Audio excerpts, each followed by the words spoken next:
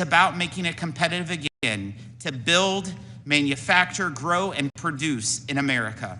I look forward to working to change our trading relationships to a source of our nation's economic strength and revenue, not a source of decline and dependence.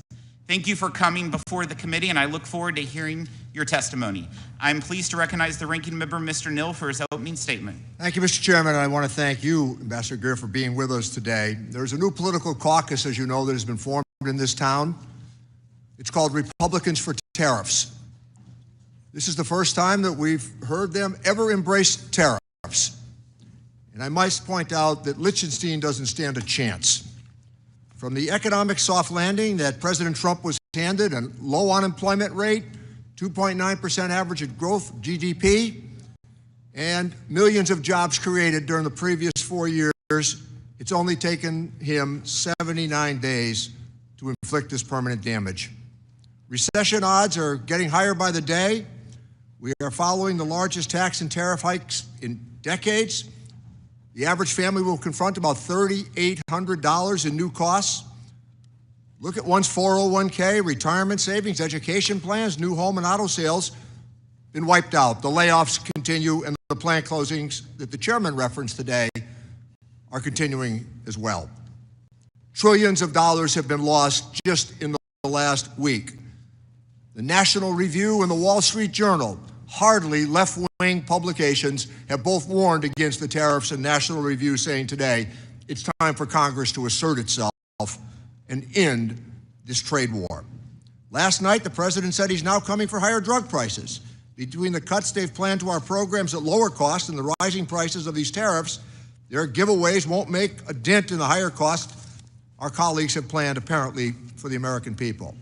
The Wall Street Journal editorial board said it best: this is the dumbest trade war in history. It's not only dumb, it's unconstitutional. It started with the Trump administration's unprecedented opposition and imposition of emergency tariffs on two of our closest allies. You and I, Mr. Ambassador, know something. We negotiated USMCA. It was a good deal. 195 Republicans voted for it, 196 Democrats voted for it. It was a real negotiation, coupled with the fact that it is to be reviewed next year. Instead, we're now imposing tariffs on two of our longtime friends and neighbors.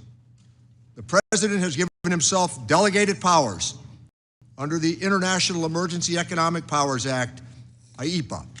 It's not a blank check for this president or any president to utilize without congressional assent. On April 2nd, he stretched it even further to self-delegate more emergency powers. Now he's defying economics and attempting to convince people that the trade deficit that we've had for the last 50 years is suddenly an unusual and extraordinary emergency. I've had the highest regard for USTRs. I've worked with all of them during my time on this committee. I know what they really think. But whether we or you think that this trade deficit is a concern or not, most serious economists say it is. It's clear that it does not meet the definition of an emergency statute. Republicans in Congress are missing in action, afraid to speak up, knowing that they've never embraced tariffs as an economic suggestion. I could never have imagined witnessing this as our Republican colleagues act as though nothing is happening. The Constitution clearly vests trade authority in Congress, and the powers that have been delegated to the President and USTR over the years remain paramount. But the constitutional arrangement has always been based on trust and adherence to the law, and we've had a lot of trust with USTR over the years. That trust is now fractured and on the verge of being permanently broken. I've heard your defense of tariffs, and I expect we'll hear more today. We don't object to all tariffs. Targeting tariffs, the threat of tariffs, it frequently can bring about an outcome that is negotiated and desirable. But to raise prices on the American family and to kill our own exports is unacceptable. Starting a trade war with every other country at the same time is bad strategy, and driving away allies that have stood with us for decades. None of us on this side of the dais understand it. The courts will often see these trumped-up emergencies for the pretext that they are, and eventually will declare many of them to be illegal. Trade policy should return to serving America's interest and being consistent with the law and indeed our Constitution. The people cannot afford more amateur hour undertakings. Trade policy needs to move back into the hands of Congress for real negotiation the way it was intended. We can begin by restoring some of that trust that has been so badly damaged in the last week. Mr. Ambassador, we want to work with you on these trade agreements. Closing the doors to America is not sound policy. It can be fixed, but it's going to take putting the rule of law over ego and greed. I yield back my time, Mr. Chairman.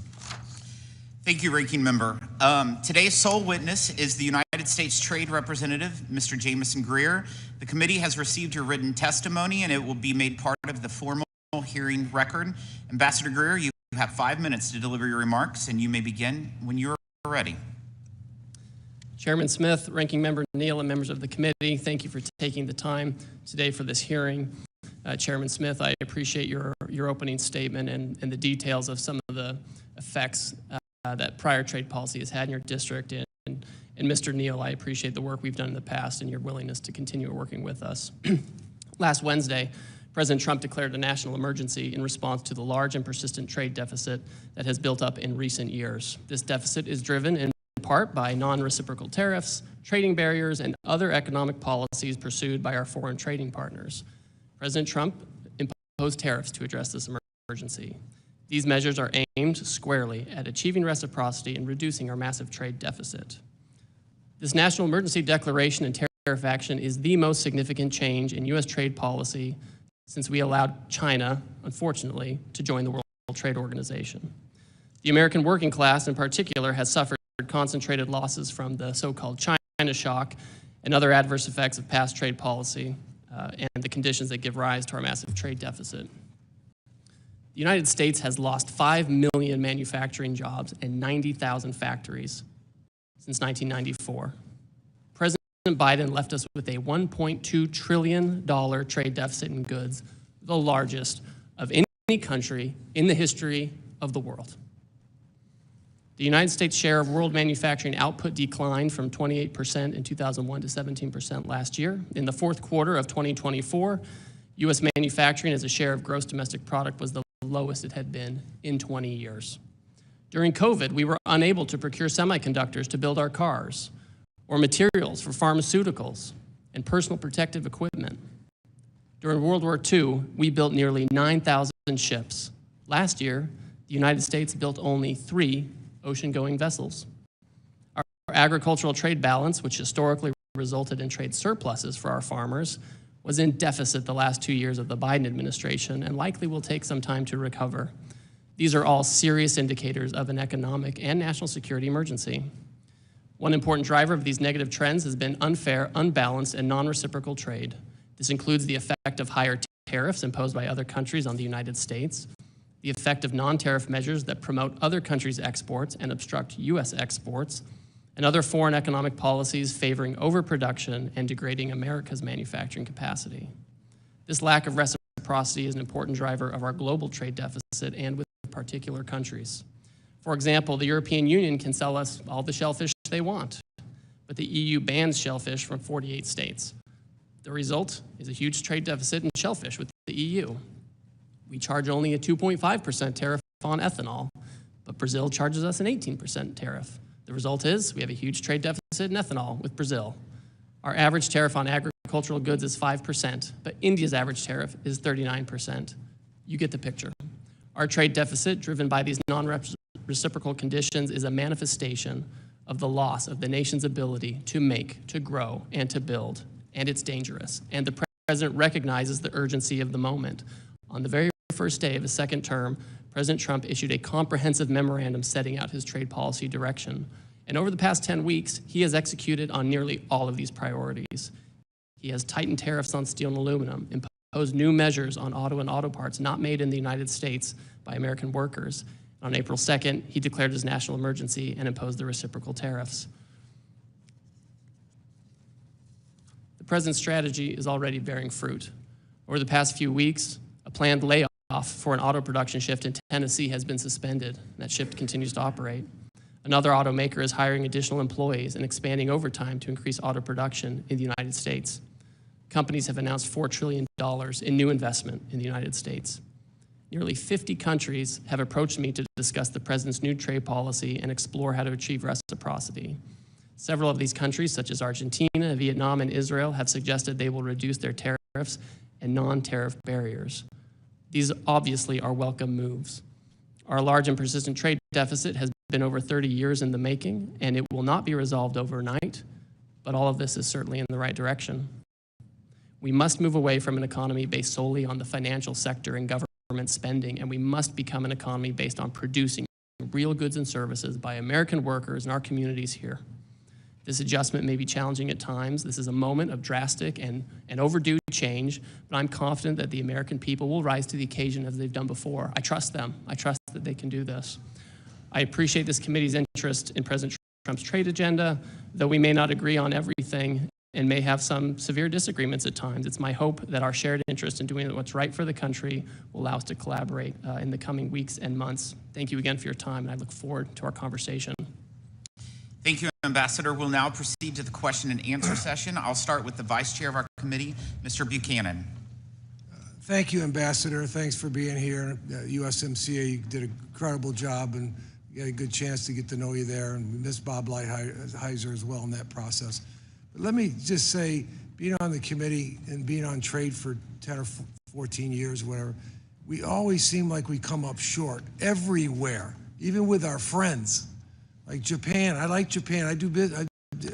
I've done business with Japan, still do some business with my kids with Japan. But you look at the trade deficit, they're monstrous. And you look at the number you just said, $1.2 trillion in terms of trade deficit. What are we going to do to change it? And I look back over 10, 12 years, Congress is dysfunctional as it relates to trade. We've done one trade deal. Maybe you might argue there was some supplements that were added. But we're not in the business, we're not engaged, you know, and in terms of what's going forward, now there's this discussion about doing some trade deals. What does that mean? What is that process? Because the process I went through on a couple of trade deals is onerous, and it takes time and effort, a lot of effort by a lot of people to get one deal done, let alone, you know, trying to, you know, say someone said there's 50 deals out there, people have an interest. What does that mean? And what's the process for that? So I guess I'm just tired as Americans losing. And like I said, I do business in Japan and other places, but I just hate to see we're always coming up short on most of these deals. And I look at our local area in Sarasota and Florida, in that region, and I look at tomatoes and vegetables, we're 600% surge, 600% the surge on us. And we come up, and we've talked about that. You know, we worked on that, you know, last couple of 3-4 years. And it's there. Everywhere you look, we're short. And now here we are today. And where is this all going, the process? And what's your thoughts about how do we get, to me, idea of trade is at the end of the day, it's somewhat fair.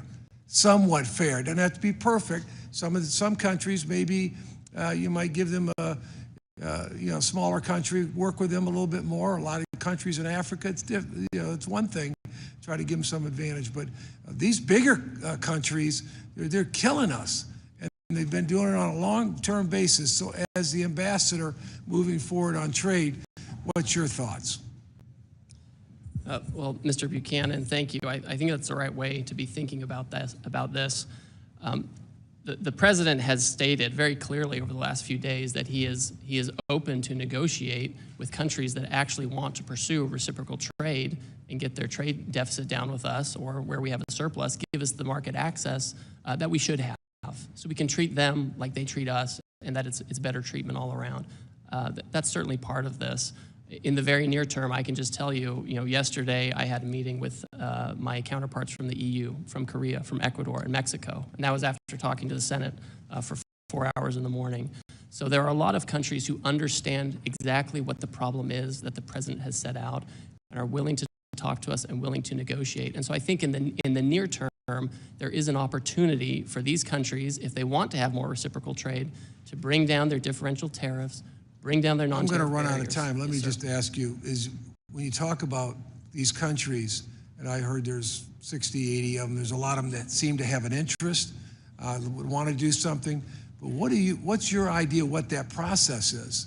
I mean, like I said, it took 10 years to do one trade deal here, and what's your sense of what that process is going to be going forward to make, you get something negotiated, then what? Well, so for example, in the very long term, for countries that think they want a comprehensive trade agreement or something broader, that's a longer term conversation that we have with Congress. Some of that might require, congressional action, of course, and we would want to be very tied in with you. In the very near term, in terms of the reciprocal tariff, countries are coming in essentially with a paper, right, or with a letter that they've sent me. I mean, Vietnam's a good example where they've just said, here are areas where we think. Let me just say, because I got a few minutes. Yes, I agree.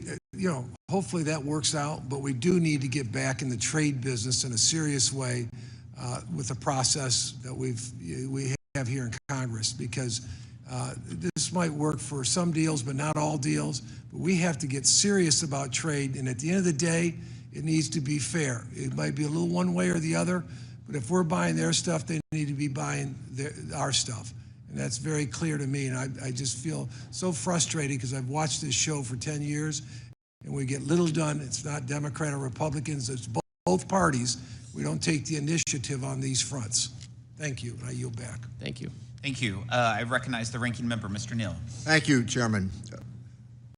Mr. Ambassador, you, your predecessor, Bob Lighthizer, and Catherine Tai, the eventual USTR, worked with Congress on USMCA. We had priorities. House Democrats worked with you to come up with what was a pretty good trade agreement. Again, almost universally supported in the House and the Senate. We had our priorities: intentional enforcement loopholes, addressing access to medicines, improving labor and environmental standards, and more. We included novel sunset provisions to give all sides a predictable and fair way to reflect and, if needed, course correct in the trading relationship. Now the President has imposed global tariffs with purported objectives of leverage to negotiate new trade agreements. Are you seeking to negotiate comprehensive trade agreements that address the range of labor, environmental, and corruption concerns? Or is it to seek leverage in the future of addressing these trade deficits in a more unbalanced or arbitrary manner? We know that trickle-down economics don't work, but that's what the administration seems to be doing. We're looking at tax cuts for wealthy people, aggressive deregulation, hollowing out essential government services.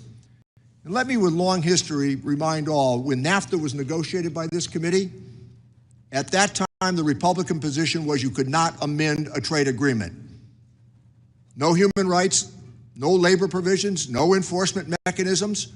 That's what brought about the demise of NAFTA and our desire mutually to renegotiate for USMCA. So this idea that this all started in January, on January 20th, is simply not true. These agreements are not going to be worth the paper they're written on if we can say, with a review of USMCA coming up next year, that we're going to impose these tariffs in an arbitrary manner right now, leading to layoffs and plant closures because of them. My office is being inundated with calls about people and their 401k plans. They don't know what to expect. Trillions of dollars of market value being lost even as we meet.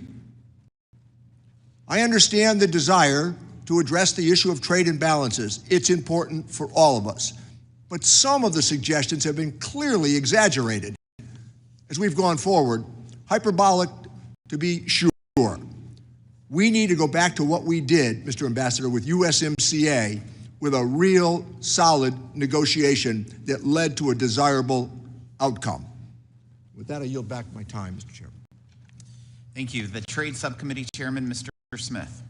Thank you, Mr. Chairman. Thank you, Ambassador, for availing yourself here today on such important matters, and especially given the context, the broader context of timing. I think I don't have to tell you these are important issues, and I am grateful for your service and certainly your intent and desire to move our country forward in many ways. I would say there's no such thing as stagnation in trade. We're either gaining ground or we're losing ground. And I think over the last 4 years, we lost a lot of ground. And during President Trump's first term, though, we made astounding progress through the negotiation of USMCA, the China Phase 1 agreement, U.S.-Japan trade agreement. These efforts unlocked new markets, strengthened supply chains, and empowered cooperation with important partners. Over the last 4 years, however, the Biden administration's trade agenda veered from slow-walked complacency to non-binding frameworks. Let me be very clear, the world was watching then, as it is now, and it was watching as digital trade barriers, which disproportionately impact American companies, were built while USTR actively withdrew from digital trade negotiations at the WTO and in the Indo-Pacific. The world was also watching as a growing number of countries blocked market access for American agriculture with no scientific basis, and as the previous administration let negotiations with the UK and Kenya simply fade away. This was particularly concerning given Kenya stood to set an example for other AGOA beneficiaries which are capable of negotiating their own bilateral reciprocal agreements. Consumers, producers, manufacturers, service providers, and our partners expected more. I'm encouraged by the growing list of countries seeking trade negotiations with the United States, including the UK, India, Japan, and South Korea. I am encouraged to also have you as USTR leading these discussions. It's clear President Trump has the world's attention, and it is up to his negotiators to ensure any agreements reached tear down the barriers affecting America's farmers, ranchers, and workers. While I do not expect perfection in the short term, we must find common sense solutions which level the playing field for our exporters, ensuring they receive fair treatment we have offered foreign partners, often unreciprocated, for too long. Over the last few months, our Trade Subcommittee has clearly outlined its priorities for trade enforcement and negotiations, I might add in a bipartisan fashion, and I hope you will look to the subcommittee's work to inform your agenda moving forward. I expect strong collaboration between USTR and Congress to create durable change in our trading relationships. During President Trump's first term, he teed up the agreements with the United Kingdom and Kenya. I am eager for these agreements to be brought to fruition. Ambassador Greer, could you elaborate on your engagement with these countries, Kenya and UK? How would you say you are ensuring our partners understand what progress is needed? Thank you, Congressman. Over the past month, I've had a number of conversations with my counterpart in the United Kingdom. We've talked about non-tariff barriers in the UK. We've talked about ways to collaborate on technology. We've met frequently in person. We've had phone calls. We've had virtual meetings, and we've discussed how to move the relationship forward on an economic basis. I've certainly expressed my concern that the UK has barriers, especially in the ag space, that are very important for us. So that's been made clear to them. But those discussions are on a good footing. With Kenya, I also had my counterpart, the trade minister from Kenya, in town last week, and we sat down in my office and we had a good talk, and he said that he wanted to engage with the United States. He understands our concerns, but he also understands the need to move forward. It was a very fruitful conversation. I look forward to speaking with him again. He wants to work with us. They want to have some kind of agreement with us. Okay, thank you. I want to say that USTR is a very lean, agile, and effective agency. Simultaneous negotiations with 50-plus countries would require significant bandwidth and expertise, as I'm sure you're aware. The chief IP negotiator, a role which has never been filled, and the chief ag negotiator positions that Congress created in statute to ensure relevant issues important to the American people are addressed. When would you anticipate the President will nominate these positions, to fill these positions? And in the meantime, how is USTR responding to the influx of requests and prioritizing negotiations? So, Congressman, we have a couple of my deputies who have already been announced, and they're doing their rounds on the Hill or about to. We have an ag negotiator and a second deputy who are pending announcements. We're very close on that, so we're happy about that. In the meantime, the nature of these negotiations, the other countries know what the trade barriers are that we're talking about, and we're moving very quickly. We're meeting every day with several trade ministers from other countries, The crack staff at USTR is working very hard as well to put together what would make sense in terms of near-term agreements with respect to the reciprocal trade.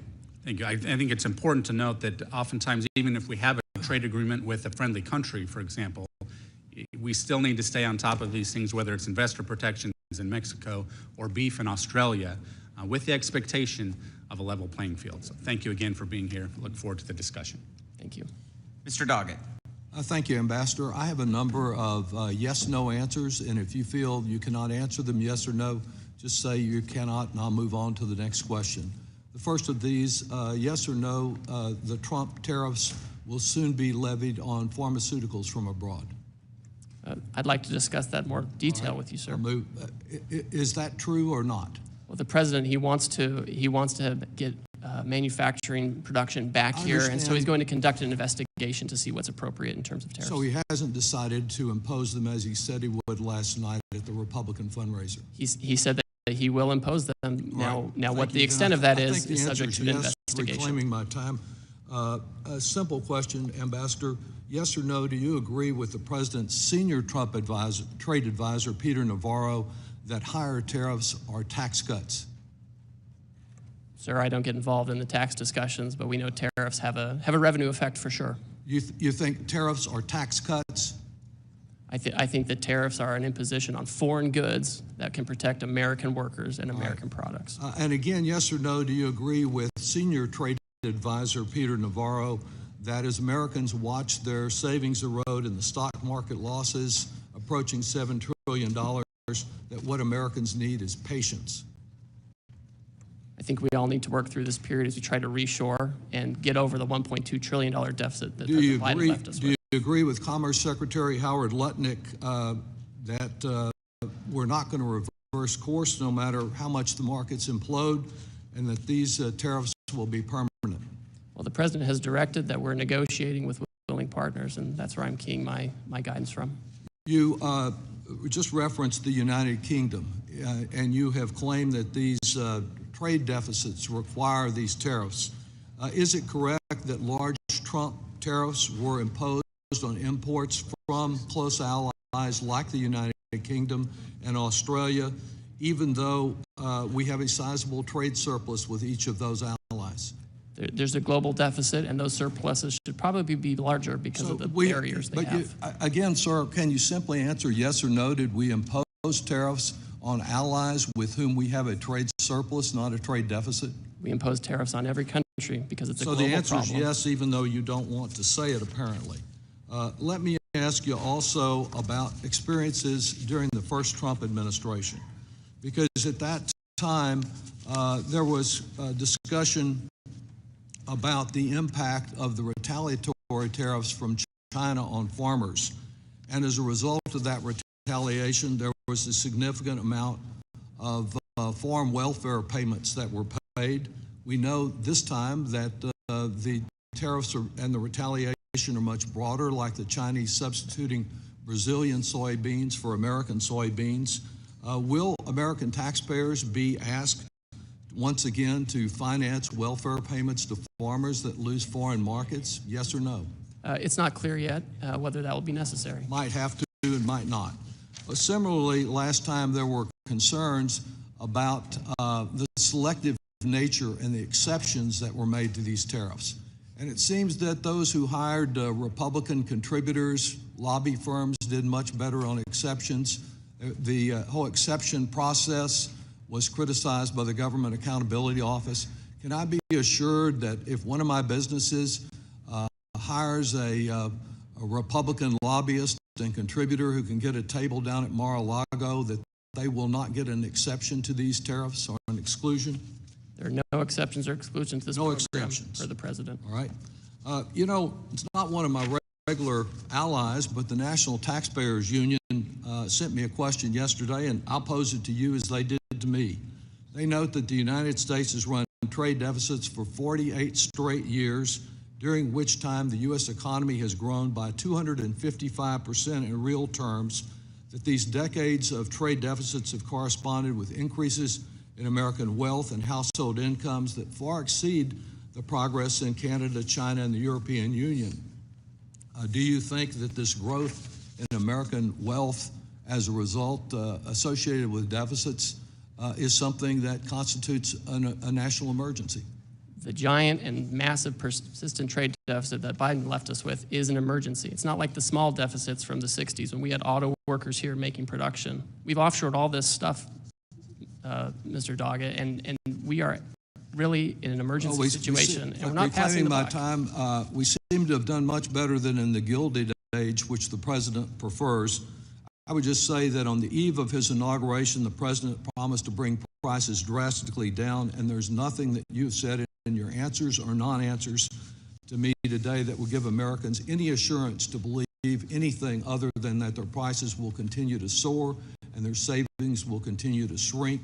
The president's lies continue to cost the American people dearly. I yield back. Mr. Kelly. Thank you, Chairman. Ambassador, thanks for being here. There's a quote in the movie Tora, Tora, Tora from Admiral Yamamoto, and he says, "What I fear is that we have awakened a sleeping giant." Thank God we've looked around at what's happening in the world. Twice America has gone to World War to save the world.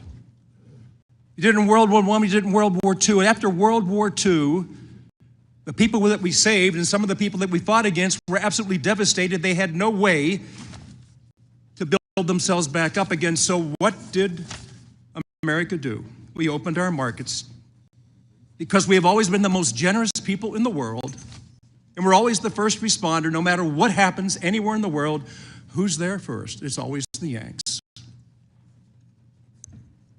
We have ceded so much market share.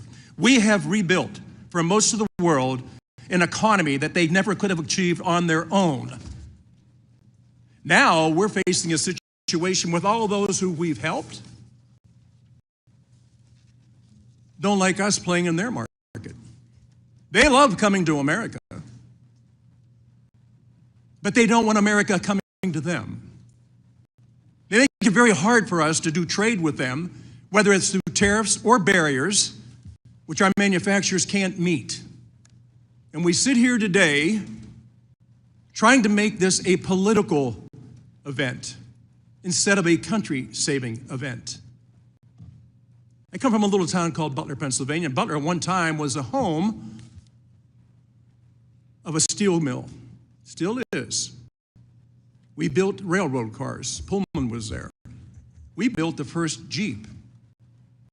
We were known as that town. Blue-collar town. People get up in the morning, work hard, and what they look for is that chance to get some overtime. Last summer, we became known as the town with the attempted assassination of Donald Trump. We're resilient. We always bounce back. We always will bounce back. And I got to tell you, I have some statements from the people that actually work every day, get up and go to work, and they're looking at a market that they're constantly losing market share in, and they wonder, who is going to stand up and do something? Who's finally going to talk about the real problems in America and quit talking about the stock market? Stop talking about all these other things, because I've watched it go up, I've watched it go down, I've watched it go sideways, I watched it where some people say, I don't like to play in that because I don't understand how it works. Here's the one thing I do know, and you know it too. It's all about work. It's all about market share. Jamie Sychek from UAW 3303, we were in a dire situation, not because of foreign competition. That hurt us a lot. We went from a steel plant that were 7,000 people down to there's about 1,300. We produce something called grain-oriented electric steel, the only producer of that product in America, and we were in danger of losing it because we had an administration that had a blind eye and a deaf ear to what they were giving up. Also, Jim Winnings, who operates a factory down in Mars, Pennsylvania, shares his view with me about how much market share they've lost. So I'm amazed when we try to turn this into a political battle and not a USA saving grace battle where we finally wake up. And just as Admiral Yamamoto feared in World War II, all we have done is to awake a sleeping giant. We have given away so much of our market and been denied access to other markets. We are the first responder every time something goes wrong in the world. I would just like to see the world treat us with the same respect as we have treated them. Level the playing field. That's all the president's asking for. Level the playing field. Don't make it impossible for us to play. Don't tell us, yes, you can come here as long as you meet these standards, knowing that the standards they've set we can't meet. Yet we still allow them to come in.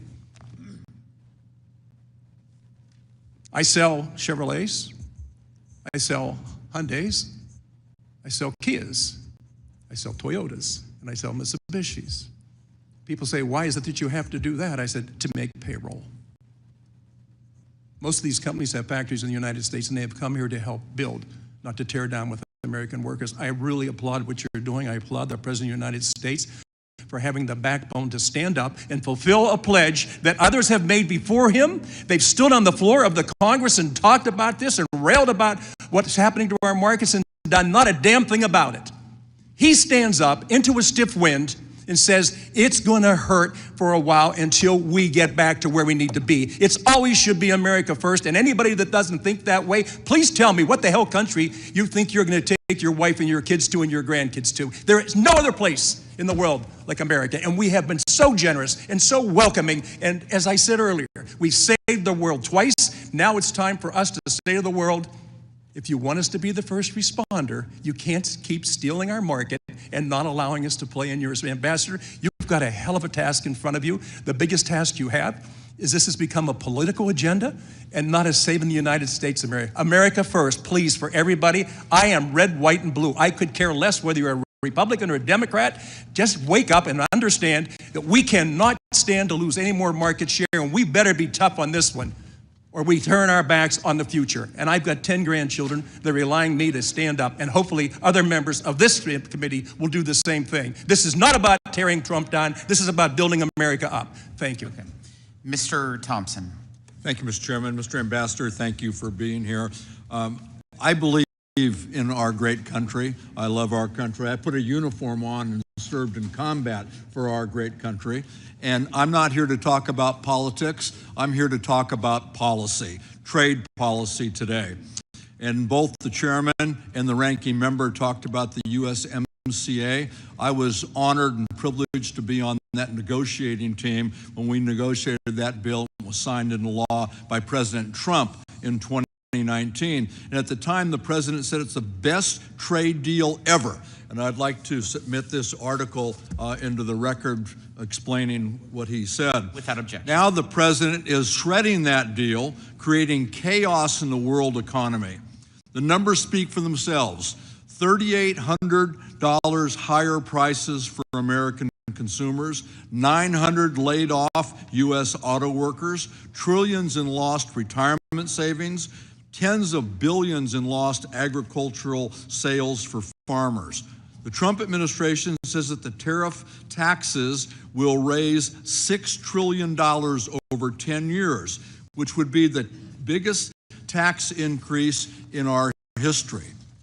The message coming out of the administration isn't at all coherent. I'm having trouble, my constituents are having trouble understanding this. He puts a tariff on some 180 other countries, no tariff on Russia or Belarus or North Korea, and he's putting tariffs on UK, Ukraine, France, an island that only has penguins on it, but not a country that is clearly working against us and has we have a trade deficit with. It's confusing in every instance. He says that tariffs are here to stay, to support domestic manufacturing and to raise revenue, to pay for tax giveaways to people who really don't need that tax giveaway help. And at the same time, he saying that tariffs are part of a negotiation to secure better trade conditions and that this will be over soon. I'd like to know which it is, because it's not coherent at all, and I'd like to submit for the record documentation of his confusing priorities. And Mr. Ambassador, I'm at a loss to what I tell my constituents. As Mr. Neal said about his constituents calling, my phone's ringing off the hook. I'm getting emails every day. I see people on the street, they're asking. They want to know, a $6 trillion tax on the U.S. economy? What do you tell people when they ask that question? $3,800 higher prices for the average American family? What do I tell my constituents when they ask that question? The major agriculture, I have an ag district. My major agricultural producer just lost all access to the #1 foreign market to which they export their product. Not only has Canada closed the market, Canada has taken every U.S. product that my constituents send there off the shelves and off their web pages. And what do I tell them when they say, I've been working decades to build that market share and it's all gone that quick? What do you tell them? What do I tell my constituents who say, I have a container that it's already paid for of products coming in, and I will not be able to afford the tariff when that container lands? What do I tell my constituents who say we've lost trillions of dollars in our 401ks? How do I make that up? What do I tell my constituents when they say my kids are getting ready to go to college and my 529 is in the dumps? How am I going to pay for my kids' education? Wait, things are going to get better? Their kids are going to school now. They can't wait for stuff to get better. And pharmaceuticals, we had a hearing in the subcommittee yesterday on pharmaceuticals. And this tariff war is pricing pharmaceutical consumers out of the market. A 25% tax or tariff on pharmaceuticals? How are my constituents going to be able to afford their medications? This doesn't make any sense. This is an unprovoked tariff war that's costing us a lot of money with no confusing answer as to what we're doing, where we're going, or when we're going to get there. I yield back. Mr. Schweikert. Thank you, Mr. Chairman. Mr. Ambassador, just so I can clear my head, what's our trade balance with North Korea? I don't think we have any trade. There's an embargo. A lot of those countries have embargoes already. And that's so the rhetorical thing of you didn't tariff these countries, that we don't trade with them. But there's the problem is, sometimes our rhetoric doesn't have any basis in fact. Mr. Ambassador, the folks sitting behind you, is this your team? This is our congressional staff who's been up meeting with all your Okay, offices. so that's congressional staff. Where I do have a concern, let's say both the left and the right, we agree we want to move as much robustness back to the United States. Whether it be a manufacturing renaissance, whether it be in the service industry, those things. Okay. When you're doing your formulas, when you're advising the White House, others, do you spend some time on infrastructure issues? One of my personal fixations is pharmaceutical manufacturing, just looking at the steps in these things. We actually had testimony in this room 2 years ago. And it was, part of the discussion was, okay, we'd like to make precursor inputs into, small molecule drugs, except it produces some really nasty, toxic byproducts. And the United States doesn't have mitigation. We don't have ultra high temperature incineration, those things. So you want to build a policy to re-domicile pharmaceutical manufacturing in the United States. Do you, with your staff, say, oh, but guys, we don't have the infrastructure mechanics to deal with the byproducts the EPA permitting process to actually get the permits, maybe we should approach Congress and say, hey, guys, I need you to help us get these things so we can actually, whether it be through tariffs or other incentives, move them. Do you spend time analyzing the infrastructure realities we have to actually be able to produce these products? So yes, Congressman, absolutely. And when we talk about trade policy, which is in the news today because of the president's recent action, we're also talking about favorable tax policy, which is important for pharmaceutical production. We talk about permitting and environmental policy. All of these things go together. That's why President Trump had such a successful first term in terms of the economy, because all of it moved together, and we talk about that. So what's happened in the last week? Would I find that somewhere? Look, in many ways, I'm finding myself, I support the ultimate goal. I'm just wondering if the sequencing has been done with the details that are necessary to make it successful.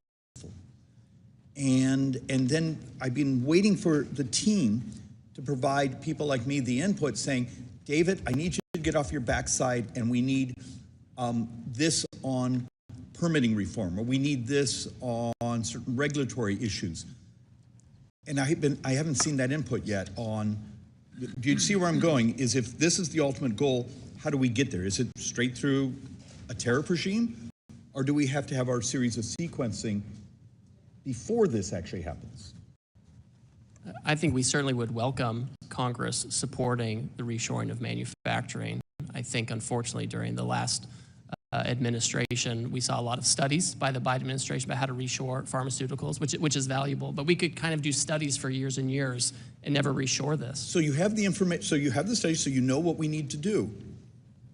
And the president can do what he can do, right? He doesn't have the power of the purse, but he can create incentives to drive people this back is beyond to manufacture sense. here. Even the infrastructure mitigation, it's not enough if to say the company wants to get it back here in our country. They can't get the permit. And that's why we're working closely with other economic cabinet members. We're talking about the importance of this. And I'll tell you, Administrator Zeldin and others, they're out there, they're trying to expedite permits, they're trying to make sure that regulations are appropriate to allow the kind of reshoring we need to So, Ambassador, what do you need from us? What can we do? The ultimate punchline here is, what do you need from those of us members of Congress who actually support the ultimate goal? A little concerned about the path, but ultimate goal. What do you need from us? And please bring that to us so we can actually do our work. I have plenty of ideas. I'm happy to talk to the White House Office of Legislative Affairs about that. I think there's a lot Congress could do if they would like to. We look forward to those documents. Thank you, Mr. Messer. Thank you, Mr. Chairman. Mr. Larson. Thank you very much, Mr. Chairman, and Ambassador Greer. Welcome to the committee. Thank you for all your service. I just have a direct question because I'm a little puzzled. Being a great James Bond fan, I was kind of wondering what this whole deal is to Russia with love, and why, as has been pointed out, that on April the 2nd, the president excluded Russia, Belarus, Cuba, and North Korea from the new global tariff. The Treasury sector said Russia wasn't on the list because they already imposed sanctions to prevent most U.S.-Russia trade, making higher tariffs unnecessary. The question's kind of twofold. Is that the case with Russia, Belarus, Cuba, and North Korea? While trade in goods has decreased, trade with Russia is still significant. Last time I checked, it's like $3.5 billion, well above the volumes of trade for many smaller countries that my colleagues have already been through that are impacted by this.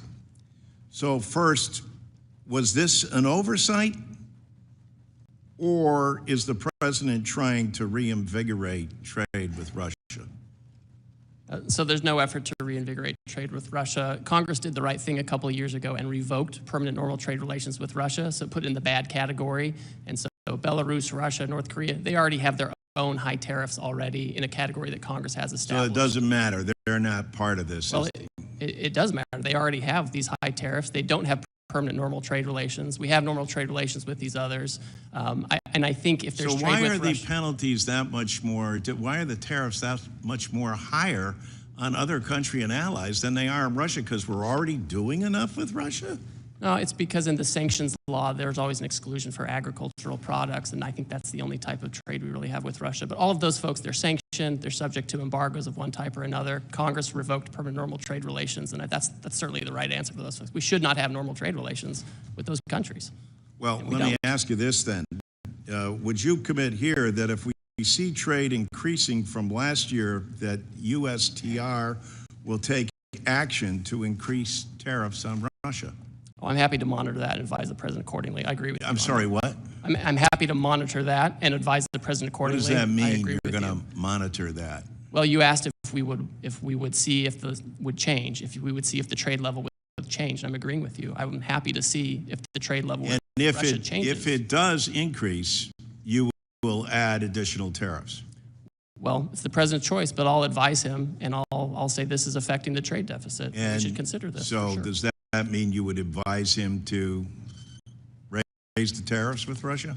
Well, I don't typically give out my advice to the president out in public, but I agree with you. I'm sure the American people watch. would love to know, and as would members of Congress. I mean, you gotta kind of admit it is just if you casually follow the news, you're not a member of this committee, and the relationship with Russia is kind of bizarre in terms of what it is between President Trump and President Putin, and why this relationship exists. So you can imagine.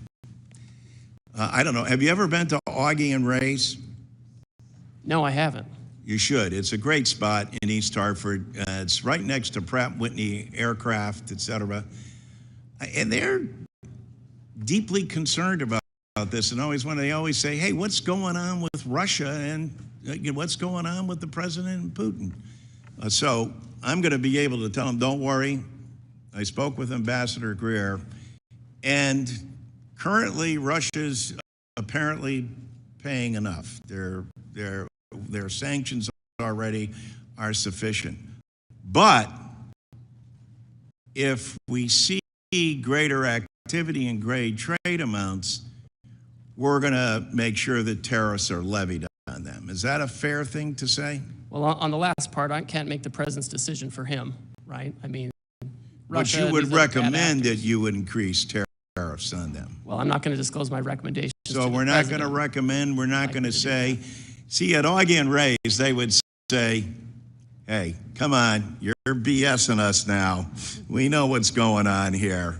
But with that, thank you, Ambassador, and appreciate your time. I yield back. Mr. LaHood. Thank you, Mr. Chairman. Ambassador Greer, welcome back. Thank you for your prior service under the last Trump administration and all the work you put in on USMCA, and happy to see you in this new position. I wanted to talk about agriculture and get your take on how tariffs affect agriculture. My district that I am proud to represent is the 10th largest ag district in the country in terms of corn and soybean production. The #1 industry in the state of Illinois is agriculture. People are surprised by that. Illinois has led the nation the last 12 years in soybean production. We've been second in corn production the last 6 years. And my district, we load up a lot of commodities on barges on the Illinois and the Mississippi River. They go down to New Orleans, they get offloaded, and they go all around the world. About 40% of the corn and soybeans in my district, again, go to places all across the globe. And so markets and customers are very, very important.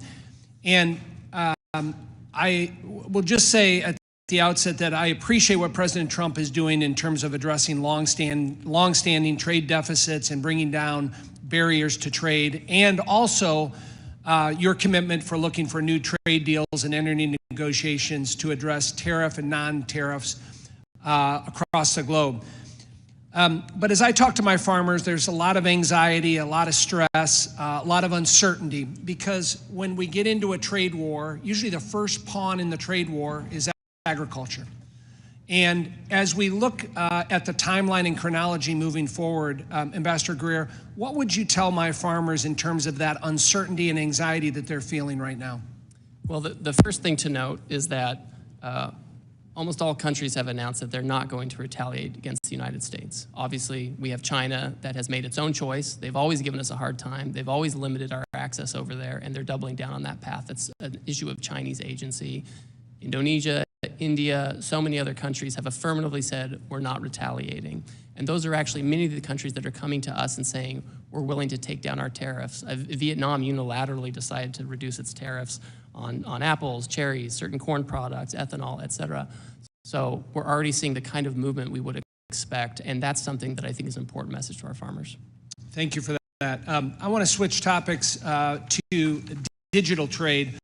And I believe we have a tremendous opportunity in digital trade, and the United States must lead in setting global rules and standards. We can't allow non-market adversaries like China in particular to set these standards and further manipulate the digital trade agenda. Unfortunately, under the Biden administration, we ceded this authority, and we've seen the consequences of discriminatory policies hurting U.S. innovation. I think we can be aggressive working with our like-minded partners and allies to build on the progress made during President Trump's first administration, including the digital agreement with Japan and the robust standards set in the digital chapter of USMCA, which is, in my view, kind of the gold standard for future trade agreements.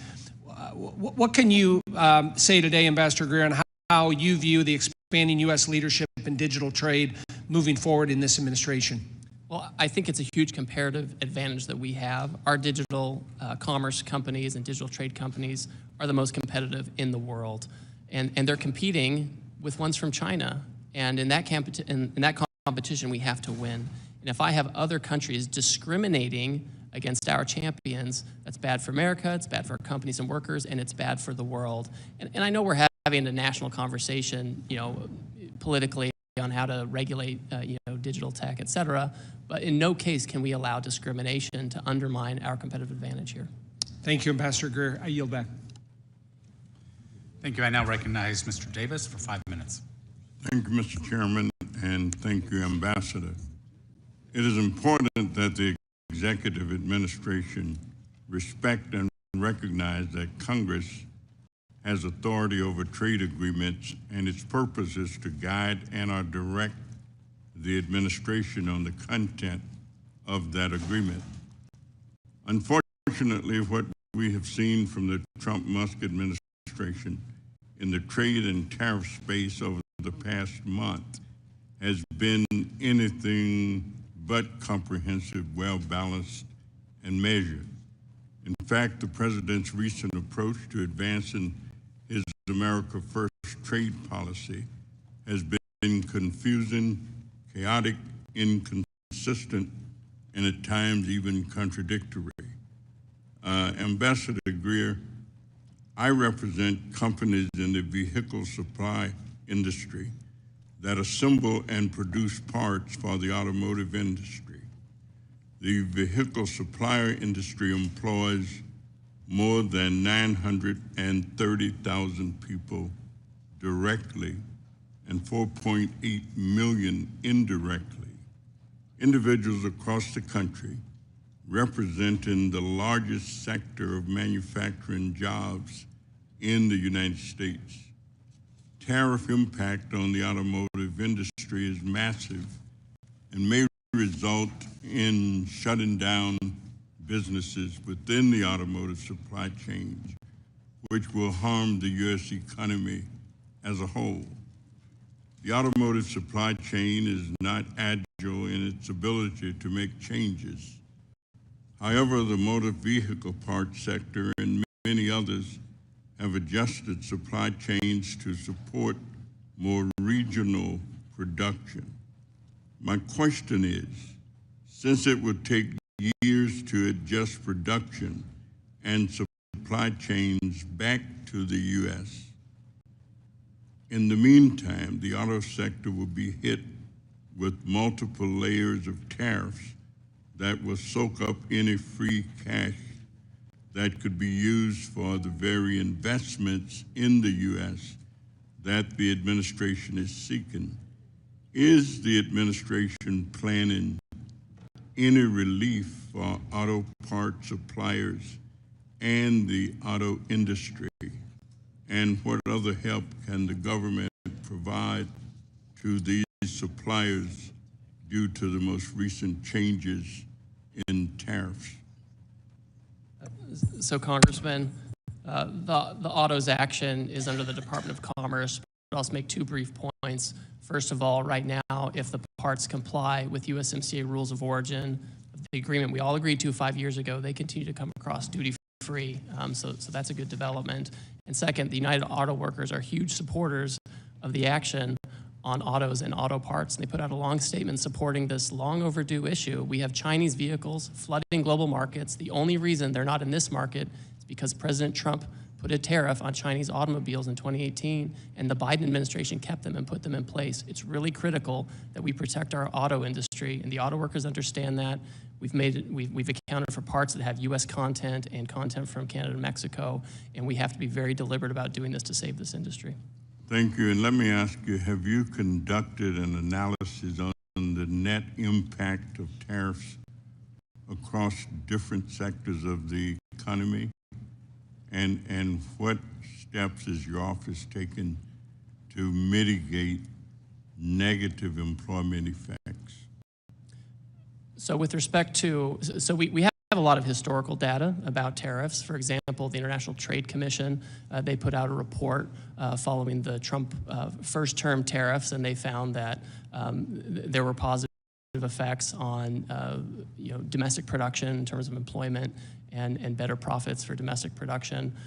We know in the first term, when we put tariffs in place, inflation went down, unemployment went down, and real median household income went up. We expect that with good energy policy, good trade policy, good tax policy, good permitting regulatory processes, this can all rise together to again lead to an increase in real median household income for Americans. Thank you very much, Mr. Chairman, and I yield back. The gentleman yields back and now recognize Mr. Estes for 5 minutes. Well, thank you, Mr. Chairman, and thank you, Ambassador Greer, for joining us today and taking time out of your schedule to meet with us.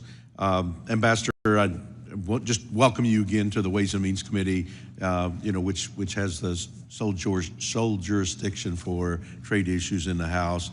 It's great to have you here working with the administration that prioritizes free and fair trade, unlike the previous administration, which placed pretty much zero emphasis on trade enforcement and on new deals with foreign nations, in effect putting America last. I represent Kansas 4th District, the air capital of the world, which is a microcosm of the United States. We have large aerospace manufacturing core in Wichita, as well as other manufacturing operations, and a widespread agriculture base in the surrounding rural counties. This cross-section of the country every day works to feed, clothe, and provide energy for the entire world. Additionally, skilled workers manufacture airplanes and aerospace components, build computer instruments that power our devices, and it's an understatement to say that our district benefits from free and fair trade, because when Kansas compete on an even term, we win. The aviation industry has benefited from historical 0-for-0 tariff with foreign nations since the 1980s. Nearly every single airplane around the globe contains at least one component made in Kansas. In contrast, our agriculture sector faces stiff barriers with foreign nations. As illustrated in your testimony, ethanol product produced in Kansas faces a steep 18% tariff in Brazil, while the same Brazilian product is only charged a tariff of 2.5%. This type of unfair, excessive tariff on U.S. exports is undefensible. Because of this, I support the administration's efforts to reduce the tariff barrier placed on U.S. products by foreign competitors, and I'm pleased to see the number of countries, 70 plus or so, that have mentioned that they want to make a deal. I'd also like to discuss some non-tariff barriers that functionally disadvantage the U.S. in comparison to our trading partners. I've been a vocal opponent of digital services taxes, DSTs. These extraterritorial taxes enacted by many countries, including France, Canada, and UK, are highly targeted on U.S. businesses and innovators. Many of my colleagues agree that DSTs are a revenue grab by countries that restrict technology, innovation, and envy American companies that are successful in this space. Additionally, in the recently released 2025 National Trade Estimate Report on Foreign Trade Barriers, I was pleased to see the USTR include Germany's extraterritorial assertion of retroactive taxes, known as the Section 49. This law has been dormant for the past 100 years, but disproportionately targets U.S. businesses. These examples aren't from our adversaries, they're from our friends. And these are just a few examples of why it's so important to level the playing field and open markets for American manufacturers and producers, the very effort that you're trying to put in right now. Regarding Germany's Section 49, I believe reaching a resolution on this issue is important. In consulting with the Treasury and the IRS, it's my understanding that they've engaged with some affected taxpayers and German officials on this issue, but it's yet to be resolved. What's your strategy in terms of working on this issue with Germany, and will you work with me and my staff and the committee as we pursue a resolution for this issue? First of all, I always like talking to you, Congressman, because as you know, I lived in Wichita for 2.5 years and served at the Air Base when I was in the Air Force and had a child born there, so we have a nice connection there. I will work with Secretary Bessent on this issue with Section 49. I've had some good interactions with my German counterpart in the past couple of weeks, and we're happy to work with you on this to see what the best way forward is. Yep. Well, thank you. And I know some of that crosses over, as you mentioned, with Treasury Secretary and the issues there. And there's so many things moving on in your direct sphere of influence with all activities trying to make sure that there's free and fair trade for American companies and American competitors. And I just applaud your efforts in helping make putting America first in these efforts. And thank you. And I yield back. Thank you. Gentleman yields. I now recognize Ms. Sanchez for 5 minutes. Thank you. As the ranking member of this committee's Trade Subcommittee, I want to say a few words about President Trump's latest scheme, his so-called reciprocal tariffs. Let's start by making one thing perfectly clear. These tariffs are not reciprocal. But don't just take my word for it. According to the Wall Street Journal, the president's tariff scheme is not reciprocal, nor is it based on measuring foreign trade barriers.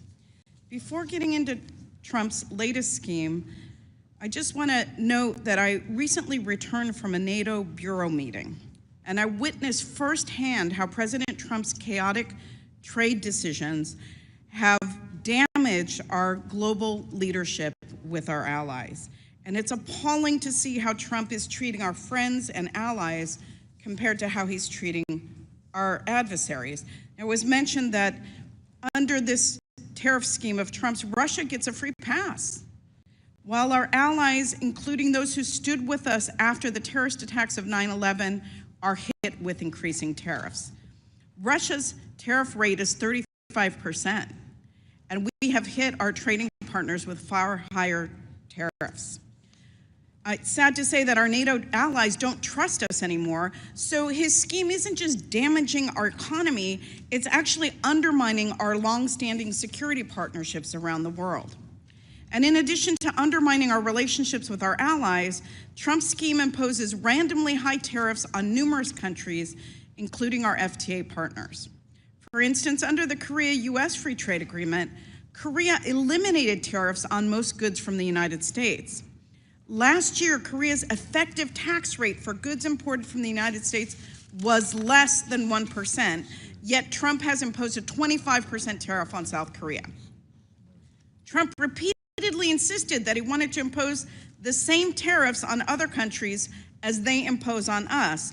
And I want to read a quote from the president, quoting him, "On trade, I have decided for purposes of fairness that I will charge a reciprocal tariff, meaning whatever countries charge the United States of America, we will charge them no more and no less." But as we now know, that is not true. That is completely false. And because it isn't true, the Trump administration came up with a fake formula to justify this tariff scheme. Now, it doesn't take a genius to figure out that the trade studies called for by the president in January and the so-called reciprocity rationale his latest trade scheme are completely bogus. It's made up.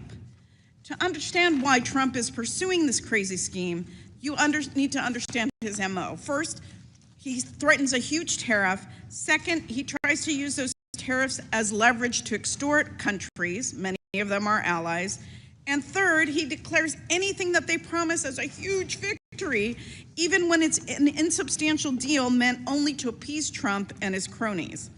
And fourth, repeat this corrupt practice over and over again. This is all intended to distract and divert the media's attention.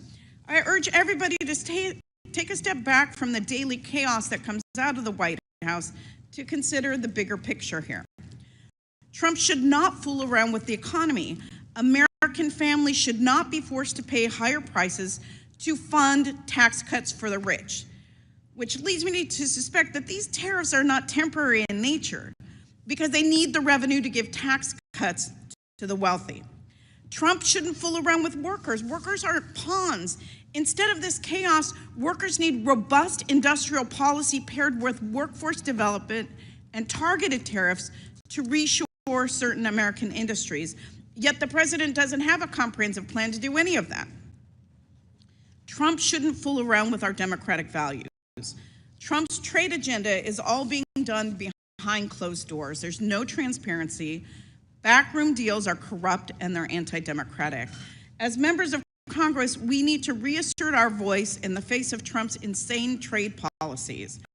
Republicans need to stand with Democrats and decisively call out Trump's harmful tariff scheme.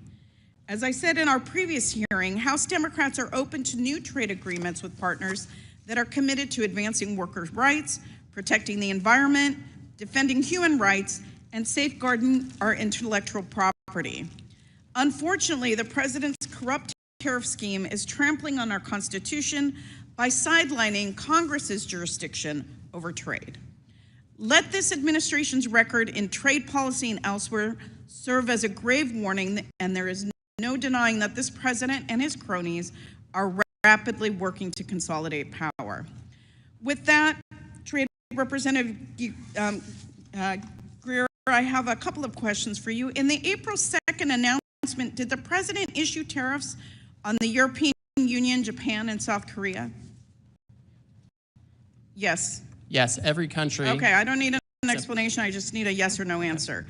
Did the president issue any new tariffs on Russia, Cuba, North Korea, or Belarus? They already have sanctions embargo, so no. No, the question was yes or no. I recently read news reports indicating that you are the new head of the Office of Special Counsel. Is that correct? I'm the acting head, that's correct. And you currently serve as USTR. With the trade wars, don't you think that your time should be focused exclusively on trade? And isn't it a gross conflict of interest to be the body that oversees your own agency and position? Oh, I certainly would recuse myself if there was an issue involving Well, me I or my think it's ridiculous agency. that you hold both, and I urge you to resign as special counsel. It makes no sense for you to have oversight over yourself. That's not true oversight. And with that, I yield back. Member's time has expired. I now recognize Mr. Smucker for 5 minutes. Thank you. Excuse me. Thank you, Mr. Chairman. Hello, Ambassador. I want to thank you for the work that you're doing, for the change that you're working to bring about. And I also want to point out the differences that we've seen in the past 4 years of the Biden administration compared to the 4 years of the Trump administration, specifically in regards to trade. I think Democrats and Republicans alike were very unhappy with the past administration's approach to trade, basically, which was to do nothing, to try to generate new agreements and to not do nothing to try to open markets up for American manufacturers, to do nothing to try to bring jobs back to America. And that's just in such stark contrast to what we saw during the previous Trump administration. He had a bold and effective approach to trade, one that really delivered prosperity and brought our trading partners to the table. So we appreciate the work that the president did during his previous administration. We appreciate the work that he's doing and that you're doing on trade. It's a refreshing change to what we've seen over the past 4 years. And we trust the president to get this right again. We believe that we're seeing already the impact when you have tens, I don't know how many we're up to now, but countries coming to the table that have for a long time had tariffs in place for our goods, but we weren't doing the same. And so the idea of reciprocal trade, I think, is a great one that I can tell you the American people in my district, business owners in my district, very much support, and they support the goals of this administration to bring back manufacturing jobs to the country, to bring back that investment in the country, and then to open up markets to our great American businesses. So I will also say this, many of those business owners who love what the president is trying to accomplish are feeling a little consternation. They're concerned about what this, how we're going to achieve what the intent is here. They still believe in what the president is doing, as I think every, at least Republican member here, agrees with that. But I just want to give you an opportunity, if you don't mind, to just sort of expand maybe on some of the things that you've said previously, but with that sort of audience in mind. What would you say to, for instance, a copper manufacturer in my district who you and I have spoken about previously, but this is impacting their business in a big way? And what would you say to other businesses who are in a similar situation? And maybe if you could just paint a picture of what success will look like here, again, in the context of the successes that we've seen with USMCA, negotiated under previous administration and all that, but take us out a few months, take us out a few years. What is the end goal here? I think I know what that is, but I'd love to give you a chance just to expand on that. What will success look like? How will that help every American business? Thank you. Thank you, Congressman. I think we'll find that American businesses are much more competitive when they have open markets overseas. People talk about the high cost of doing business in America and manufacturing in America and growing in America. But when we cannot access foreign markets or we face barriers overseas, and not just tariffs, but also all the non-tariff barriers that we've outlined in this 400-page book, that increased costs. And it makes it difficult to be competitive globally and even domestically. At the same time, we have foreign producers who receive subsidies. They have countries where economic policies depress domestic demand. They make more stuff than they can consume. They send it here. And so I think what we're going to see in the near term, we're going to see a handful of partners who open their markets more to us, and it makes it much easier and much more competitive economically to have manufacturing here, to grow products here, to process them here, and export them to the rest of the world. So it's a virtuous cycle that you create when you create a situation where you have open markets, you create broader economic policies, whether it's good tax policy, good energy policy, to give you the tailwind you need. We have to reshore manufacturing. This is an important way to do it. We can have tariff protection as we get rid of the trade deficit, reshore manufacturing, and as other countries open their markets, they can potentially have a different arrangement that helps us as we try to have reciprocal trade and get rid of the deficit and get back to being a producing economy. That's where we need to be. Well, thank you again for your work. I'm out of time, but appreciate your work, and we're with you. Thanks. Thank you. I now recognize Ms. Sewell for 5 minutes. Thank you, Mr. Chairman. Welcome, Ambassador. It was a pleasure working with you on USMCA, and for what it's worth, I still believe that USMCA is a gold standard for our trade agreements that we make. It was done so with Congress and the executive, and that should be the standard. Unfortunately for both of us, President Trump has decided that he doesn't want to work with Congress and that he is not bound by our Constitution or trade laws. President Trump has unilaterally imposed the largest tax increase on working families in decades by implementing broad tariffs are crashing the economy and threatening the livelihoods of so many working families in Alabama and all across America. Moreover, he is doing so by abusing the International Emergency Economic Powers Act, or IEMPA, clearly states that the president can only use this authority in response to, quote, unusual and extraordinary, end quote, threats. However, both you and the president have described the trade deficit as persistent. I don't know how you can claim that our trade deficit is persistent and at the same time use an emergency authority which requires it to be, quote unquote, unusual. My question to you, I have a series of questions, and really I just want a yes or no answer. As our trade representative, do you believe there are any restriction on President Trump's emergency authority, or do you believe that President Trump has unlimited power to tariff any country for any reason? Yes or no? Congress has put a number of limitations on that authority. So is that a no? It is not unlimited. It's not unlimited. Did President Trump ask you, or do you believe that using the emergency authority for this purpose of trade deficit is legal? Of course it's legal, yes.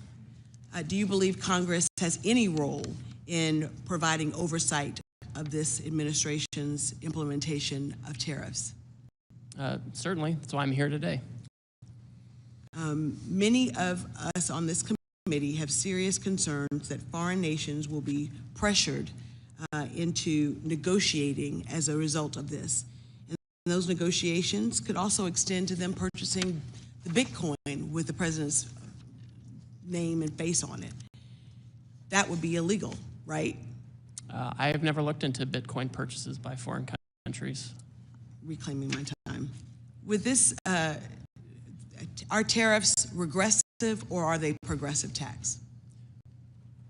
Well, tariffs can protect, and that's why the United Auto Workers want them in place and have cheered the tariffs. I'm reclaiming my time. Who spends a higher portion of their income on goods, the wealthy or working class? I think the more wealthy have a higher percentage of consumption overall in the United States. Well, according to the Tax Foundation, a conservative entity,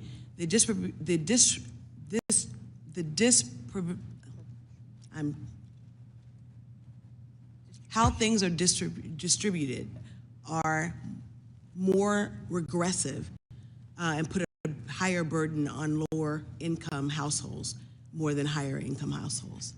The top 10% of incomes account for about 50% of consumption. They do. And so I think for what I'm getting at, Mr. Ambassador, is that my Alabama constituents are very, very worried. I was home this weekend, and Miss Jackie, who owns Reflections, a coffee shop in Selma, Alabama, right near the Edmund Pettus Bridge, a place that she couldn't have, when she was growing up in Selma, go into, she now owns. It's a coffee shop, and she's really, really worried that the price of coffee will go up so high that she will not be able to keep her store. And she just, this is year number 3. It's a very popular store, but in Little Selma, Alabama, where the price of coffee is already $5, $4.99, increasing it even more would shut her down. And so my constituents have lots of questions to me and to, and to this president with respect to why we are choosing to go down this path. His tariffs amount to the largest tax increase on those families. It's bad for Alabama farmers who are facing retaliatory tariffs. It's bad for consumers who will see prices skyrocket. It is horrible for those who are retired and depend upon their retirement to live, and seeing the stock market go out of control. So, sir, this is really dire for a lot of folks that I represent. Dire for a lot of folks that I represent. And we can't wait for things to get better.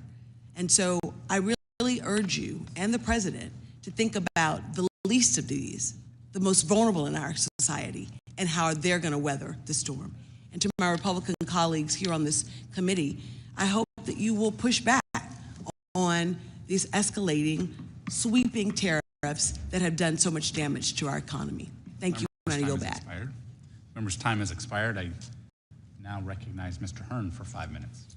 Thank you, Mr. Chairman. Thank you for being here today, Mr. Ambassador. I really appreciate you being here to recognize the relationship between the executive branch and Congress as it relates to trade, so thank you. You know, over the last 4 years, trade has been neglected at best, and it's the long past time for a real trade agenda and a president who wants to strengthen America, not cede its interests to foreign governments. As a matter of fact, the American people elected President Trump in November under the premise that he would rebalance trade with our allies and others around the world to bring manufacturing back to the United States, to create high-paying jobs in America, make things in America. And as you just alluded to, it's been applauded by many people, including our great auto workers, as they talk about reconstituting those manufacturing jobs where they're needed most.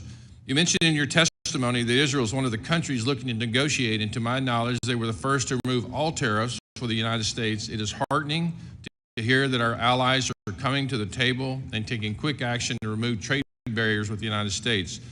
Last Congress, I introduced a resolution in support of the free trade agreement we have with Israel as a way to support one of our greatest allies as they face an existential threat from Iran and its terror proxies.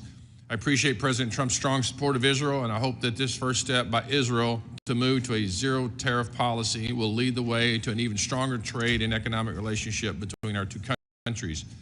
Trade policy should reflect not only economic interests, but also national security and ideological alignment. Strengthening relationships with allies who share American values is essential to reducing reliance on adversarial nations. Mr. Ambassador, how can we ensure our trade policies prioritize strategic allies like Israel and Taiwan who share American values and are willing to join us in enacting common policies to counter our adversaries?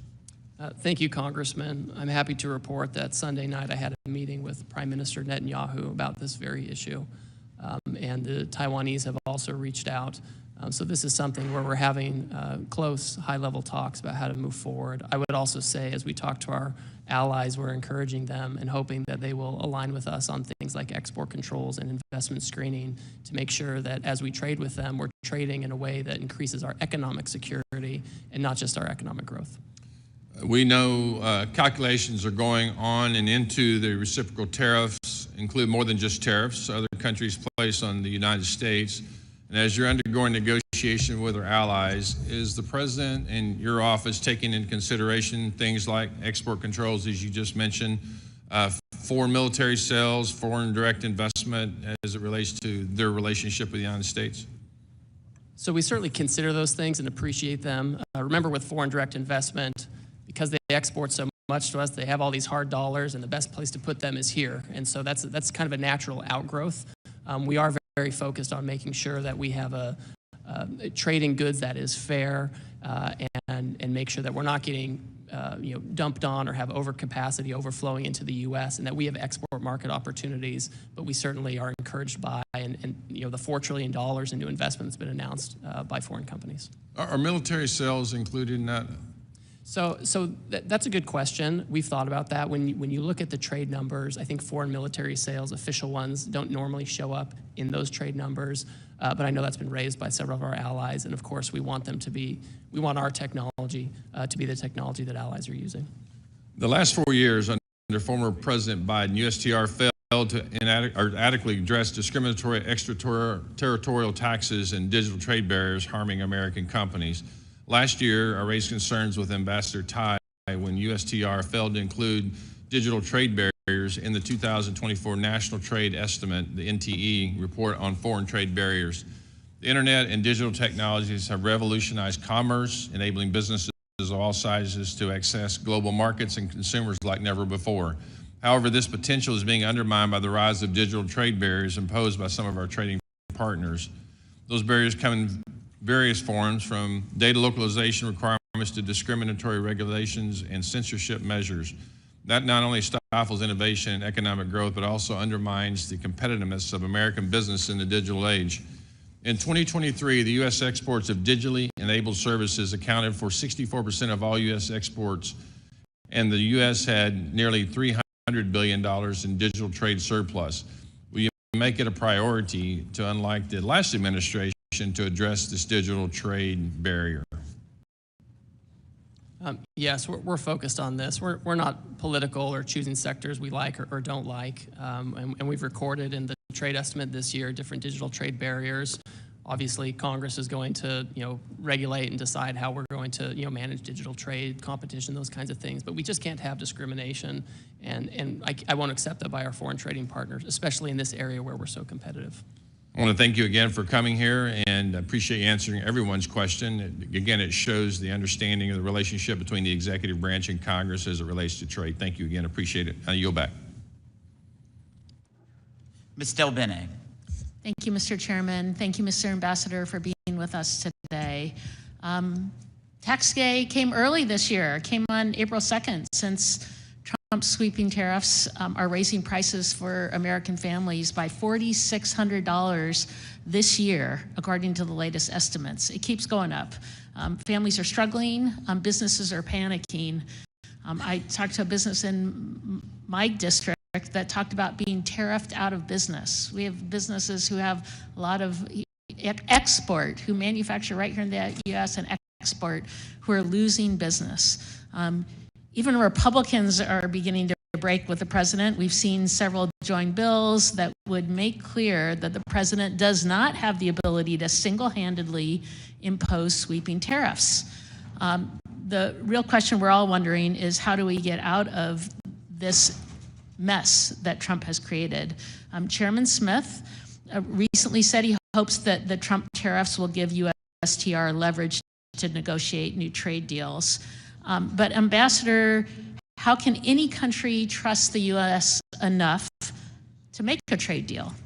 Given that Trump has thrown out existing trade deals like Australia or South Korea, or even USMCA, which he negotiated and Congress enacted, how are people going to trust us when arbitrarily these deals are being thrown out? Congresswoman, thank you. The United States remains the consumer market of choice for everybody. And I hear some of these Wall Street analysts, predicting, imminent catastrophe. And that's just, when we look back at Trump 1, we put tariffs on China and we reinvigorated NAFTA to be USMCA. We saw real household medium income go up. We saw inflation go down, unemployment go down. And the countries are coming to us every day. We're having several meetings with them every day to do these deals. So they're not showing hesitance. It's quite the opposite. But if we have a deal that's being blown up, then you can say you're negotiating a deal. 2 seconds later, you can throw it out. What kind of deal is that? Are these deals that you're supposedly negotiating, are they going to come to Congress for a vote like USMCA did? These are deals. So first of all, if we did a comprehensive free trade agreement, of course we would come to Congress, et cetera, and we will certainly keep Congress up to speed on any kind of deal that you do. Are you going to bring that to Congress for a vote? We'll do what the law requires. Some of it's consultation, some requires a vote. So we'll follow the law on that front. But the countries are coming, right? If they were hesitant, they wouldn't be knocking down. But I don't understand what the countries are coming to do. You put tariffs in place, sweeping tariffs with no specifics in terms of what the goals are, no plans, and then you say countries are coming to what? To individually negotiate with President Trump, and it's his whim what's acceptable or not acceptable? So for example, I get a letter from the Vietnamese, which I received recently, and it outlined a number of tariff lines where they want to reduce their tariffs and non-tariff barriers that they want to remove, and they want to engage with us on reciprocal trade. But what are the objectives of the negotiation? You didn't lay those out. The plan, there's no plan that was laid out by the president. I've seen no plan from USTR on what the goal of the tariffs are. We're damaging companies. We've thrown out existing trade deals that we already have, and now you say there's a negotiation with no clear goal what that negotiation is, or whether or not Congress is going to have a vote on a potential deal? So we have a 20-page order laying out the basis for the order and the emergency we're facing, which is the trade deficit that President Biden left us with, the offshoring that it represents, the non-tariff barriers that it represents, and we're looking to eliminate that. And a tariff is a way to do that. And if a country has an alternative method that they think will help us meet those goals, we're happy to entertain. Can we talk about the emergency powers of the emergency power statute that Trump invoked, IEPA, to impose his tariff? It states the president, in every possible instance, shall consult with Congress before exercising any powers. That didn't happen. Our staff came, our USTR staff came up to Congress and did consult. I've had With who? With what members? calls With and what meetings. members of Congress did you consult with? I'm a member of the Ways and Means Committee. I'm a member of the Trade Subcommittee. I called both the chairman and the ranking member the day before, the morning of. So My if you staff talked to, came up and briefed. if you called my to, jurisdiction. how could you consult with folks when there wasn't even a deal that was proposed? In fact, it wasn't till April 2nd when the tariffs were put in place, no one even knew what exactly was going to happen. There was nothing to consult on. So how did that consultation take place? I had a phone call with Chairman Smith and Ranking Member Neal. About a non-existent deal. Well, I told them about the IEPA action that was coming, and I sent my staff up here to brief the committee staff as well. I argue now we did not have that consultation.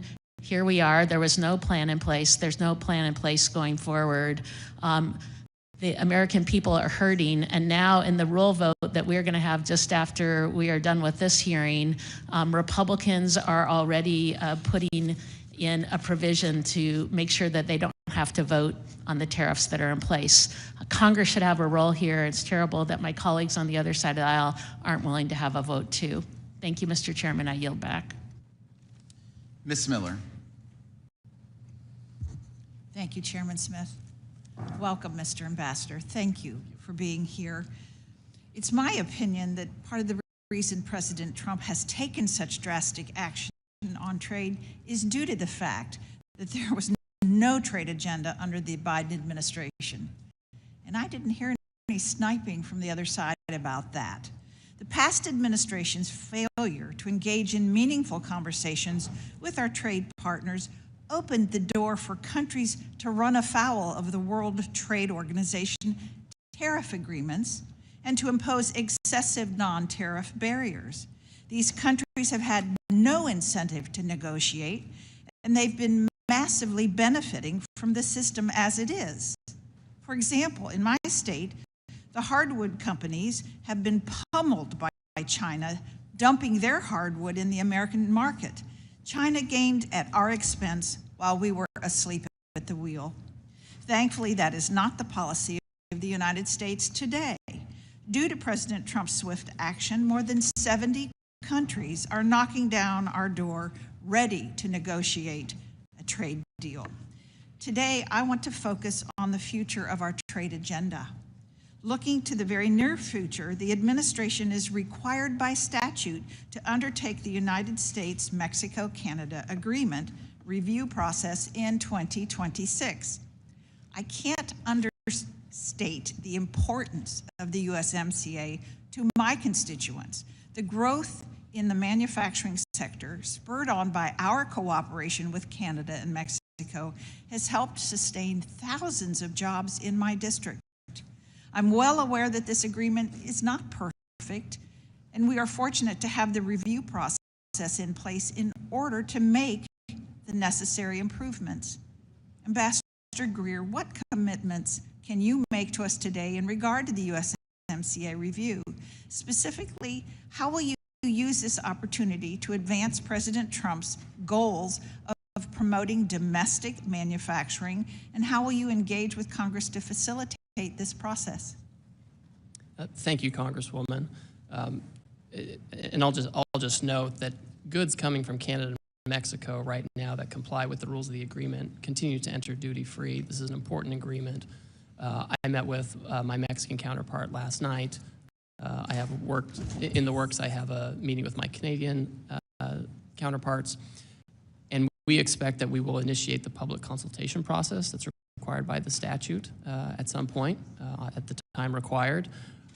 I think with the USMCA, it's important that Canada and Mexico not be used as an export platform for third countries. That's not what we want. USMCA should be an agreement that promotes manufacturing in America, and that we can rely on our partners to the north and south if needed. But it can't be a situation where countries can just come in, China or Vietnam or somebody, build a factory in Mexico, assemble it with parts from there and send it across and get the benefit of an agreement where they've taken no obligations. So I want to make sure that it truly is an agreement that helps America first. Thank you.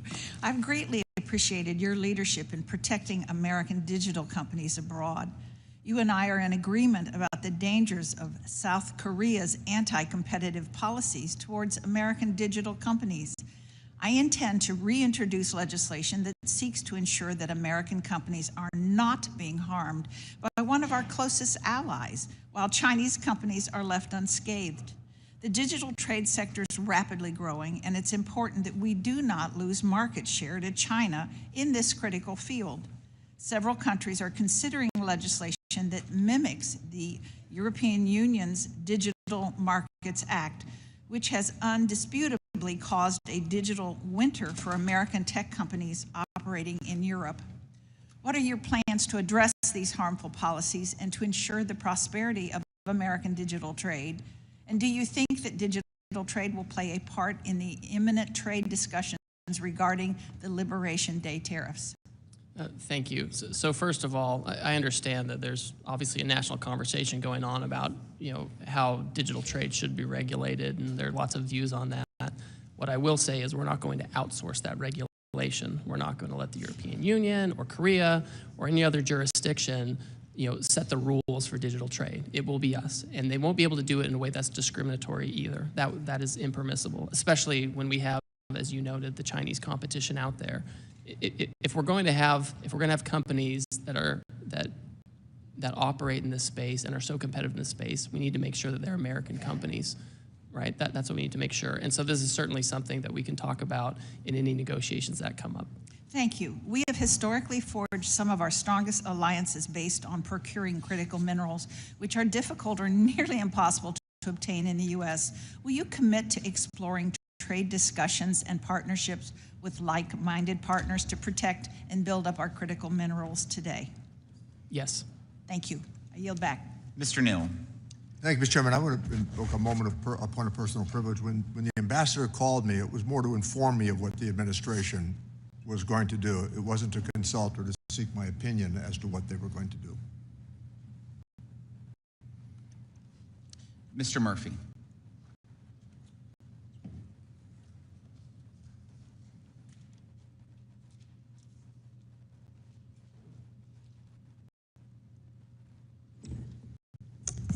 Thank you, Mr. Chairman. I just want to show a slide to everybody documenting where we are with the United States and the U.S. trade deficit. I think this really shows why this is an emergency.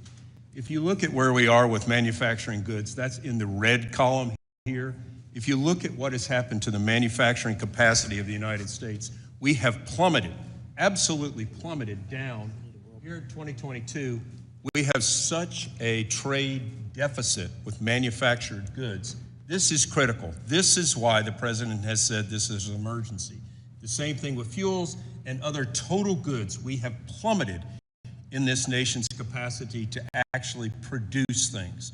So yes, this is an emergency, and this is by all means altogether the right thing to do. If we do not reverse this trend, again, going with the absolute calamitous effect of how we are hurtling towards a sovereign debt crisis, this nation does not exist. And yes, there is short-term problems, without a doubt, but it's the same thing by taking medicine you don't want to take. If we don't help the body by intervening and doing what is critically important for this nation, nothing else matters. So this is why how manufacturing has plummeted, and this is why we are in a state of emergency. Thank you. Thanks just for that moment. I want to briefly say something before I begin my remarks. I've gone down in many times to Haiti. We talked about this before and done a lot of mission work down there. Unfortunately, the Hope Help program is set to expire in September. I hope some work is being done in reauthorizing this program. We're trying to nearshore, onshore. We want to stabilize our Caribbean nations, our Central American nations, and Haiti has fallen into such decay right now. It makes Somalia look like Wonderland. We really need to help these nations stabilize in our hemisphere. It helps everybody. So I hope that is just going to be on your radar. HR 1625, the Help Extension Act. Just to shift gears again, I want to talk a little bit about de minimis. The legislation, HR 7979, the end China's De Minimis Abuse Act. Did not make it to the floor. However, we're seeing that packages being abused by this loophole, literally with China, overwhelm the CBP, leading to billions of dollars of lost revenue and jobs. This has allowed Chinese companies to send so many goods into this country without paying tariffs. Can you discuss why the administration is taking on de minimis, why this is so necessary? Yes, it's essentially for all the reasons you just described. De minimis originated as a way for tourists or others to go overseas, buy souvenirs, come back, bring them in duty-free, and that persists, right? That continues. I think everyone's comfortable with that. But what we saw were foreign companies abusing the system and taking advantage of it and building a commercial, a commercial case for it, their entire business on it, and that ended up undermining a lot of retailers here in the United States. And so it's important to make sure that tool is used for its original purpose and not for other countries to avoid duty payments or things like that. One of the comments were that we shouldn't be doing tariffs to our friends. Friends don't treat friends with horrible tariffs like we are being done by other countries. So I think sunlight is the best disinfectant. So we're able to see what the rest of the world has been doing to the United States. I don't think the American public understands this. And this is why I think it's just so critical that we shine the spotlight on this. Quickly, just with one thing that happened in the pandemic, I'm a physician, and we saw that our supply chain for pharmaceuticals, for health-related PPE, et cetera, is critically at risk during these things. If China were to shut off all its exports overnight, medical supply chains would be one of the industries hardest hit, and we would have American patients literally dying because they could not get medicines or other type of devices.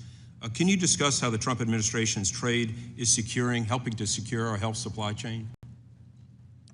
So first of all, we have to reshore. We have to reshore pharmaceutical production to avoid the very situation you talked about. And we have to do it now. We can't wait for the next crisis. We can't wait for the next conflict. We have to do it now. I understand the Commerce Department will be undertaking an investigation of the pharmaceutical supply chain to assess what tools we can use. The President's talked about tariffs that might apply to certain things to incentivize reshoring, but I assume that investigation will also have other ideas as well. We have to make sure that in this tariff incident, we're not hurting American companies and hurting them over helping out foreign countries. And going back to Kamala's famous phrase of getting to the root causes of immigration, they did absolutely nothing to bring industry near shore, trying to prop up Caribbean nations so they won't have everybody trying to run over a border. Look, I've talked to you about Puerto Rico. I was in Puerto Rico this last weekend. There's so much of an opportunity to go there and onshore in American territory to bring back American pharmaceutical industries, so many other industries that help us with our national security. And at the bottom line, this is what we're talking about. We're talking about national security. Thank you, Mr. Ambassador. I'll yield back. Ms. Chu. Ambassador Greer, my constituents are sick with worry about the high cost that the Trump tariffs will bring them. They are barely able to afford their everyday living expenses, but now they're hearing that the average family will have to pay $4,600 a year more because of the Trump tariffs. They are hearing this will be the largest tax increase for the American people in our nation's peacetime history. They are hearing Goldman Sachs say that we face a recession. The increases will be for food items that the U.S. does not produce domestically, like cacao beans, coffee beans, tea and spices, and certain nuts. But non-food items like clothing, consumer electronics, shoes, cell phones, furniture, and household appliances will be especially hard hit, as more than 50% of our consumption comes from countries facing tariff increases of 30% or more. I must point out that there are some items on the list like bananas and cacao beans, which the U.S. can never grow enough of to meet our own demand because of our mostly non-tropical climate. In fact, the U.S. produces a tiny number of bananas in Hawaii and Florida, but depends enormously on importing bananas from Guatemala, Ecuador, and Costa Rica, all of which receive tariffs. And in fact, the U.S. is the world's largest importer of bananas. So this shoot first, then aim approach is making Americans' lives much worse with no actual plan and doesn't make any sense. I see this in three ways.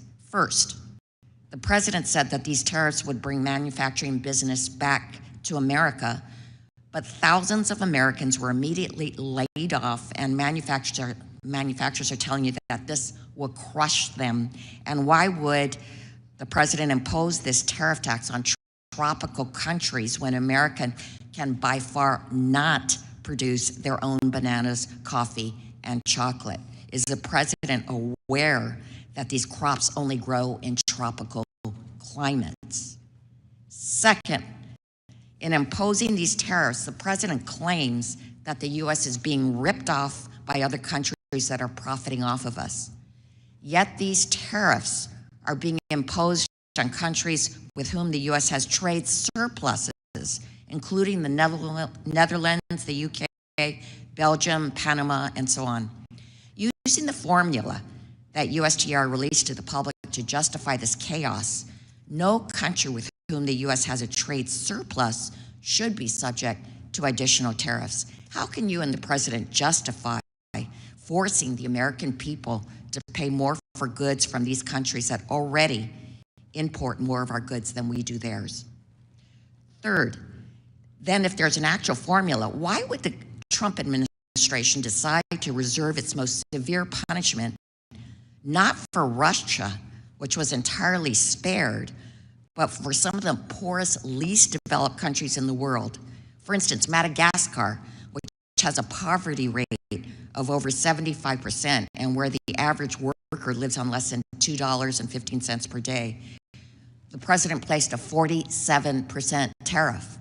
So Madagascar, 47% tariff, Russia, 0. My conclusion is that there's only one explanation for this: corruption. The Trump administration is now bragging that dozens of countries are approaching the White House ready to offer concessions and negotiate a reduction in Trump tariffs. This presents a completely unprecedented opportunity for corruption. If his tariffs are allowed by Congress and the courts to stand, then the president could unilaterally decide to remove or reduce tariffs on certain countries.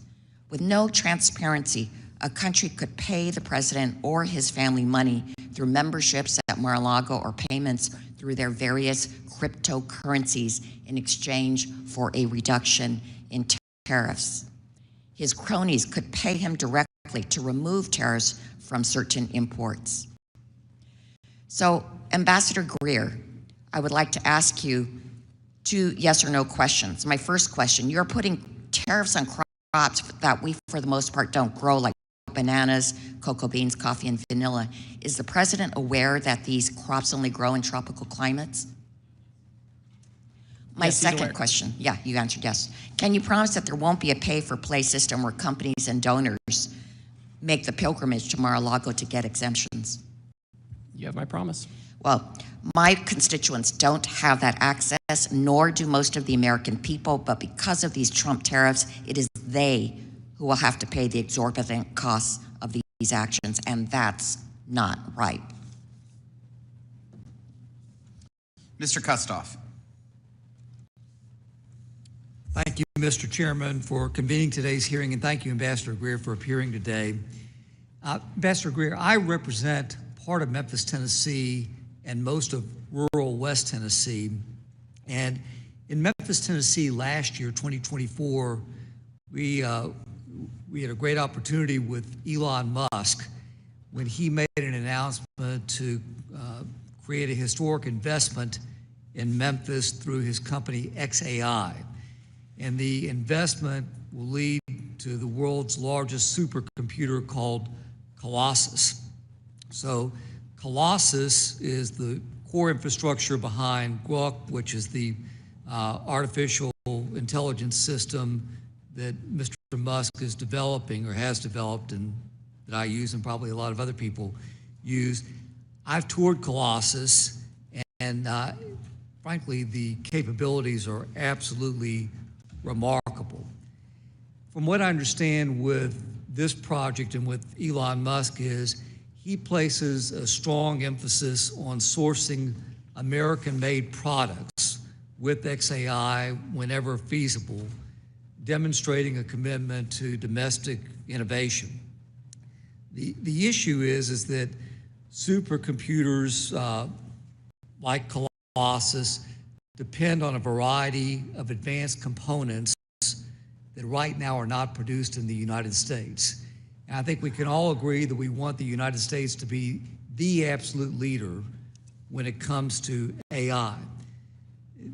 The other issue is the reliance presents obvious and serious strategic vulnerabilities because a disruption in the supply chain could hinder U.S. capabilities.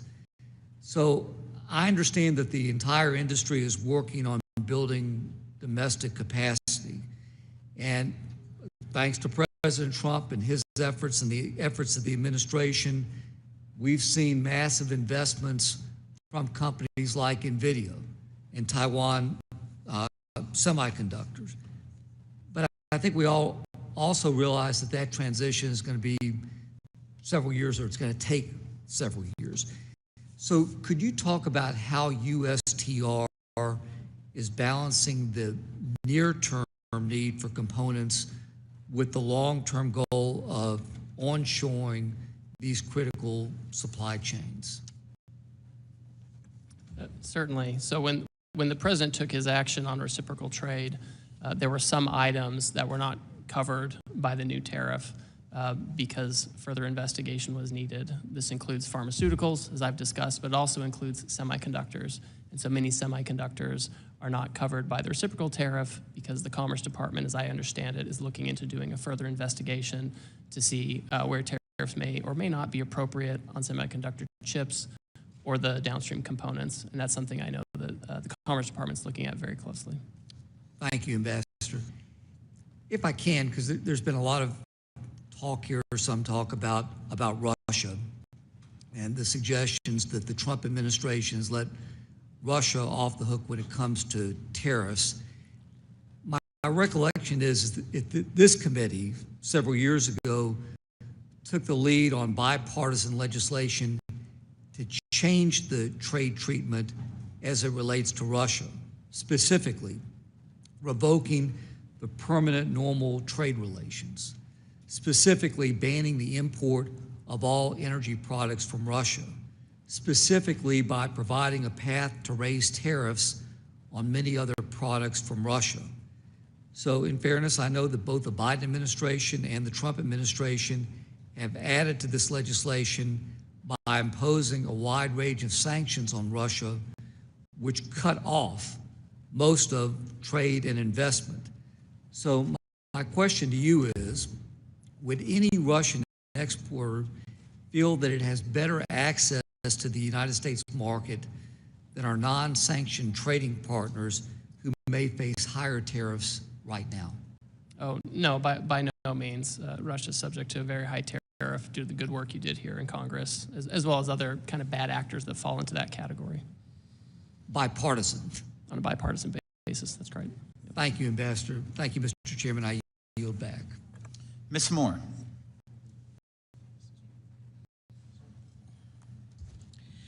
Thank you so much, Mr. Chairman, and thank you, Mr. Ambassador, for visiting with us. I'll have to say that I have really appreciated the discussion that we've had here today with our colleagues, and as is always the case with me, I have remarks that are planned, and then I make the mistake of listening to what other people have said. And I really do want to agree with some of the things that my colleagues have said, like Mr. Schmucker and Mr. Kelly, that we need, and you, Mr. Ambassador, have said that we need to have access to markets. Specifically, Mr. Kelly said, we can't afford to lose any market share, and I agree with him. He went on to say that we need to level the playing field. Mr. LaHood talked about his soybean farmers in Illinois, and I'm from Wisconsin, sir, and so I do know that we have a $1.3 billion worth of soybean product, and our main partner is with China. And so I think Wisconsin farmers, that's just one example of how we are at risk of losing market share. And then Mr. Doggett went on to say how, instead of allowing like my soybean farmers to do that, what we would revert to would be to give them welfare. And I guess I don't agree with that characterization. I don't even agree with it as a characterization of subsidy, because it's actually a ripoff. Farmers lost about $27 billion in the first Trump administration, and they only got about $23 billion in subsidy return. So they lost money, they lost market share, and they lost lives. In Wisconsin, there was a study done, and they looked at suicide rates, and suicide rates among farmers are like 3.5 times more than in other professions. It's a very stressful career. And so I am very concerned, and I wonder what's going to happen to them. You haven't said to us, I think you sort of skirted the question about whether or not we were going to give them subsidies. But even if we would give them subsidies, that would not prevent them from losing market share. And farmers they don't want a check. They want to be able to farm. I also wonder, sir, I'm just saying, I think that when you look at trade deficits, I think we have to look at more than just what a tariff may or may not do. Our trade imbalances over time have been caused by us not having a trade balance on issue of labor laws, making sure that there's no slave labor and child labor, that the environment is protected when we extract materials and do stuff, that people have the ability to bargain in their countries and to make sure that they get a wage that's commensurate with their efforts. And, I agree with Mr. Kelly that we need to level the playing field on those fields, and that a rising tide will lift all boats. I do wonder, Mr. Ambassador, whether this administration's trade policy, and it seems that it does, my colleague here just mentioned the trade deficit that we have with Madagascar. I had the privilege to go on a trip with the committee to Madagascar where there was a 75% poverty rate. So I'm wondering if they will ever be able to give us a trade balance.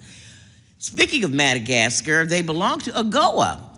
And I'm wondering if this administration's policies would eliminate something that's been bipartisan, the trade preference programs that we've had under AGOA. Yes or no? Are we going to have an AGOA? So, Congresswoman, thanks for your AGOA. remarks. Well, it's up to Congress. Congress has to decide if they're No, going up to the president. He's in charge of trade. We've sort of. Do you have a bill? I haven't seen the bill yet on this. If there's a bill, I'll advise the president accordingly on how we should approach it. Okay, I'll just say one last question to you. You say that we have got to reshore manufacturing. You did not say where folks will get the money and the confidence, really, to make these investments. Is any of the money that you plan to get from tariffs going to be targeted to incentivizing manufacturing? I've got a factory that made car frames, A.O. Smith. 10,000 people working there. When are we going to reopen A.O. Smith, sir? If the chairman...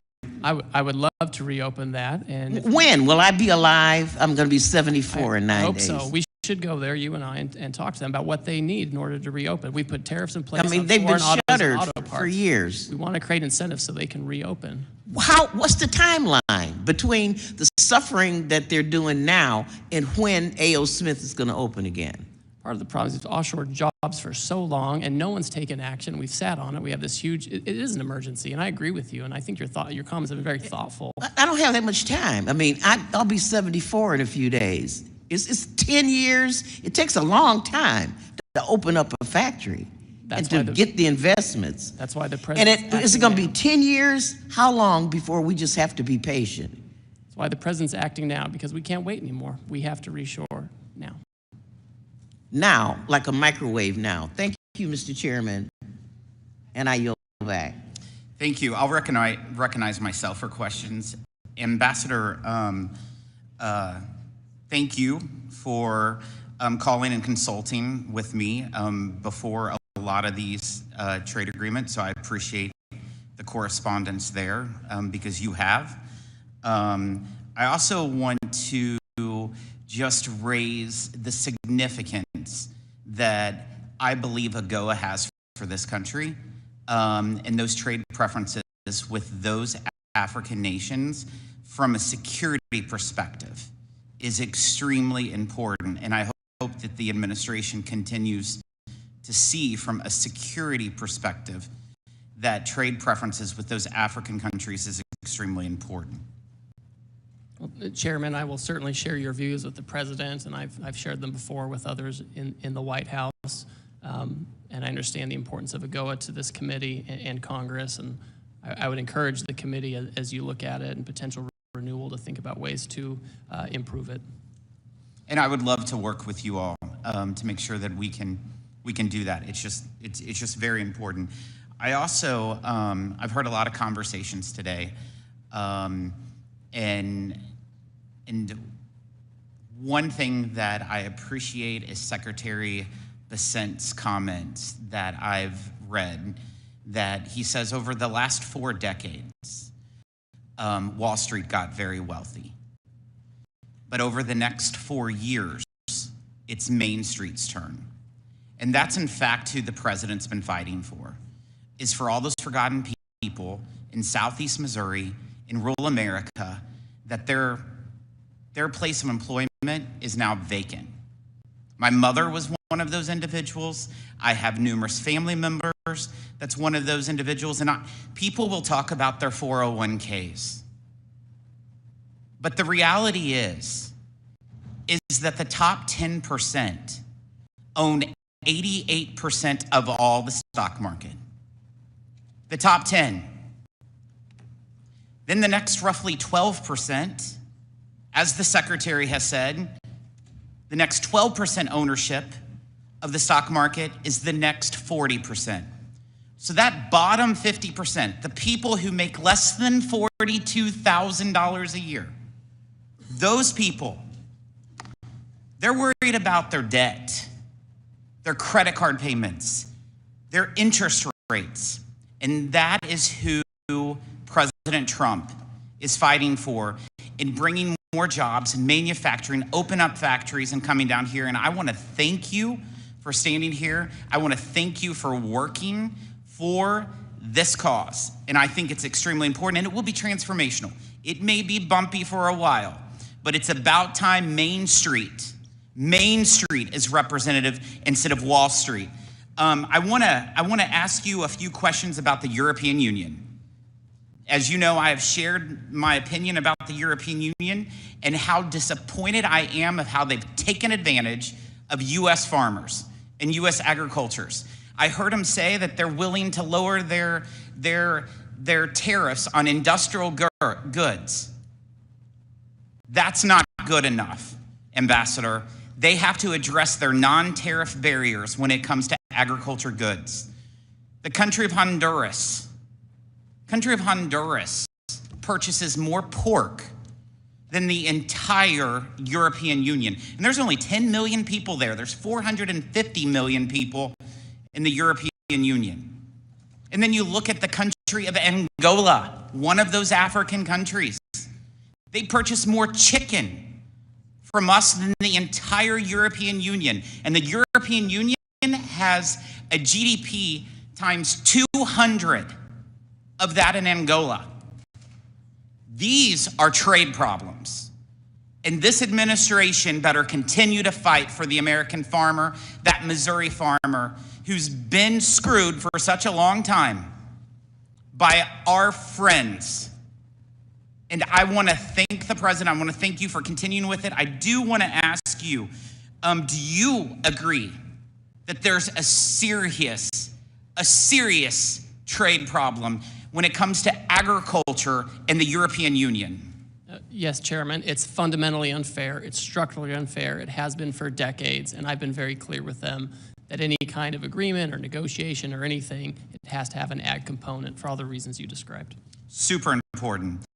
Last year, I requested the International Trade Commission to complete a detailed study of the competitiveness of the U.S. rice industry, with a particular focus on the ways that unfair subsidies and other practices in other rice-producing countries harm American rice farmers by distorting markets and reducing export opportunities.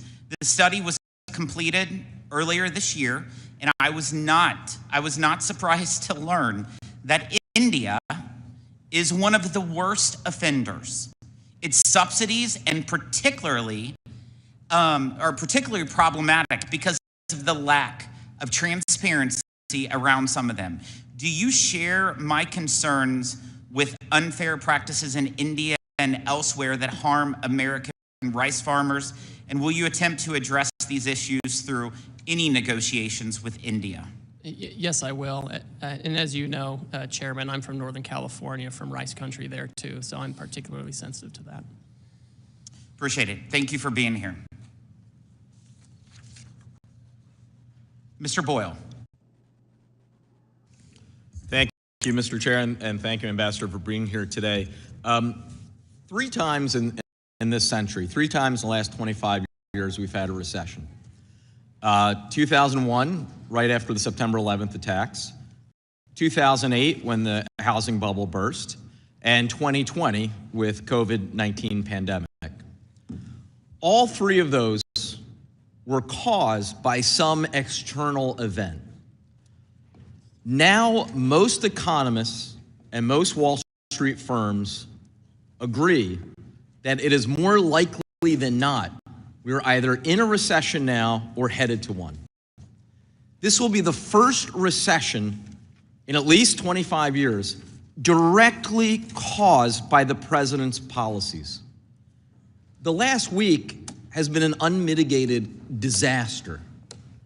Markets are roiled, retirement savings taking a hit, 401ks becoming 201ks. People are genuinely scared, especially those, including a couple I talked to yesterday, who are just hitting retirement age. So I would really like to know why exactly the president is doing this. China, I completely understand. I think actually there's been bipartisan agreement around here for quite some time that we needed to get tougher with respect to China. But why going after Canada? Why going after our closest allies in Europe?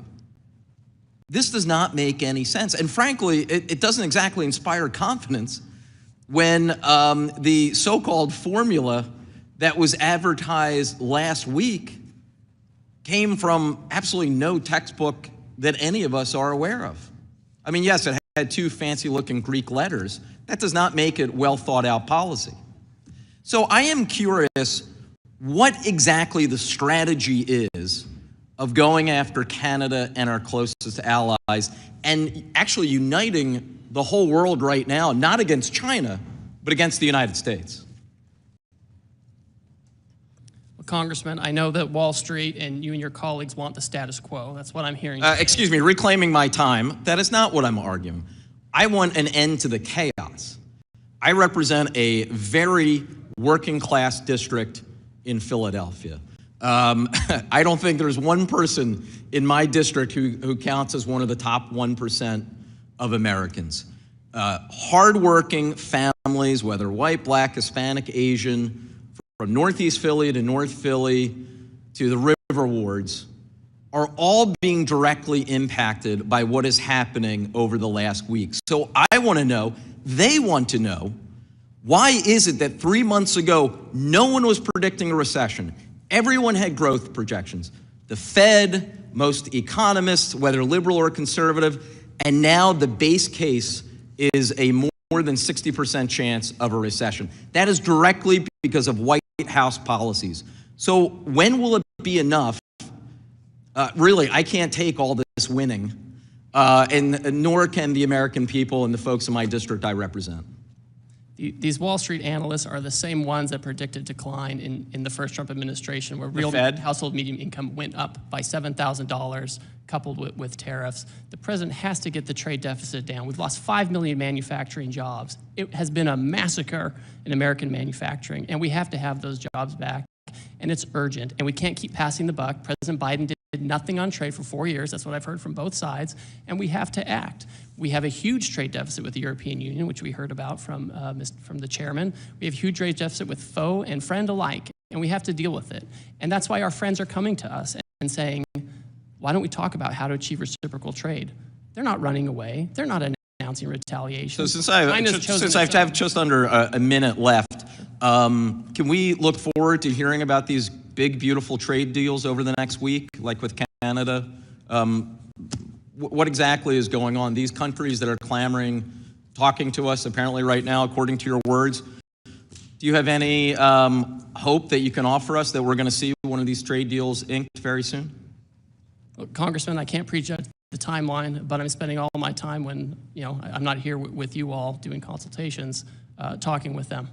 So I'm hopeful that we can move quickly on a handful of countries. And finally, just in the final 17 seconds, when will this end? What does success look like? Because a lot of people right now, whether Democrat, Republican, or Independent, are really trying to figure out what exactly the end game looks like here. Because right now, we all see the chaos and not what the actual end result would look like. The deficit needs to go in the right direction. Manufacturing as a share of GDP needs to go in the right direction. The non-tariff barriers and tariffs we face in other countries, they have to go down in the right direction. Those are the things that we're looking at. Those are the basis of the national emergency. That's what we're looking at. Time's expired, so thank you. I yield back. Mr. Stubbe. Thank you, Mr. Chairman. And thank you, Ambassador Greer, for appearing today. Under President Trump's leadership, we've seen a bold reassertion of American economic strength and leverage on the global stage. I'd like to walk through some of these wins and clarify the intent behind the administration's trade actions. Ambassador Greer, can you start by reminding this committee why President Trump felt it necessary to take such divisive action with tariffs and what problems he inherited from decades of failed globalist trade policy? Yes, certainly. As I've mentioned before, President Biden left us with the largest trade deficit for any country in human history, $1.2 trillion.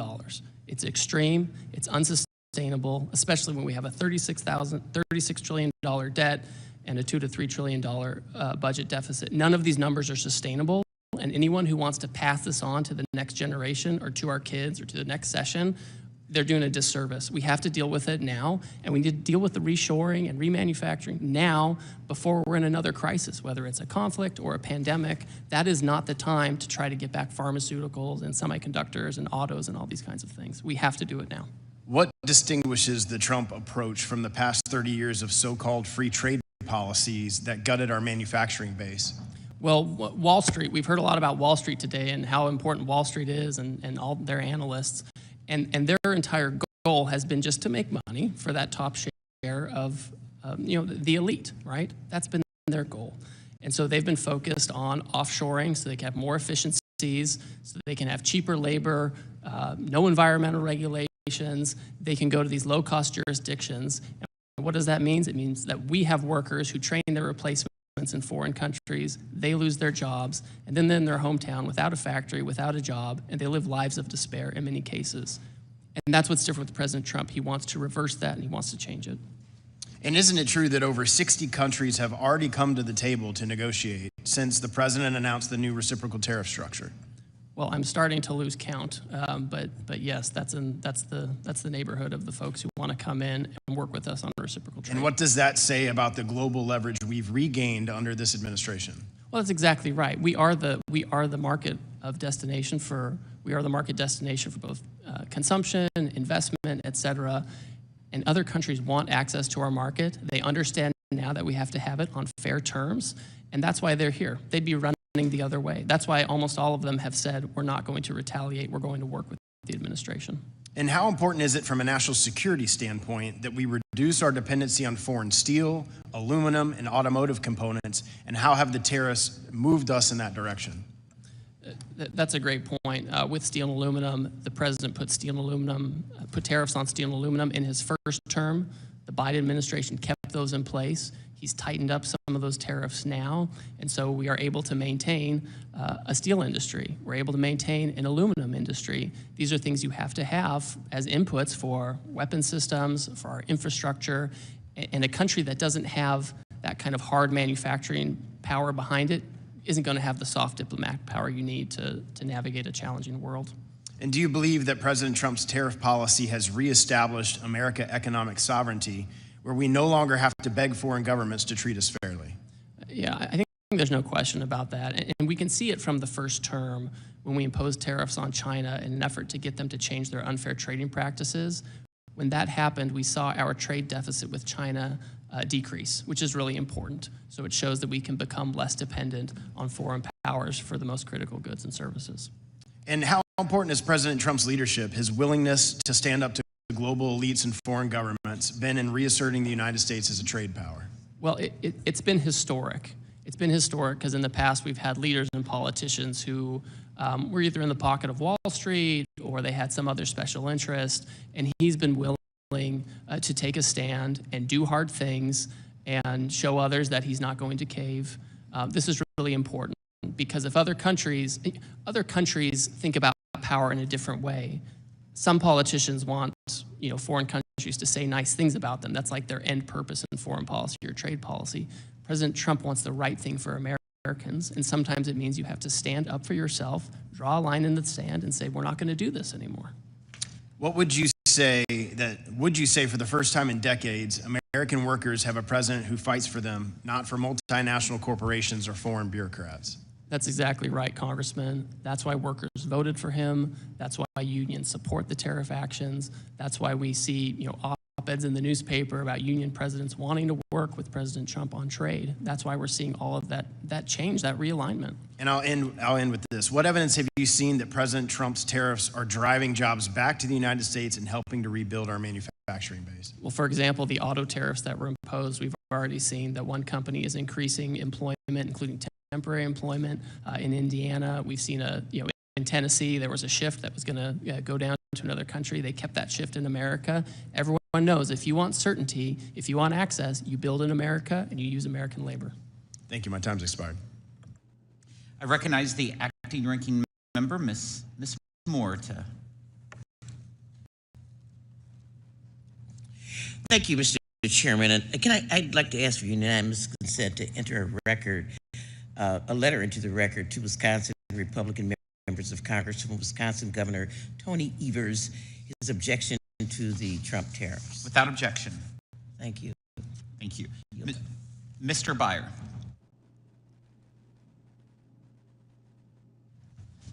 Thank you, Mr. Chairman, very much. Ambassador Greer, you have a most awful job trying to convince us and the people we represent that the president's trade policies are wise and measured, when the truth is they are stupid and bad. The last time the U.S. started a trade war, Smoot-Hawley tariffs, June 1930, the world did retaliate, and we get the Great Depression that lasted 10 years. I want to quickly run through a few of the ways the logic behind the Trump tariffs make no sense. You got the math wrong, according to the people whose research you cited. Mr. Chairman, I ask unanimous consent to enter into the record a New York Times article by former Treasury official Brent Nyman titled, "The Trump White House cited my research to justify tariffs. It got it all wrong." The math there had the effect of quadrupling the tariffs Trump applied on some of our biggest trading partners. Trump accepted some goods, notably oil, but not others, including things we simply cannot produce in the United States. Why tariff bananas? Why tariff cocoa? Why tariff coffee? We don't have the capacity to produce these things at a scale that meets domestic demand. Trump logic equates any trade deficit with cheating. In fact, he called it rape. But even this stupid logic didn't help Australia or Brazil or Singapore, all countries with whom we have a trade surplus. How does Australia negotiate an end to a trade deficit that doesn't exist? Some countries have a deficit because we import things that we want, but they're too poor to afford our exports. Perfect example is Madagascar. We buy something like 60% of our vanilla from Madagascar, but they have one of the lowest GDP per capita race in the world, and they just can't afford many of our products, but we just hit them with the 47% tariff. Trump is hinting that maybe if countries lower tariffs on us, he might drop tariffs on them a little bit or some or possibly, but Vietnam, knowing that Trump was coming, massively cut their tariffs to appease him ahead of his announcement last week, and instead, you slapped a 46% tariff on them anyway. So what are the Vietnamese supposed to do? Trump declared a phony national emergency and imposed tariffs on Canada to punish our closest ally for quote-unquote fentanyl smuggling, despite the fact that our own government says the amount of smuggling at the northern border is vanishingly small, less than 1%. How does Canada get out of a tariff imposed on them for doing something that we admit they're not doing? Trump is risking our economy to bring back factory jobs that pay far less than the 8 million jobs that are listed in the JOLTS report right now. 8 million jobs available in America that pay far more in fast-growing sectors like healthcare, clean energy, or data science. The Secretary of Commerce, Howard Lutnick, is on television raving about shifting millions of Americans to work on, and I quote, screwing in little screws to make iPhones. You guys are blasting nearly every product from nearly every country with these tariffs. Senator Tillis yesterday called it, quote, a trade war on all fronts. It hurts our alliances, it hurts our economy, it hurts our ability to make and keep free trade agreements, which is supposedly your job. Ambassador Greer, the world is watching you. They're watching this hearing across the country. Global markets are in chaos. The U.S. economy and our most important alliances are in serious danger. I had met a couple of nights ago with a dozen ambassadors from Eastern Asia, and the conclusion of the discussion was that we are creating a unipolar Asia, an Asia led by China with America excluded. America first is America alone. And meanwhile, you're now serving as acting head of both the Office of Special Counsel and the Office of Government Ethics. These are both busy jobs in the best of times, but extremely demanding during one of the most ethically challenged presidential administrations in history. It's absurd to think that you're actually doing these jobs, but I think it's fair to ask if the many hats you're supposedly wearing are causing dangerous mistakes that damage our country in ways that's going to be difficult to recover from. You know, President Trump also imposed tariffs on China. China responded with tariffs on agriculture. European Union today announced $21 billion worth of new retaliatory tariffs on us. China's announced 84% retaliatory tariffs on us. The legal pretext, you said, is that this is a national emergency. You refer to the state of emergency as, quote, the largest and persistent trade deficit that's built up in recent years. The actual emergency is that markets are slumping, consumer confidence is crashing, and financial forecasts of recession are coming pretty quickly. And the Fed is projecting that these tariffs are driving prices up. We finally got inflation down. Now we're going to do exactly the opposite. Coming to the table, I don't know. Our trade balance has been in the negative for 50 years. And yet we have built the strongest economy in the history of mankind. This is a terrible way to fix the way of bringing back meaningful employment to our low-income Americans. This is not the way to do it. Mr. Chairman, I yield back. Mr. Arrington. Thank you, Mr. Chairman. I appreciate my friend's comments just to take off on treating low-income Americans. It's no way to treat our workers whose wages have been suppressed because of this unfair and unlevel playing field, who, by the way, because of the policies of the last 4 years, have paid a regressive 21% inflation tax. So our working families and our manufacturers and those who make the wheels turn in this economy have suffered a great deal. But other countries will flat put us out of the manufacturing business, out of the energy production business, out of the food making business if we let them. I thank God that for such a time as this, He raised up a leader with the political courage to take on the political and corporate establishment that is going to do everything in its power to stop you and the president from hitting reset before it's too late. Before we not only beg for our drug making and our chip making from other countries whom we are totally dependent on, but before we have to beg to feed our families and fuel our economy, I can't think of, other than the budget deficit, a greater threat to America's economic vitality, prosperity, and national security. I'm 100%, unwaveringly, unequivocally in support of President Trump's and your reciprocal trade policy. I can't imagine anyone along the spectrum from right to left politically who wouldn't want head-to-head competition for our guys. And we have allowed this unfair trade dynamic to persist for so long, there's no way out of this without some front-end pain. And I'm grateful that we have a leader who's not trying to diminish that or hide that fact, but is transparently calling this nation to persist through this front end so that we have exponential benefits and return to our economy, to our workers, to our farmers. There is no other path, and there is no other politician in this town that would ever risk what is necessary to risk and to exert the courage and will that is necessary to exert to confront this head on like President Trump and you. And we're with you. I'm with you, and I know many of my colleagues are. Couple questions.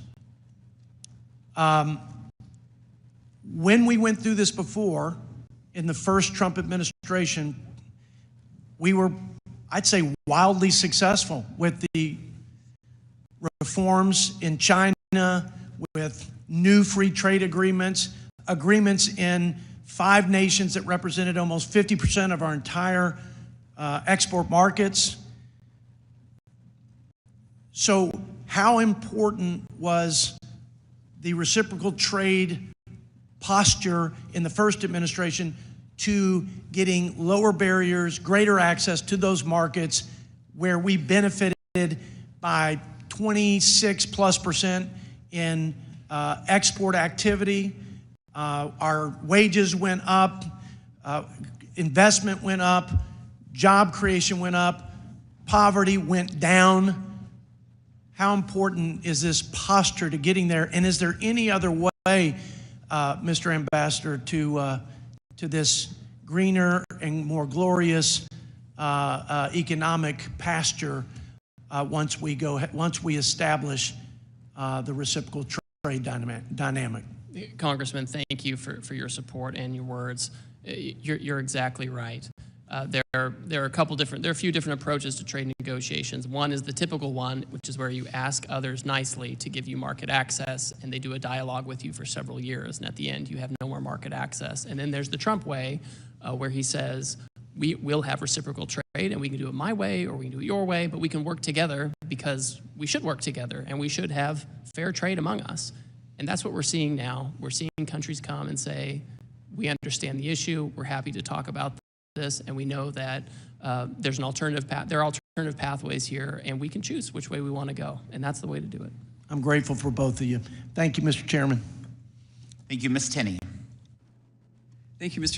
Chairman, and thank you, Ambassador Greer, for your hard work. And I'm from upstate New York. This is the home of the Industrial Revolution, the Erie Canal Corridor, the Finger Lakes, all my region. #1 dairy district in the Northeast, #5 dairy district in the country. 3rd largest producing apple county is in my district.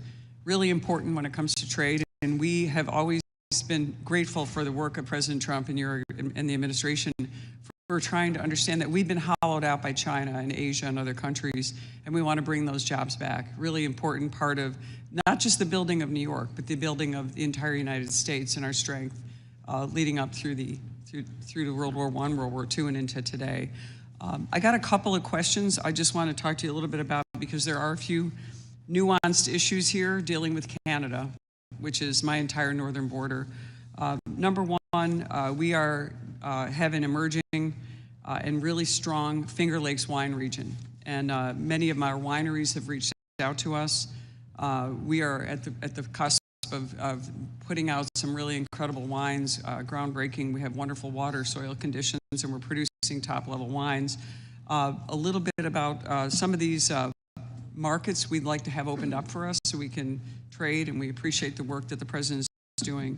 However, one of the issues we've experienced, and we hope that you can work on, is many of our Canadian visitors are not coming to our region. We're dependent on the Canadians to come for commerce. They're a great friend to the north.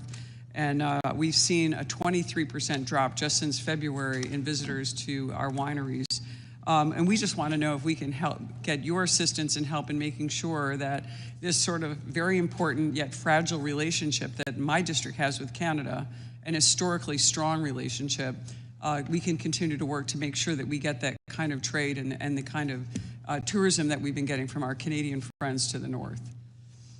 Certainly, and I would note that goods between Canada and the United States that follow the rules of the U.S.-Mexico-Canada agreement, they continue to trade on a duty-free basis, which makes sense, right? Yeah. And I would say, I know you're going to jump into this because this is my next beef with that, but when it comes to Canada, we are grateful and hope that you'll continue to pursue some of the dumping that's been going on against our dairy producers, because as I cited in my start, we are a huge dairy producer and we're getting unfair treatment. We think in the last administration this was not resolved favorably to our dairy markets because Canada continues to bring milk proteins in that we think that are in violation of USMCA, and I know that's what you're going to get to. So. Yes, no, it's certainly on the flip side of the wineries. So. Yeah, that's certainly the top of my list. I would point out that President Trump reported that he had a constructive call with Prime Minister Carney last week, 10 days ago or so, and I continue to work with my Canadian counterparts to make sure that that relationship is one where we can have fair trade. Yeah, we greatly appreciate it. And when it comes to apples, we just have to say we are so excited about the USTR's efforts in trying to reduce some of these market access barriers, particularly with Israel going to zero tariffs. Our apples hopefully will be sold all around the world. We're famous for them. We don't get the subsidies that some of the other states get in the state of New York. And we're hoping that we can do that, including getting our apples to India and around the world to actually grow our New York economy. So we appreciate all that the USTR is doing that. I think that we can have a great relationship in the future with Canada, and we are really pleased that you're working with the Prime Minister and working with everyone that we can to make sure that that northern border is protected, but also that we're getting the trade that we're so accustomed to with our great friends from the north in Canada. And those are primary issues for us. Also want to make sure that some of our supply chains, whether, I know this isn't your sphere, but when it comes to aluminum, when it comes to copper, we have some of the best manufacturers and the oldest manufacturers in the entire nation in our region, and we're dependent on Canada for those things. So when we look into the tariffs and some of the negotiation, I know there's going to be some tinkering with the tariffs as we look into the next couple of months. We just know that you and the President will work with us on making sure that we continue to keep these legacy businesses that we have across our region, that were part of our nation's real boom when the Industrial Revolution was founded. And I have to mention, it's not technically in my district anymore, but our famous patriot Paul Revere actually started his copper company in my region. Revere Copper is still operating today after being founded in 1801. So it's really important to New York that we continue these legacy businesses and continue to work to bring our supply chains back. And I just want to say thank you, helping us with dairy, with apples, and also making sure that those Finger Lakes wines become premier and actually continue to grow as we see them emerging with so much hard work being done by so many people in my region.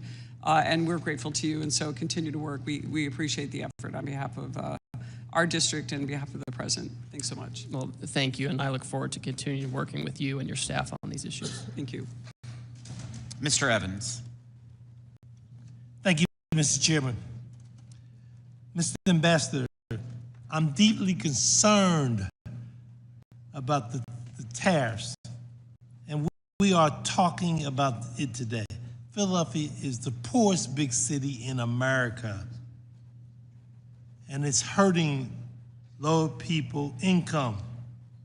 There's a lot of money for a lot of people. Tariffs can only be used in a smart and effective way.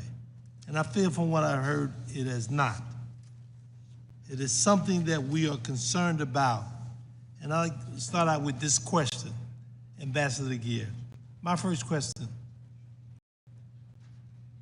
what specifically is the president hoping to help the residents of Philadelphia deal with the higher cost of living that these tariffs will put on the average household? Does the president have a very specific plan and strategy to address the near-term harm it has created? Congressman, the president wants to ensure that we have good manufacturing jobs that pay higher wages to your constituents, just like what happened in the first term. He wants that to happen again, that they can have more money, better jobs in a stable environment and reshore manufacturing at the same time. So what would you say specifically, would you say? How would you describe that?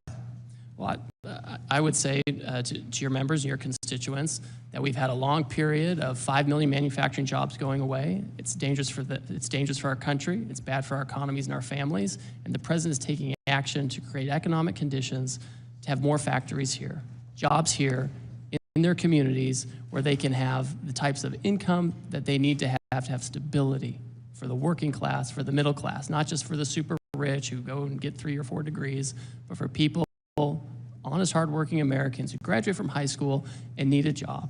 And they can have one that's stable and supports our manufacturing. Mr. Ambassador, Pennsylvania exports today $46 billion in manufactured product. These exports support 150,000 people and jobs in the state.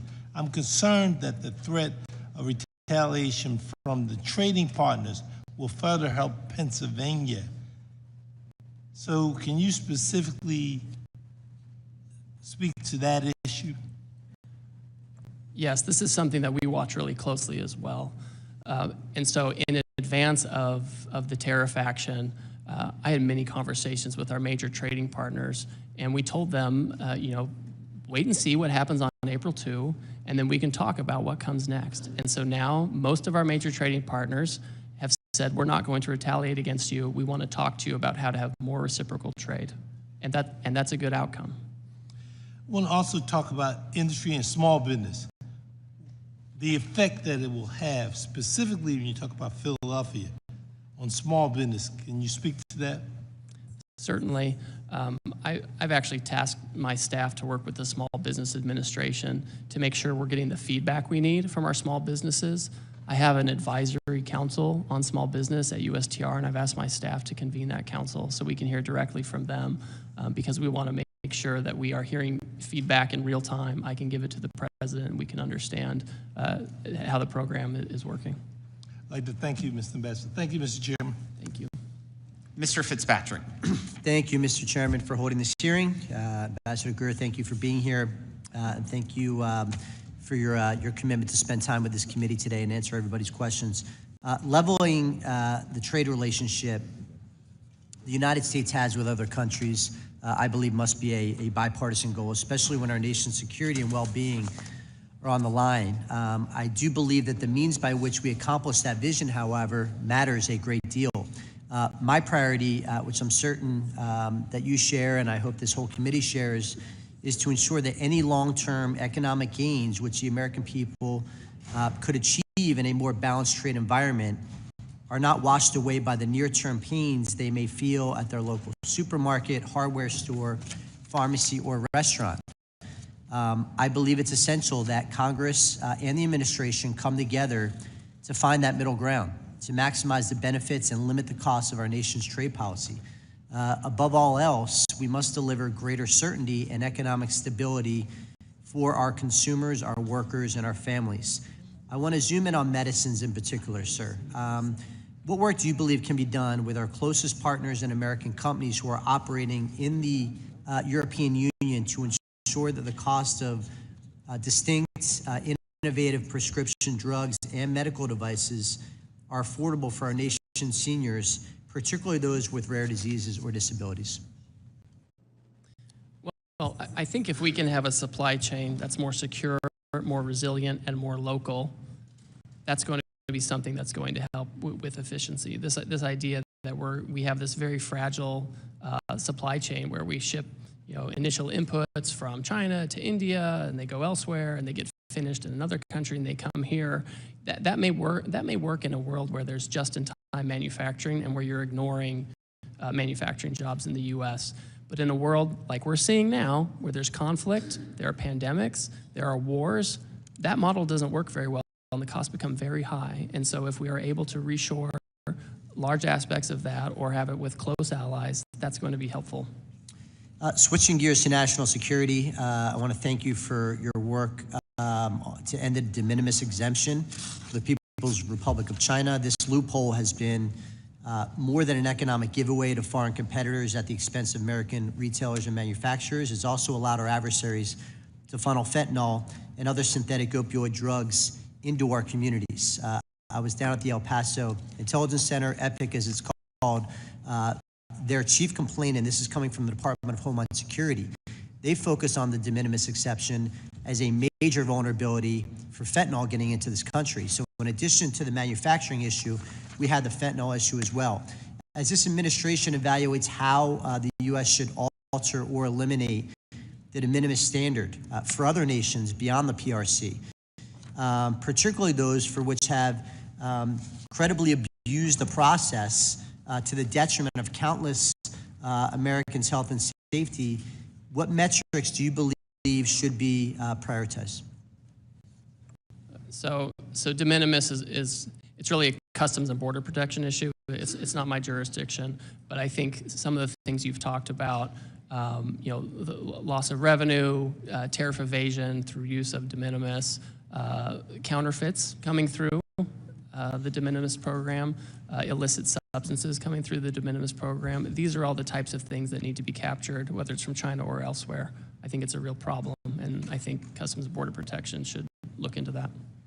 And finally, very briefly, sir, on the USMCA, recognizing that the agreement is facing a sunset review process that needs to be completed by July of 2026. Can you share any details about how you anticipate that review will be conducted? Certainly. There are a few parts to this. First of all, there's a public consultation process that's set out in the statute that USTR will follow. Will follow the law. There's a congressional consultation process, which of course will follow. When I think about ways to enhance USMCA or our relationships with our trading partners, one thing that I'm very focused on is making sure that other trading partners don't benefit from the agreement without agreeing to the obligations of the agreement. I'm thinking of China or other Asian countries that want to use Canada and Mexico as an export base into the United States and benefit from the USMCA. I don't think that's the right approach. We need to change that. Just one follow-up. Will USMCA qualifying trade, which was not covered under the April 2nd tariffs, continue to be excluded in advance of this review to ensure certainty for our manufacturers? That is currently the status right now, and again, I'm not on the Homeland Security front here, but I understand that Canada and Mexico have been working with the administration on those issues, and so for now, that status continues. Thank you. I yield back, Mr. Chairman.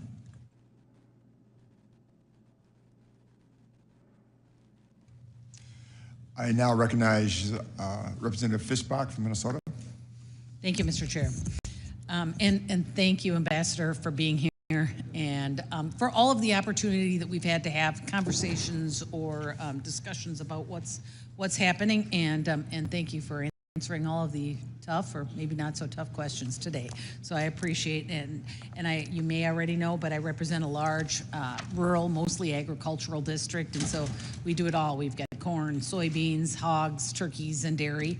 And but we also grow sugar beets. So I was going to ask you I'm a strong supporter, obviously, of the sugar program, which has allowed our farmers, sugar refiners, and end users of that sugar to invest in strong and robust domestic sugar industry. So my first question, very quickly, will you commit to working with myself and other members to protect the sugar program and to promote the domestic industry? Definitely, happy to do that. Thank you very much. I appreciate that.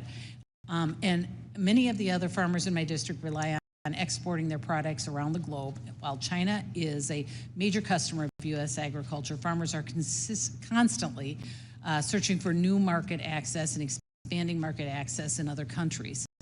We've seen reports of numerous nations coming to the table, and I think it's over 50 now, with President Trump to negotiate new trade agreements. What are the opportunities in these negotiations to increase access for American farmers?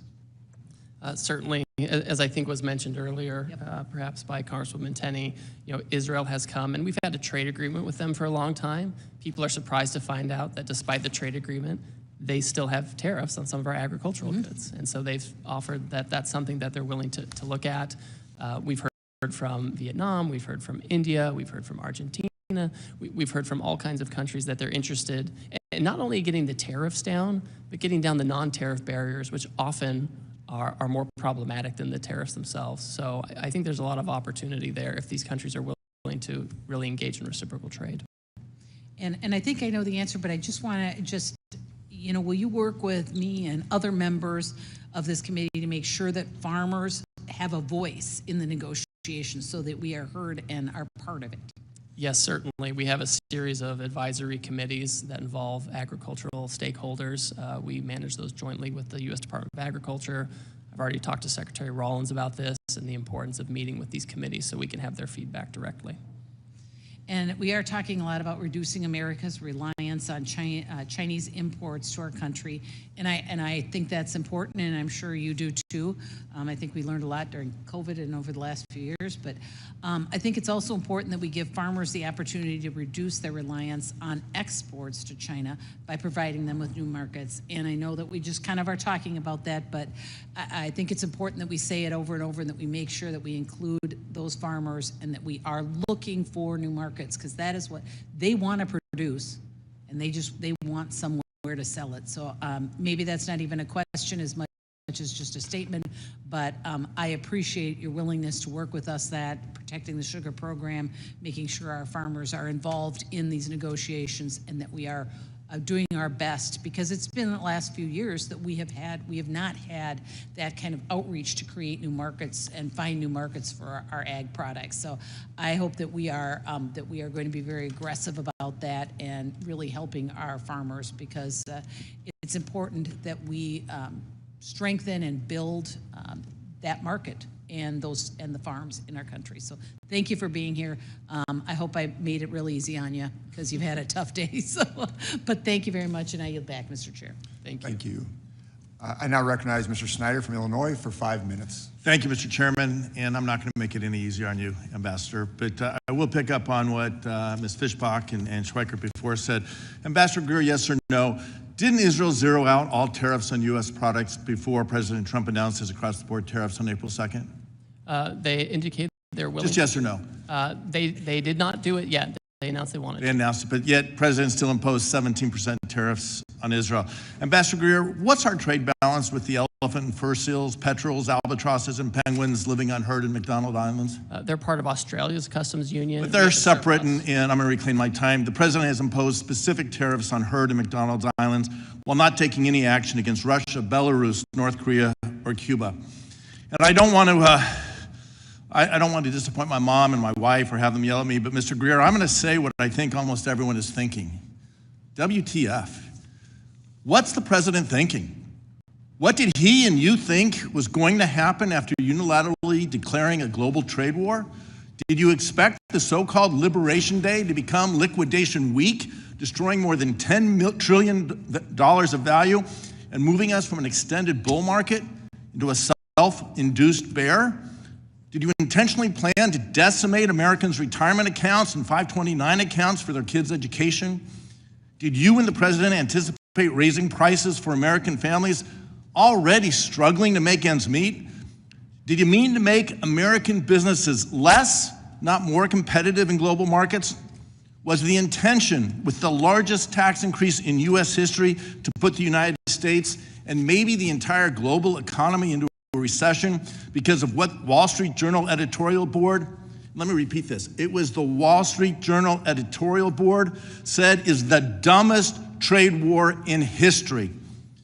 Already, Diane Swank, the chief economist at KPMG, is saying that her baseline forecast is a recession starting this quarter.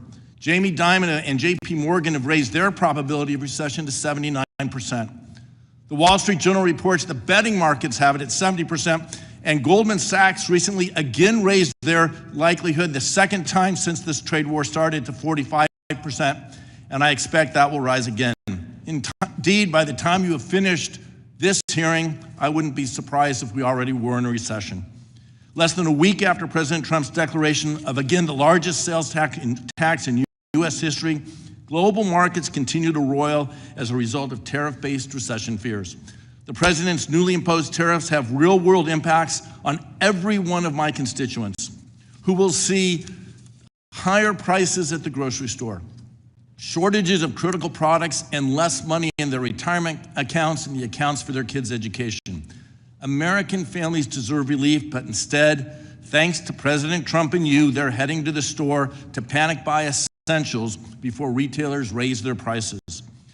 I've heard from literally thousands of constituents about the pain that President Trump has said this country will suffer as a result of these tariffs. They have written to me sharing that they have lost as much as 20% of their 401k and 529 accounts in the last week alone due to market fluctuations that are responding in real time to the president's announcements of arbitrary and capricious tariffs. Seniors who recently retired are worried about having to return to work to make sure they can make ends meet, and today wonder if they will now outlive their retirement savings. Small business owners are worried about laying off employees. Large companies in my district are preparing their next earnings report for investors and telling me that the impacts of these tariffs are material. That's business speak. For the tariffs are going to have a real adverse effect on their operations and likely adverse effect on their cash flows. Make no mistake, President Trump's trade agenda is slowing economic growth and job creation, weakening U.S. global leadership, and increasing the cost of doing business in the United States. These tariffs make life for Americans more expensive, make our nation less secure, and our citizens less prosperous. Congress must take back its constitutional authority to stop the chaos and the pain President Trump is inflicting on American families and dig us out of what could be a self-inflicted recession. Before I ask a question with my limited time, I ask unanimous consent to submit into the record the CIA World Factbook entry for Heard Island and McDonald Island. Without objection. I also ask unanimous consent to submit for the record an article from Scientific American, the Heard and McDonald Islands are a pristine biological wonderland. The subtitle of the article is, Trump's Tariffs Put a Spotlight on the Uninhabited Heard and McDonald Islands, which comprise a remote volcanic refuge for penguins and seals and a UNESCO World Heritage Site. This just once again illustrates that these tariffs are not strategic, they are not targeted, they are arbitrary and capricious in hurting our economy and our American citizens. I yield back. Thank you. I now recognize Mr. Moore from Utah for 5 minutes. Thank you, Mr. Chairman. Ambassador, thanks for being here. And as I've said to you before, I can't tell you how much I appreciate the communication and the ability to dialogue. This hearing's, in my opinion, one of the most important hearings that we've had, and it's been very important for folks to be able to hear this out. And thank you for providing details and responses. We've talked a lot about trade deficits today in this hearing, and I have concerns about how we went about some of the calculations with just focusing on imbalance. But that completely aside, what I wanted to actually bring was the other side of this equation. So we run massive trade surpluses in services with just about every major economy in the world, especially in high value and high employment technology software industries. And recognizing that there's digital service taxes that we don't like, and we try to address some of that on the tax side, and we're going to work on retaliatory tax side with that in this committee, actually. The Europeans, Koreans, Japanese, they're all allowing us our U.S. tech firms to run surpluses in their markets for a reason. We have the best talent and the most skilled innovators in the world.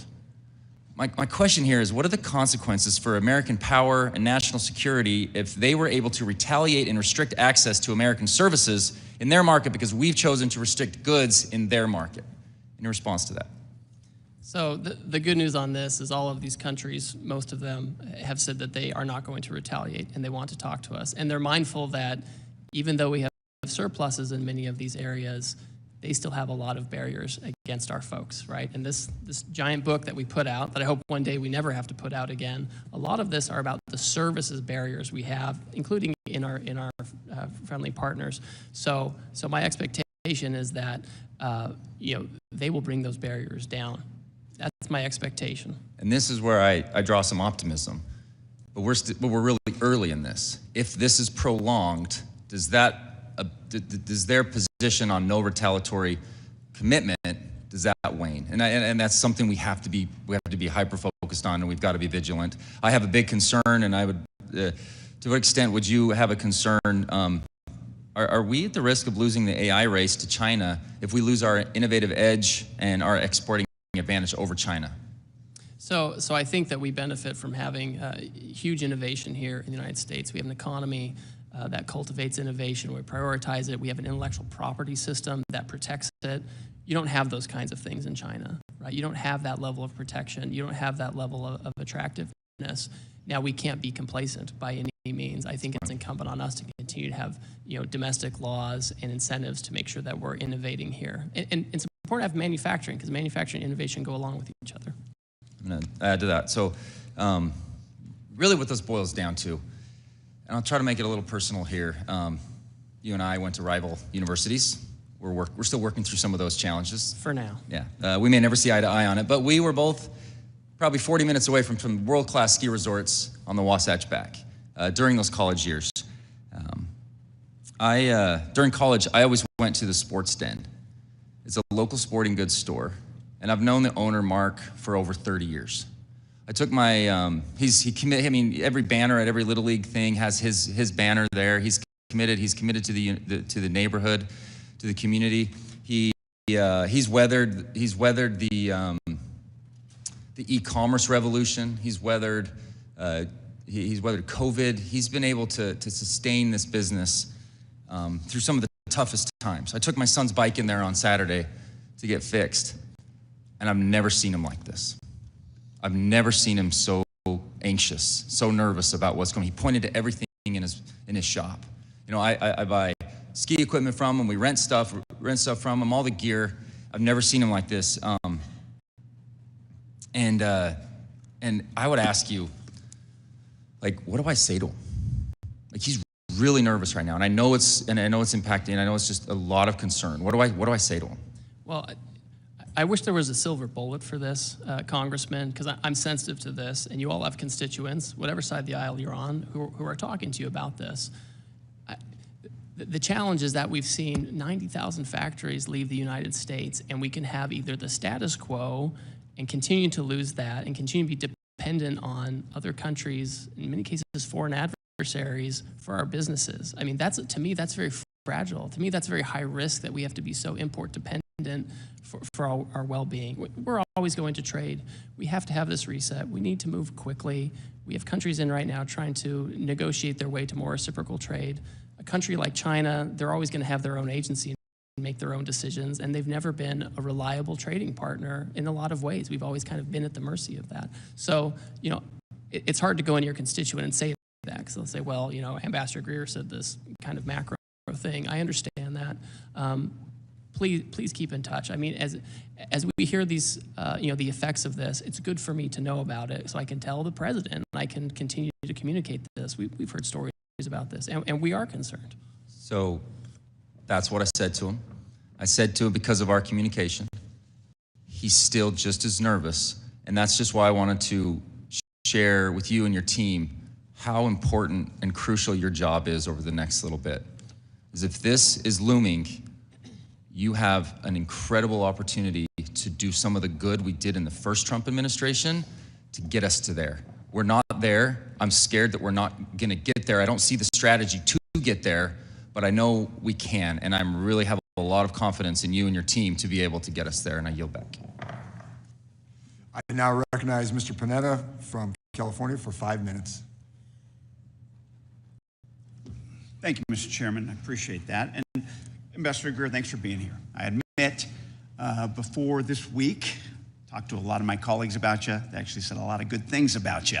You got a good reputation until this week, I have to say, because I actually wanted to work with you on solutions when it comes to free trade agreements. I think we still can once we get past this, and I hope that's the case. But unfortunately, you're defending a policy here from President Trump that's absolutely incoherent and inchoate. It's a self-imposed tariff regime of 10 times the amount of tariffs that were in place before this president took office. It is the largest self-inflicted wound to our economy in history. A self-inflicted wound that, if it stays in place, it could constitute the largest tax increase on working families in more than 40 years, costing households more than $3,800 per year. A self-inflicted wound that prompted one of the largest three-day moves on the markets since World War II. And it's a self-inflicted wound that's leading investors to expect a severe economic slowdown. 8 years ago, this president talked about American carnage. Little did we know that he would create economic carnage that is spreading something similar across the entire global economy.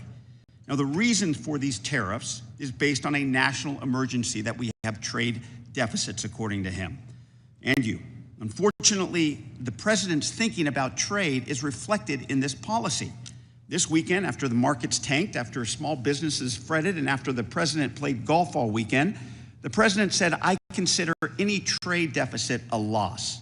That type of scorecard thinking, combined with the president's 40-year fetish for tariffs, that has put this policy in place and put us in the global economy in this position. Now, I know the president is painting all trade deficits as bad, but they are a product of larger macroeconomic factors relating to a number of things, as you know well: savings, investments, cultural, demographics, and so on. But the president is acting completely irrational when it comes to trade deficits. He believes that trade deficits are subsidies paid by Americans to other countries. His scorecard ignores our trade surpluses and services to the tune of $250 billion annually. He is oblivious to the relationship of trade deficits to foreign investment in America, in that when we send dollars abroad for goods and services, most of those dollars ultimately come back to America. And he refuses to grasp that tariffs are taxes paid by American importers and Americans, not foreigners. A perfect example of this unreasonableness is our reasonable trade deficit with Canada.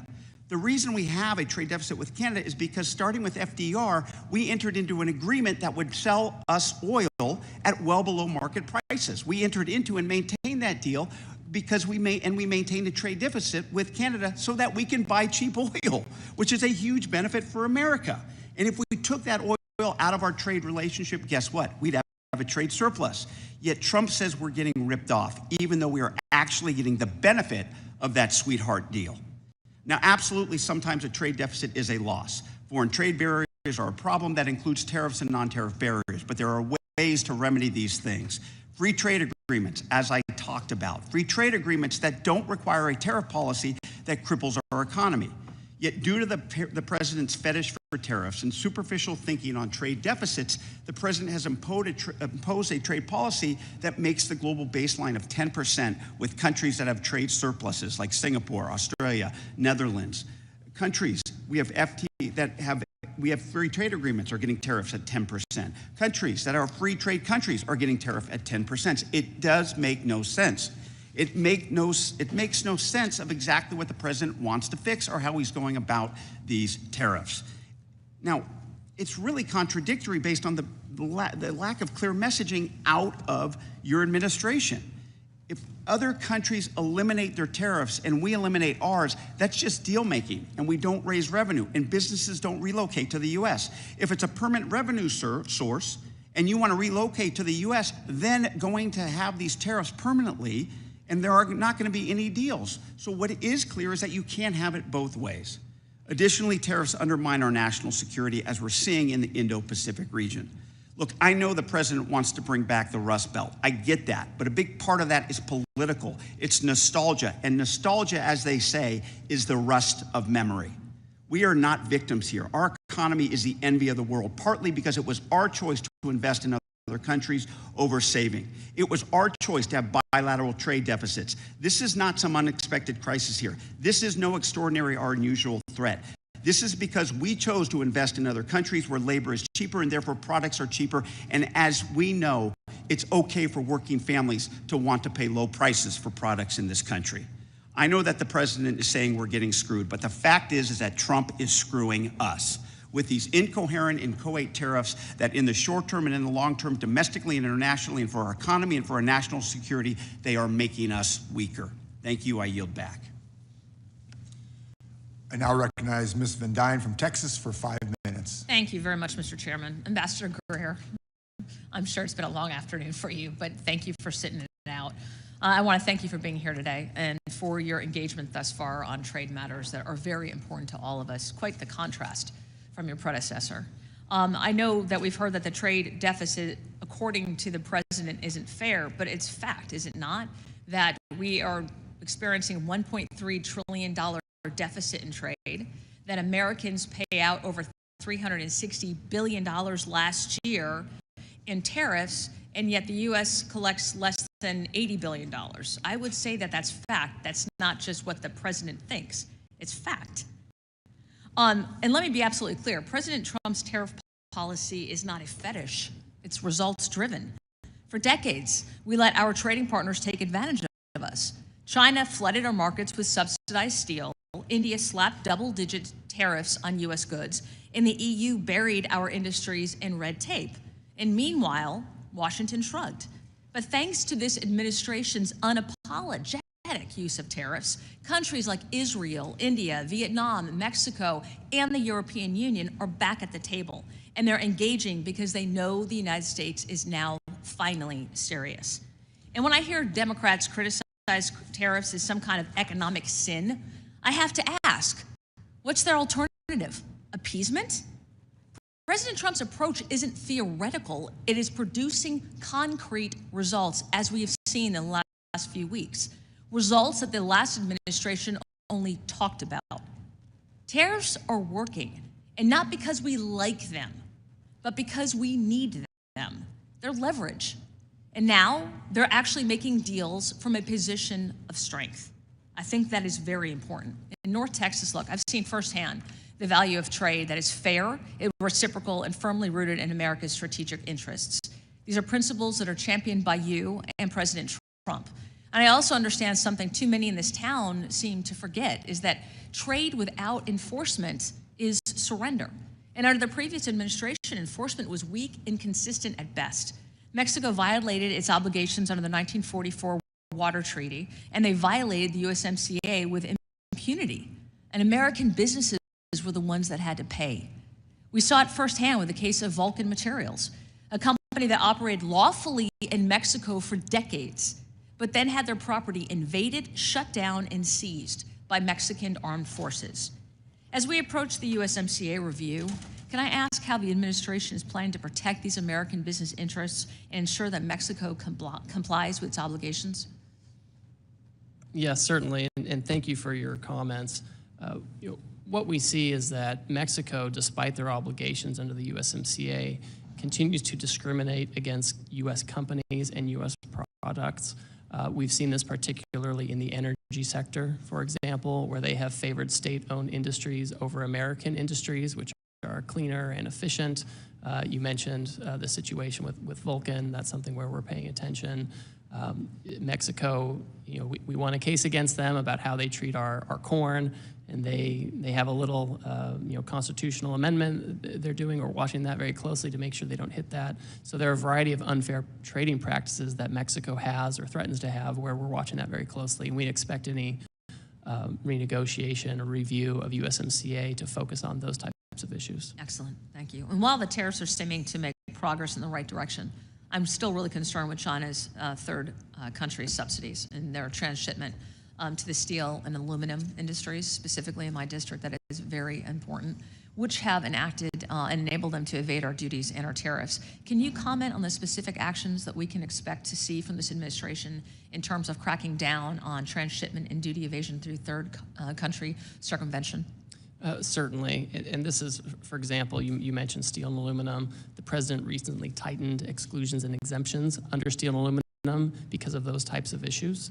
I think that we need to pay attention to whether goods coming in from Mexico and Canada, for example, whether they contain a lot of Chinese content. Some of this is Customs and Border Protection needs to do more enforcement. I know that they're focused on this, but I think that we need to make sure where we have trade agreements that the benefits of the agreement are going first to Americans and then, of course, to trading partners who follow the rules. And we have to have enforcement. And enforcement means tariffs. People say they want enforcement, but in the trade space, enforcement means tariffs. So we're going that direction too. I'm concerned that our current trade remedy laws will not suffice, which is why I'm leading the Level the Playing Field 2.0 Act with Ms. Sewell. Do you agree it's time for Congress to update trade remedy laws? Oh, I certainly agree with that, yes. Awesome. All right, Ambassador, we're at a pivotal moment. We finally have a trade policy that doesn't just talk about fairness, but it actually demands it. The Trump administration has sent a clear message. The era of taking advantage of the United States is over. Thank you again for your testimony and leadership, and I yield back. Thank you. Thank you. I now recognize myself for 5 minutes, and I just want to say thank you, Ambassador Greer, for taking the time to speak with us today. It's great to hear a voice of reason. I want to first thank you for including Germany's withholding tax on IP on USTR's list of investment barriers in the national trade estimate. And I look forward to working with you on this and ensuring fair treatment of American businesses across the world. I saw the list, and that was one of them, Section 49, so thank you very much. I am from a district, the second largest ag district in the country, number one in cattle, hogs, corn, soybeans, and so forth. 20% of our ag production in the United States goes to the export market. So my hope is to see tariffs imposed last week quickly lead to fair and reciprocal market access and to end many of the long-standing agricultural trade barriers around the world. I mean, that is really my hope. So if I may ask you, it's a really interesting time. We have 70 countries that President Trump said last night, 70 countries that want to negotiate, which is incredible.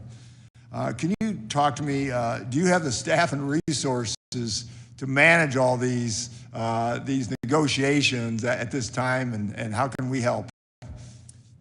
Thank you. I, of course, could always use more staff.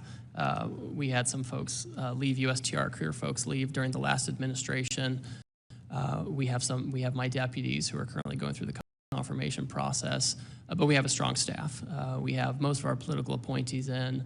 We have career veteran USTR folks who know these issues, who have been there for many years. I know them from the last time I was there. I work very closely with them. This is a situation where we have embraced at the agency, and these folks are truly at the tip of the spear. They're the ones who helped put together this book with all the non-tariff trade barriers that we're putting together. So they know their brief, they know what they're doing, and when the countries come in, there's not a lot of extra homework that needs to be done because we know exactly the barriers we're targeting. So we're doing our best with what we have. I always welcome more staff, of course. That's great to hear.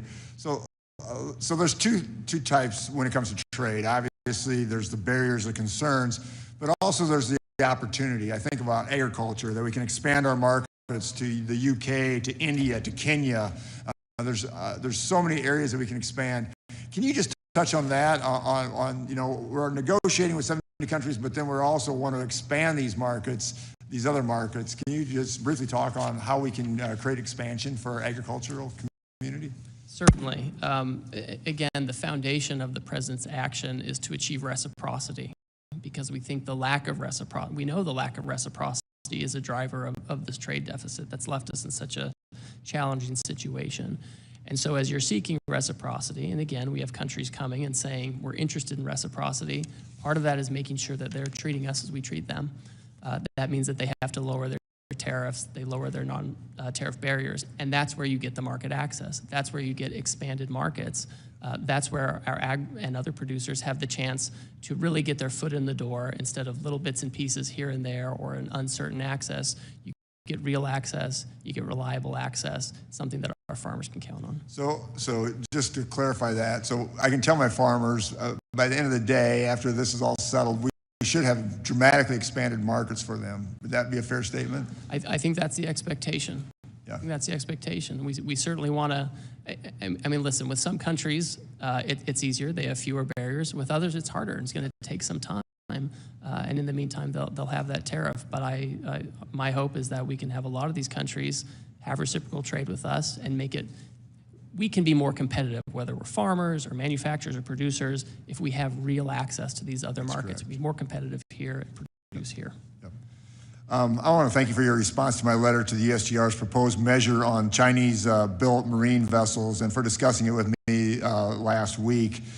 The proposal of the USTR to counter China's shipbuilding industry would significantly increase freight costs on U.S. soybeans and soy products, in turn making the price of U.S. soybean products uncompetitive versus other countries. I'm hearing from my constituents that global soybean orders are simply being canceled and grain shippers cannot secure freight past May due to this uncertainty. I just want to hear from you again. So what can I tell my soybean producers, I'm the largest in the country, to give them some peace in this matter and what's happening? Well, first of all, we should have final decision on that by the middle of this month. Second of all, there were a lot of proposed measures in that Section 301 action on shipbuilding. I think that, and this could have been a communications issue, I think some people thought that all of those measures would be imposed. Those were proposed measures for people to comment on and receive feedback. We've now had that process where we've had the feedback, and now we consider which of those measures is most appropriate. Thank you very much. I now yield myself back. Now I recognize Mr. Gomez from California for 5 minutes. Thank you so much. I want to just get to the point. I want to start off by making sure we're speaking the same language, Mr. Ambassador. Do you agree that tariffs are a tax, yes or no? They're a tax on foreign goods. Okay, so I'm glad you're here to say that, because also economists say that 98% of that tax is passed on to the American consumer, right? 98 to 99% is passed on to the American consumer in higher prices. And it's going to fall disproportionately, especially on working Americans. So higher costs when it comes to food. 40% of our produce are produced out of the country. Cars, clothes, shoes, household goods, all of it. And yesterday, you said, quote, there'll be some short-term pain. I want to know, and I think my constituents want to know, how long is short-term pain going to last? Is it 24 months? I don't think it's 24 months, no. 2 years? I don't think it's 2 years. The reason why, is it 3 years? Is it a month? Because here's the thing, you also said yesterday, the other thing you did say yesterday, is you said the trade deficit grew over 30 years. It didn't happen overnight, so this problem is not going to be solved overnight. So you're saying on one hand, it's not going to be solved overnight, but then the long-term pain, it's going to be short-term pain. That doesn't compute. People don't believe it. And here's the thing, just yesterday, it was said that it was going to be a $3,800 a year increase falling on working families and the cost of higher prices. It increased to $4,600. We had to actually cross that out because we made this board yesterday. What is the tax increase going to be tomorrow? Is it going to be $5,200? So, and the reason why is that we have different definitions of short-term pain. What was your last, before beginning confirm at USTR, where did you work? I worked at King & Spalding. King & Spalding. How much does a partner make at King & Spalding? Well, it depends on a lot of different factors. But so I can pull up your financial disclosure. I don't have it in front of me, but one of the things that we're shown, it's about $1.5 million. My constituents don't make that. The average American consumer doesn't make that.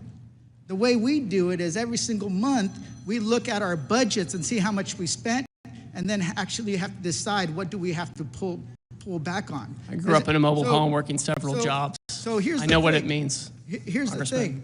You in a mobile home. You also have a cabinet of billionaires. You have Lucknick, you have Besant, you have the president himself, you have Elon Musk, Donald Trump, who has billions. So for them, $4,600 doesn't mean anything. But for the average worker, it does.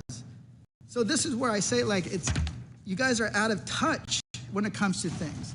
And I recognize you're working a lot of different jobs. So I'm going to move on to ask a question. In your testimony, you said Ms. Sanchez said you are the acting head of special counsel. Aren't you also the acting head of the Office of Government Ethics? I was recently assigned to that position, yes. Correct. Mr. Gomez. So let me get this straight. You are the chief USTR representative, the active chief of ethics. You're also the chief whistleblower, and now you're leading negotiations of 70 countries. So where's your priority? Those other jobs, or is it the trade agenda?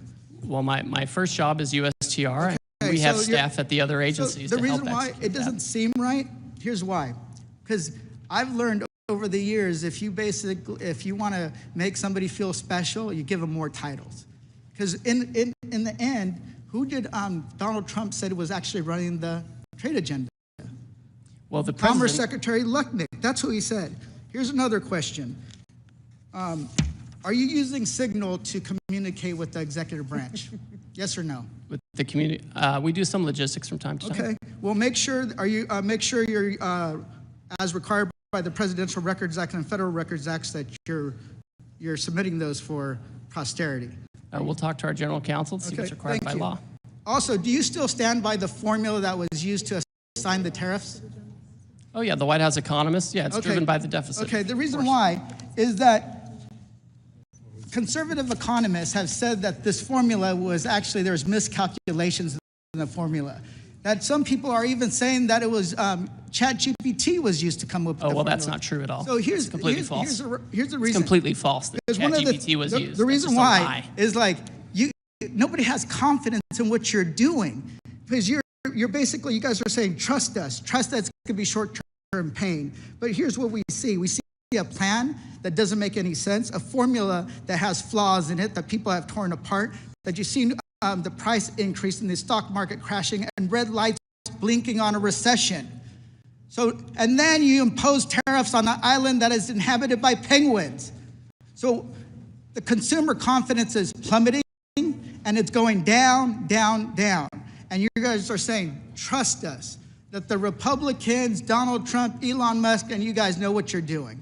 So that doesn't pass the smell test. It doesn't make any sense. We worked on other issues before, and I hope we can work on other issues moving forward. But you guys need to be straight on who's running the show, because this is going to fall and hurt the American worker. With that, I yield back. Ms. Malliotakis. Thank you, Ambassador. I very much appreciate your testimony here today, and I understand the President's goal of wanting to reduce unfair tariffs that are placed on the United States, that he wants to level the playing field, that he wants to reduce the trade deficit, that he wants to remove barriers to entry, and he wants to reshore manufacturing.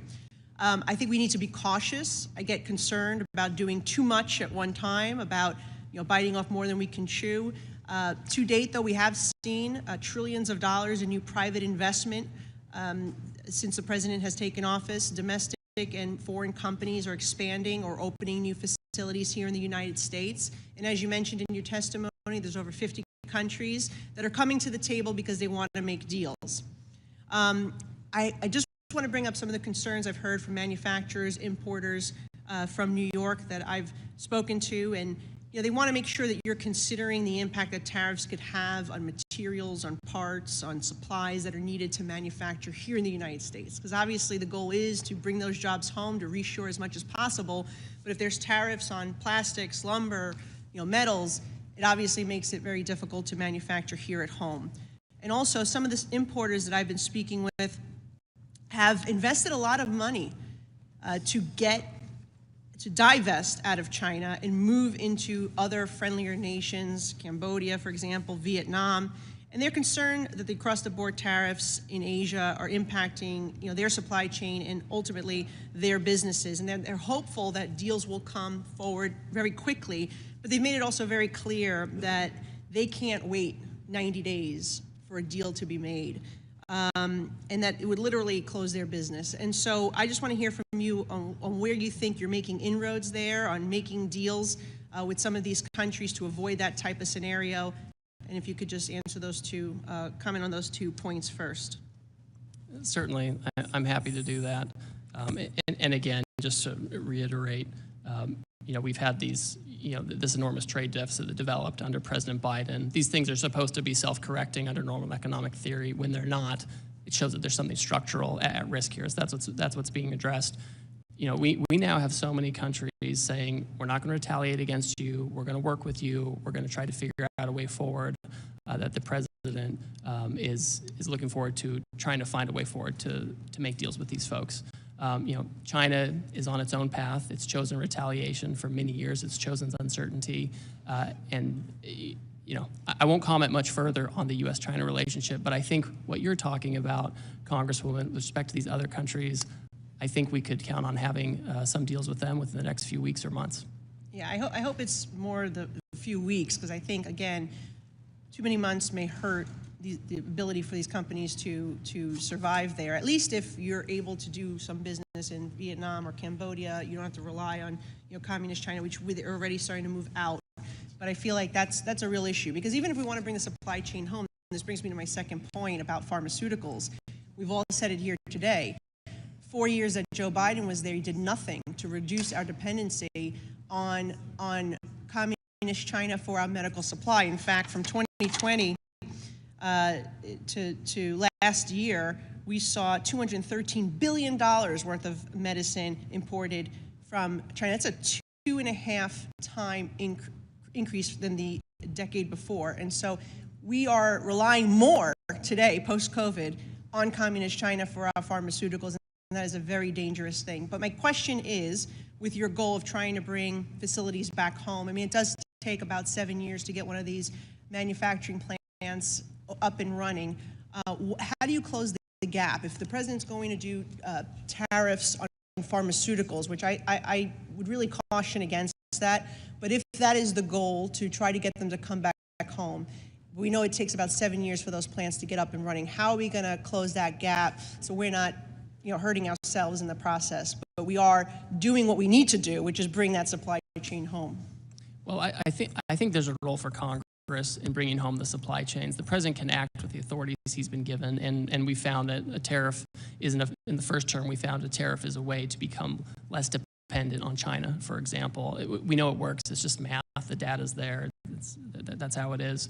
To the extent that Congress is interested in helping reshore and creating, tax structures that incentivize manufacturing, I think that's just really important. I think we have to have that. Well, and I'm glad you mentioned that, because I actually have legislation to do just that, to incentivize our sensitive supply chain, particularly pharmaceuticals, back here, and also to utilize Puerto Rico, which has had historically the infrastructure to do it. I agree with my friend Dr. Murphy, who pointed that out earlier, and I have 2 pieces of legislation that I hope the committee will take up, or perhaps we'll put a piece in the tax package. But I do look forward to working with you. I think it does take more than that. We also have to reduce some of the regulatory framework and some of the permitting process that takes too long. But we can get there, but we need to make sure we don't hurt ourselves in the interim. Appreciate your time. Thank you. Mr. Kerry. Mr. Ambassador, a pleasure to be with you today. Thank you for your testimony. I also want to compliment you. I think anybody that has had a successful career on the private sector, who's willing to come back into the public sector, says a lot about the character of the person. So I appreciate your service to the country, sir. I was pleased to see the administration's decision to exclude oil and natural gas from these new reciprocal tariffs on countries with unfair trade practices. As we all know, one of the administration's top priorities is increasing U.S. oil and gas production, which is a shared goal of mine. As many of you know, Ohio is one of the largest coal-producing states east of the Mississippi River. But in order to accomplish this, the energy industry will need access to key materials and inputs to bring these projects online and help keep the U.S. as the top supplier of energy resources. Many of these products, including specialized steel, are not currently produced in the United States, and it's just a matter of fact. These products are designed to handle unique operating environments like higher pressures and temperatures needed for energy production. Many of these specialized products, there really is no domestic option. I mean, it's just, there isn't. So can you share how USTR is considering treatment for these types of key end-of-use produced materials like specialty steel in regard to the tariffs, especially considering that many of these products cannot be sourced in the U.S. and are essential to help deliver the administration's energy agenda? So, Congressman, the specialty steel you're talking about is not covered by the reciprocal tariff. The Commerce Department, using Section 232 action, they oversee any tariffs on steel and aluminum, and so I'm not trying to pass the buck, but they're much better placed to talk about how that's being implemented. I just want to identify this as something that is very concerning to a lot of people. So we'll follow up with your team, and we'll follow up the right people. The other thing I do want to bless you. Bless you. Sorry. Bless you. I yield back the balance of my time. No, Ambassador.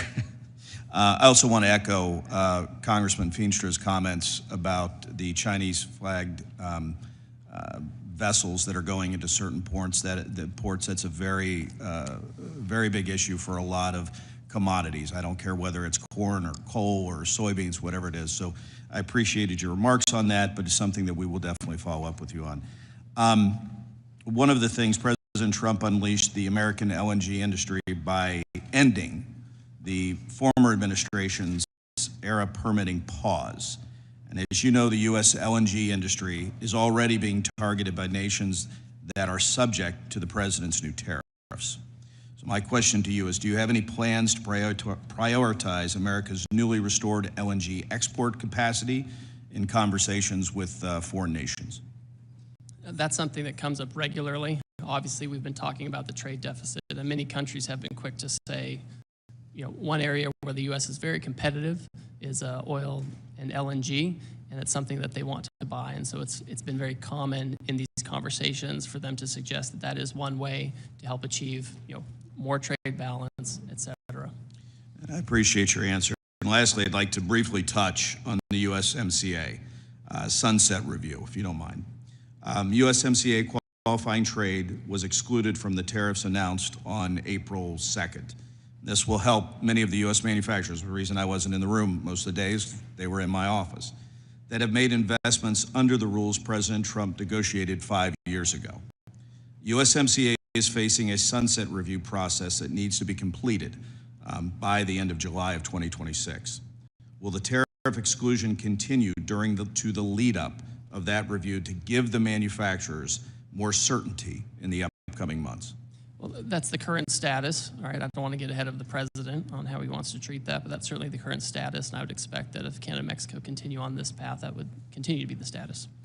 And again, I want to compliment you for your service to the country and being willing to go back into the public sector. A lot of people don't realize you're giving up on a lot. You're spending a lot more time, probably a lot more hours, a lot more time away from your family. And so I just want you to know, as a member of this committee, I certainly appreciate your service. So with that, Mr. Chairman, I yield back. Mr. Horsford. Thank you, Chairman Smith, and to the ranking member. Mr. Trade Representative, are you aware that the tariffs have been paused? I am, yes. When were you made aware of that? Well, I understood the decision was made a few minutes ago. And Sitting here. And under discussion. Sitting here, under discussion. So did you know that that this was under discussion, and why did you not include that as part of your opening remarks? So typically what I don't do is divulge the contents of my discussions with What are the President details of the Congress. pause?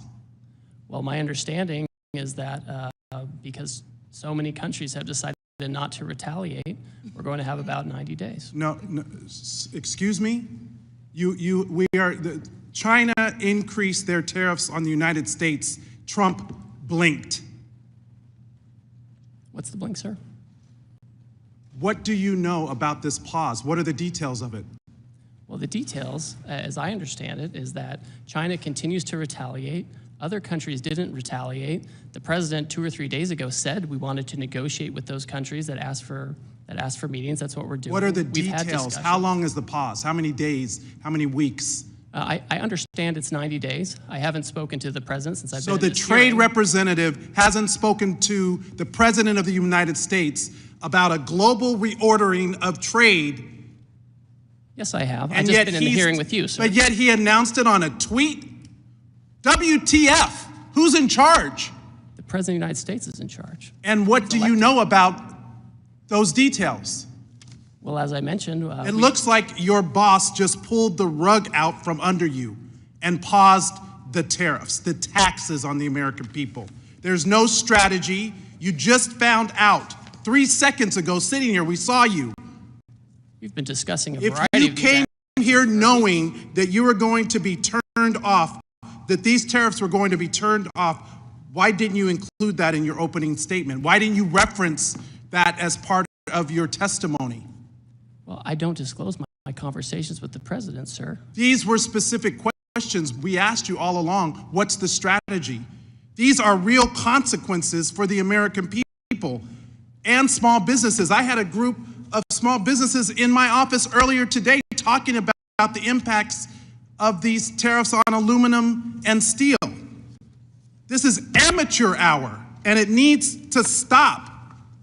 What does this even mean for your negotiating strategy?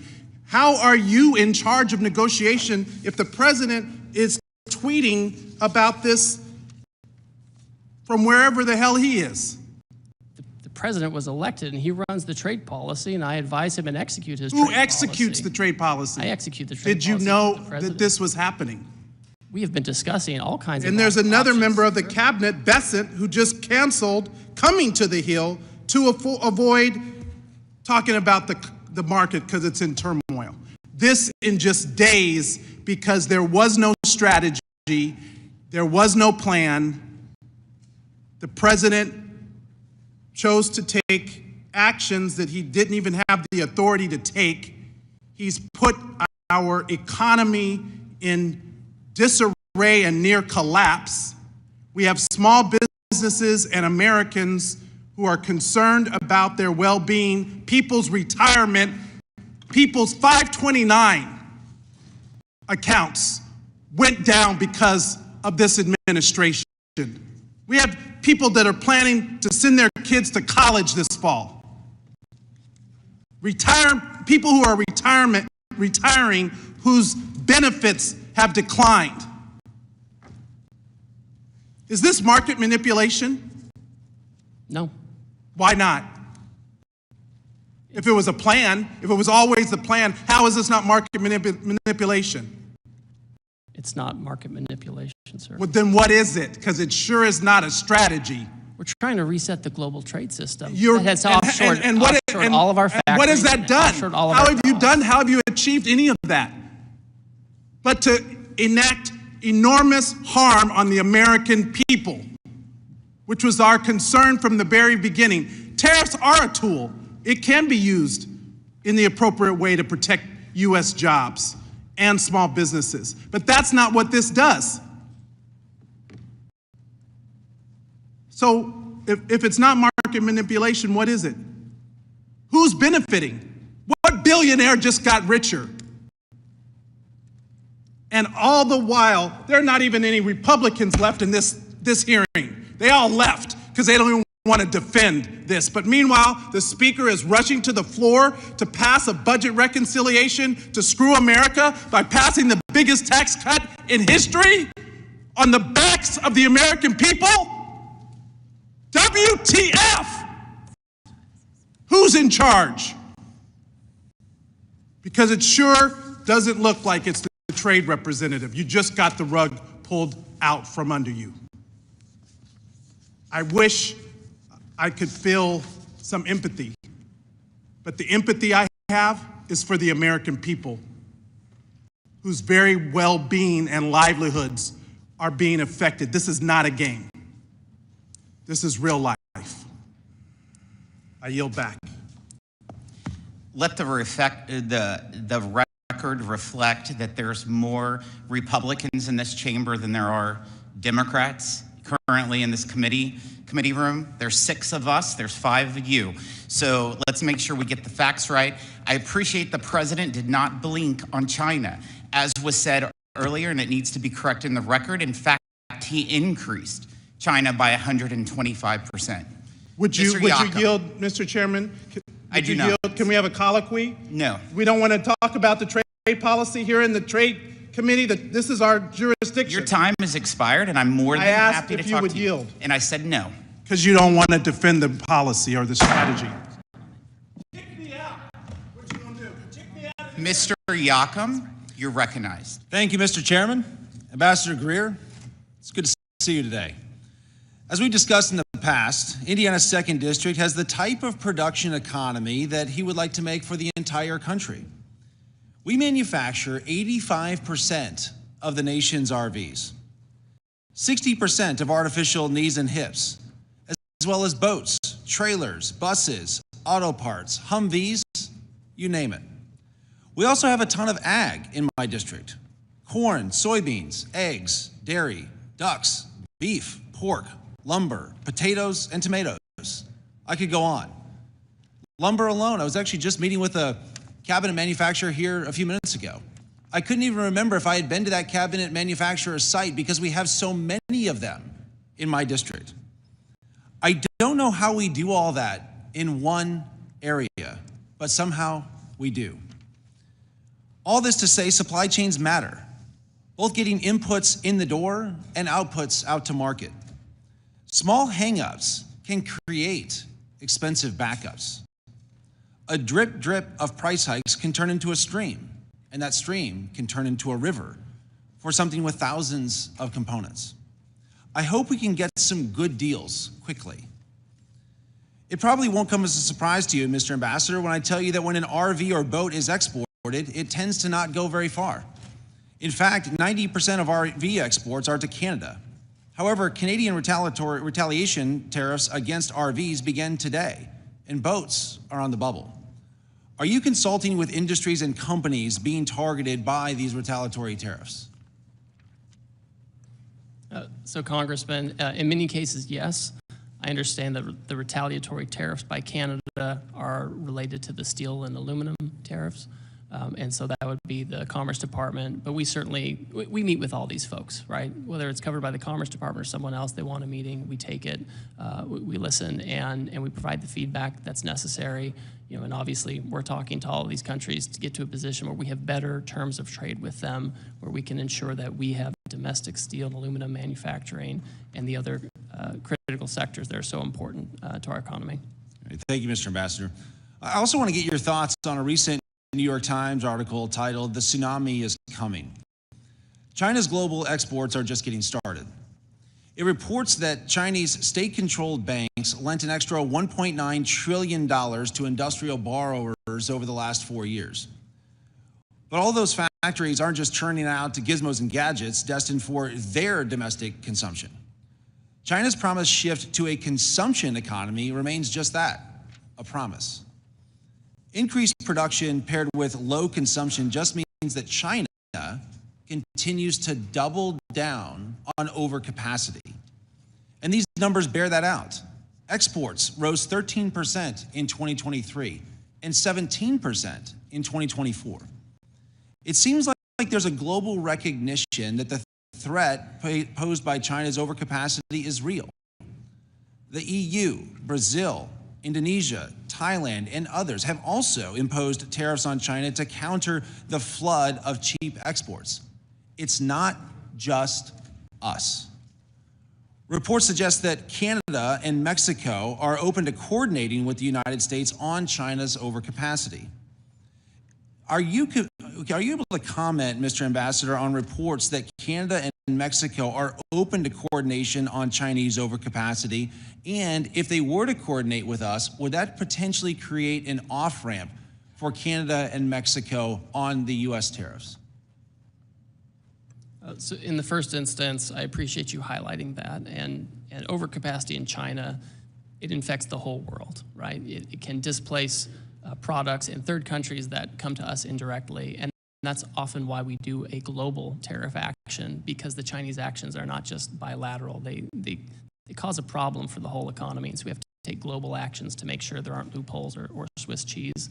With respect to Canada and Mexico, I won't get into the details of our negotiations with them. I'll defer to their public statements. But for my part, I would say we have encouraged, we being American policymakers, we have encouraged for years our close trading partners to take stronger action against China of the types of actions that we are taking. Right. What about other countries and allies? Do you think there's room for them to coordinate with us on some of these tariffs as it relates to China? So I think there's room for that. You know, some of these economies are closer geopolitically and economically to China. It makes it a harder choice for them. You know, Southeast Asia, that kind of thing. But in my own view, it's in these countries' own interest to, frankly, manage their trade with China so that they don't become victims of a second China shock. Great. Thank you, Mr. Ambassador, for being here today. I'd also like to thank you for your patience that you've certainly shown with us today. And with that, Mr. Chairman, I yield back. Thank you, Mr. Miller.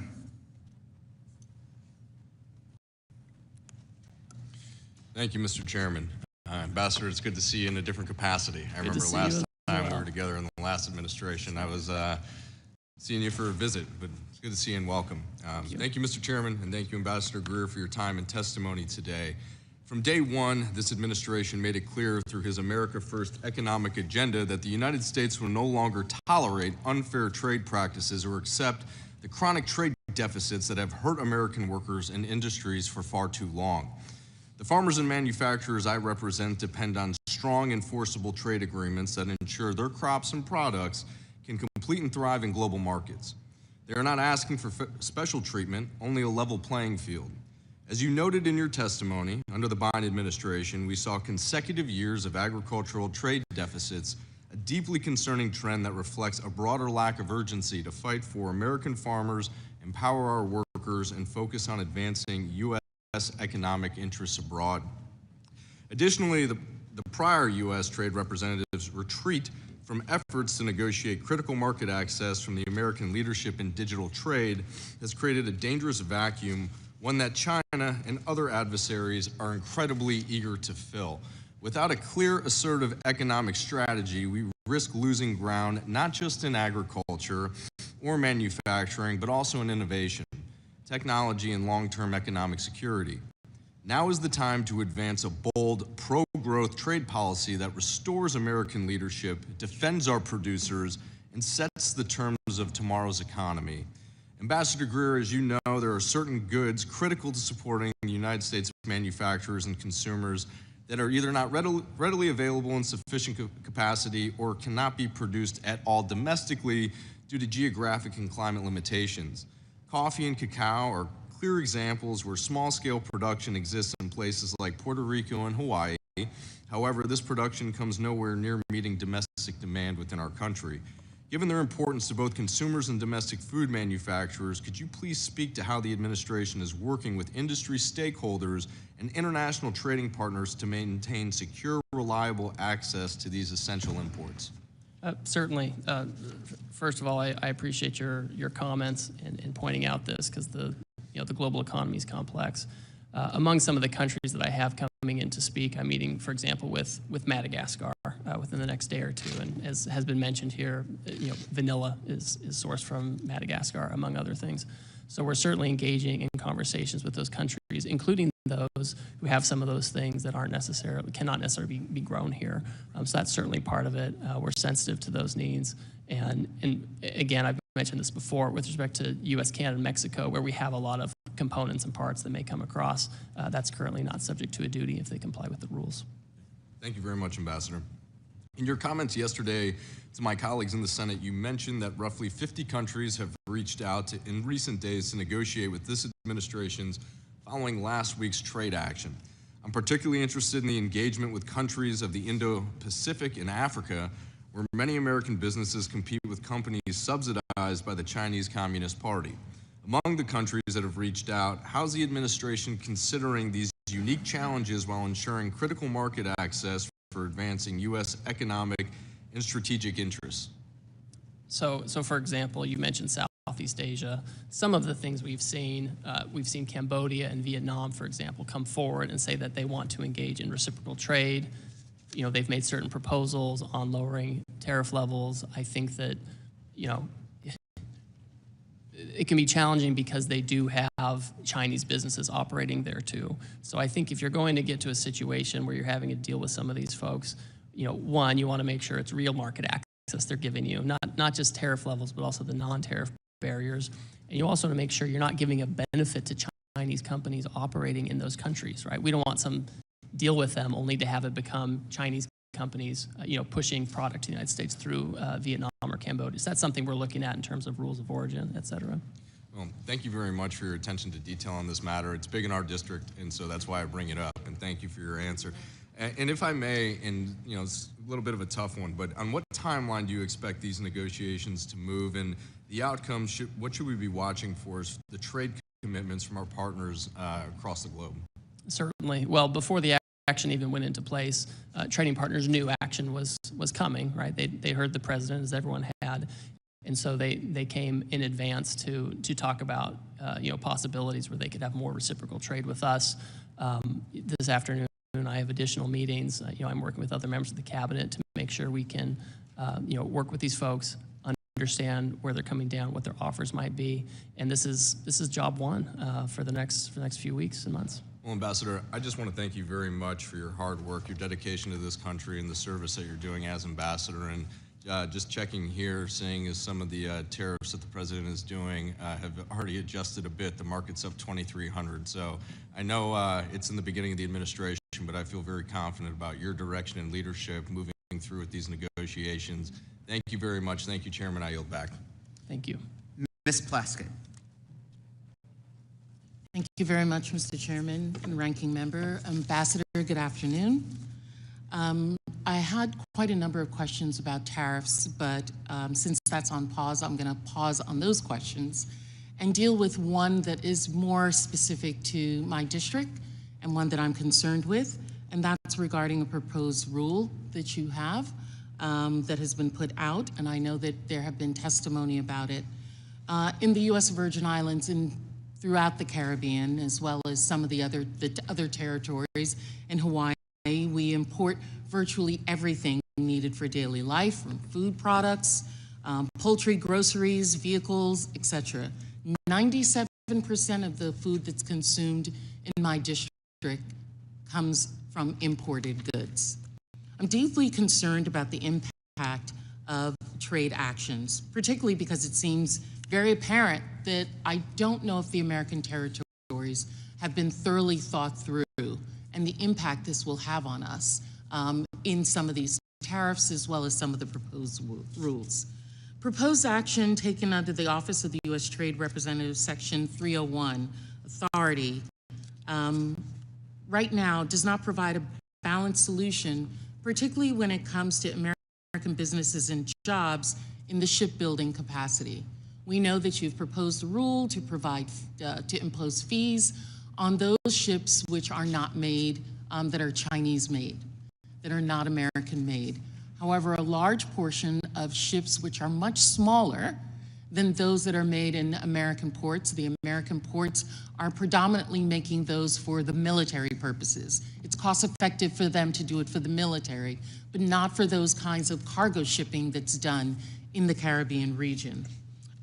It doesn't provide a balance for us, and we are concerned not only in the Virgin Islands, but Puerto Rico, as well as the other Caribbean islands, that this imposition of $1 million per port that is being proposed will bear incredible impact on us. U.S. shipping industry serving the Caribbean cannot absorb additional costs of the proposed port fees, which would have a significant economic consequence to us.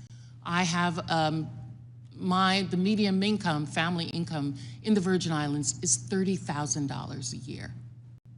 The cost of $1 million per port is going to be passed on to the consumers in my district, to the business owners. We are about to start a rebuilding of 20 schools, 2 hospitals, a complete microgrid, complete utility rebuilding both in the Virgin Islands and Puerto Rico. All of the laying and supplies that are coming into us are coming from these type of vessels. If they are then going to be imposed this fee, we will, negotiations that have already been done with FEMA for the cost of rebuilding are going to skyrocket, and we need some support for that. The thought is, sir, is many of these shipbuilders are in fact American owned. They're American shipping vessels that are American owned, they are just Chinese made. If has there been discussion about having some exemption for American owned, American vessels that are coming out of Florida, going into the Caribbean. I have a chart up here.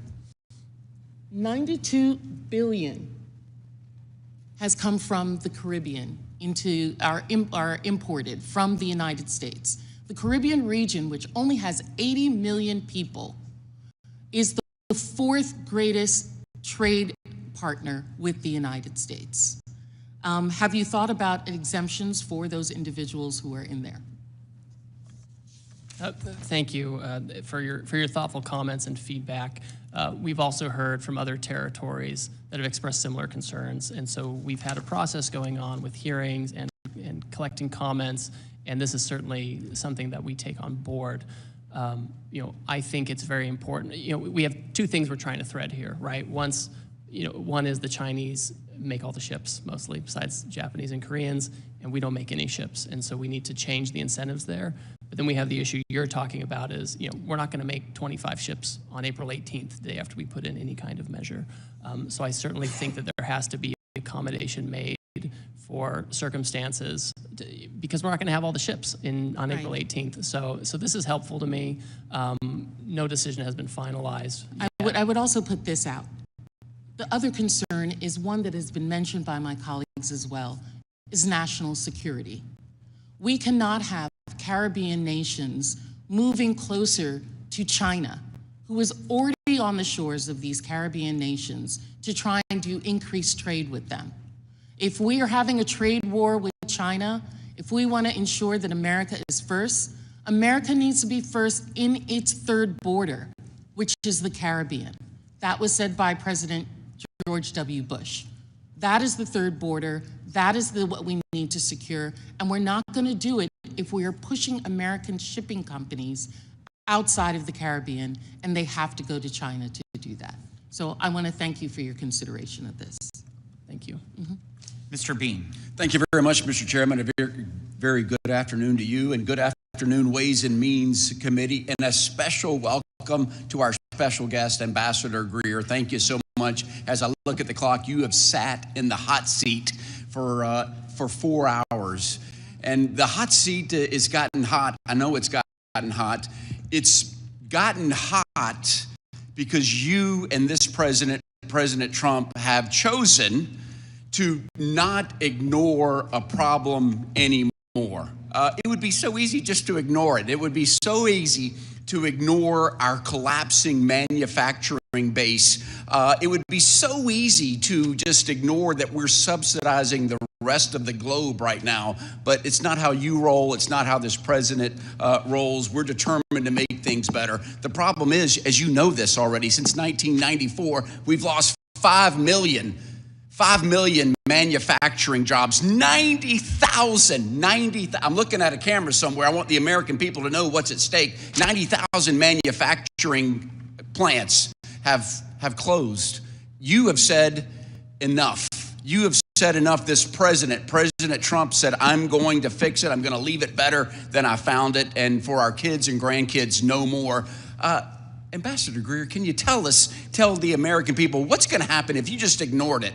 If we just ignored it, how long? Is it unsustainable? If we just ignored the problem, what happens to our economy? No, thank you for your comments. I agree completely with you. The situation is, for the past 30 years or so, we have had a trade policy dictated by Wall Street, and that's what I have people screaming at me today, the Wall Street talking points, repeating everything. They're trying to tell me what Goldman Sachs thinks. They're telling me all these different kinds of things. We're not talking about the next quarterly earnings for the investors on Wall Street, right? When the Wall Street Journal says, oh, well, this is going to be bad for Wall Street, I'm kind of focused on Main Street. I'm focused on getting these jobs back. We're sensitive to volatility in the market. We're sensitive to this. The problem is there's not a silver bullet where we can magically, have everything, bright and shiny again immediately. But we have to take strong measures. I would love to have Congress also take strong measures to help with reshoring and to support during this transition, where we adjust from an economy that's fueled by government spending and over-financialization to one where we're making real goods and services. Because if we don't do it, Congressman, if we don't do it, then we will be dependent completely on others, including our foreign adversaries, for the things we need the most. Amen. Like drugs and manufacturing, 50% of which comes from our adversary, China, which is a shame.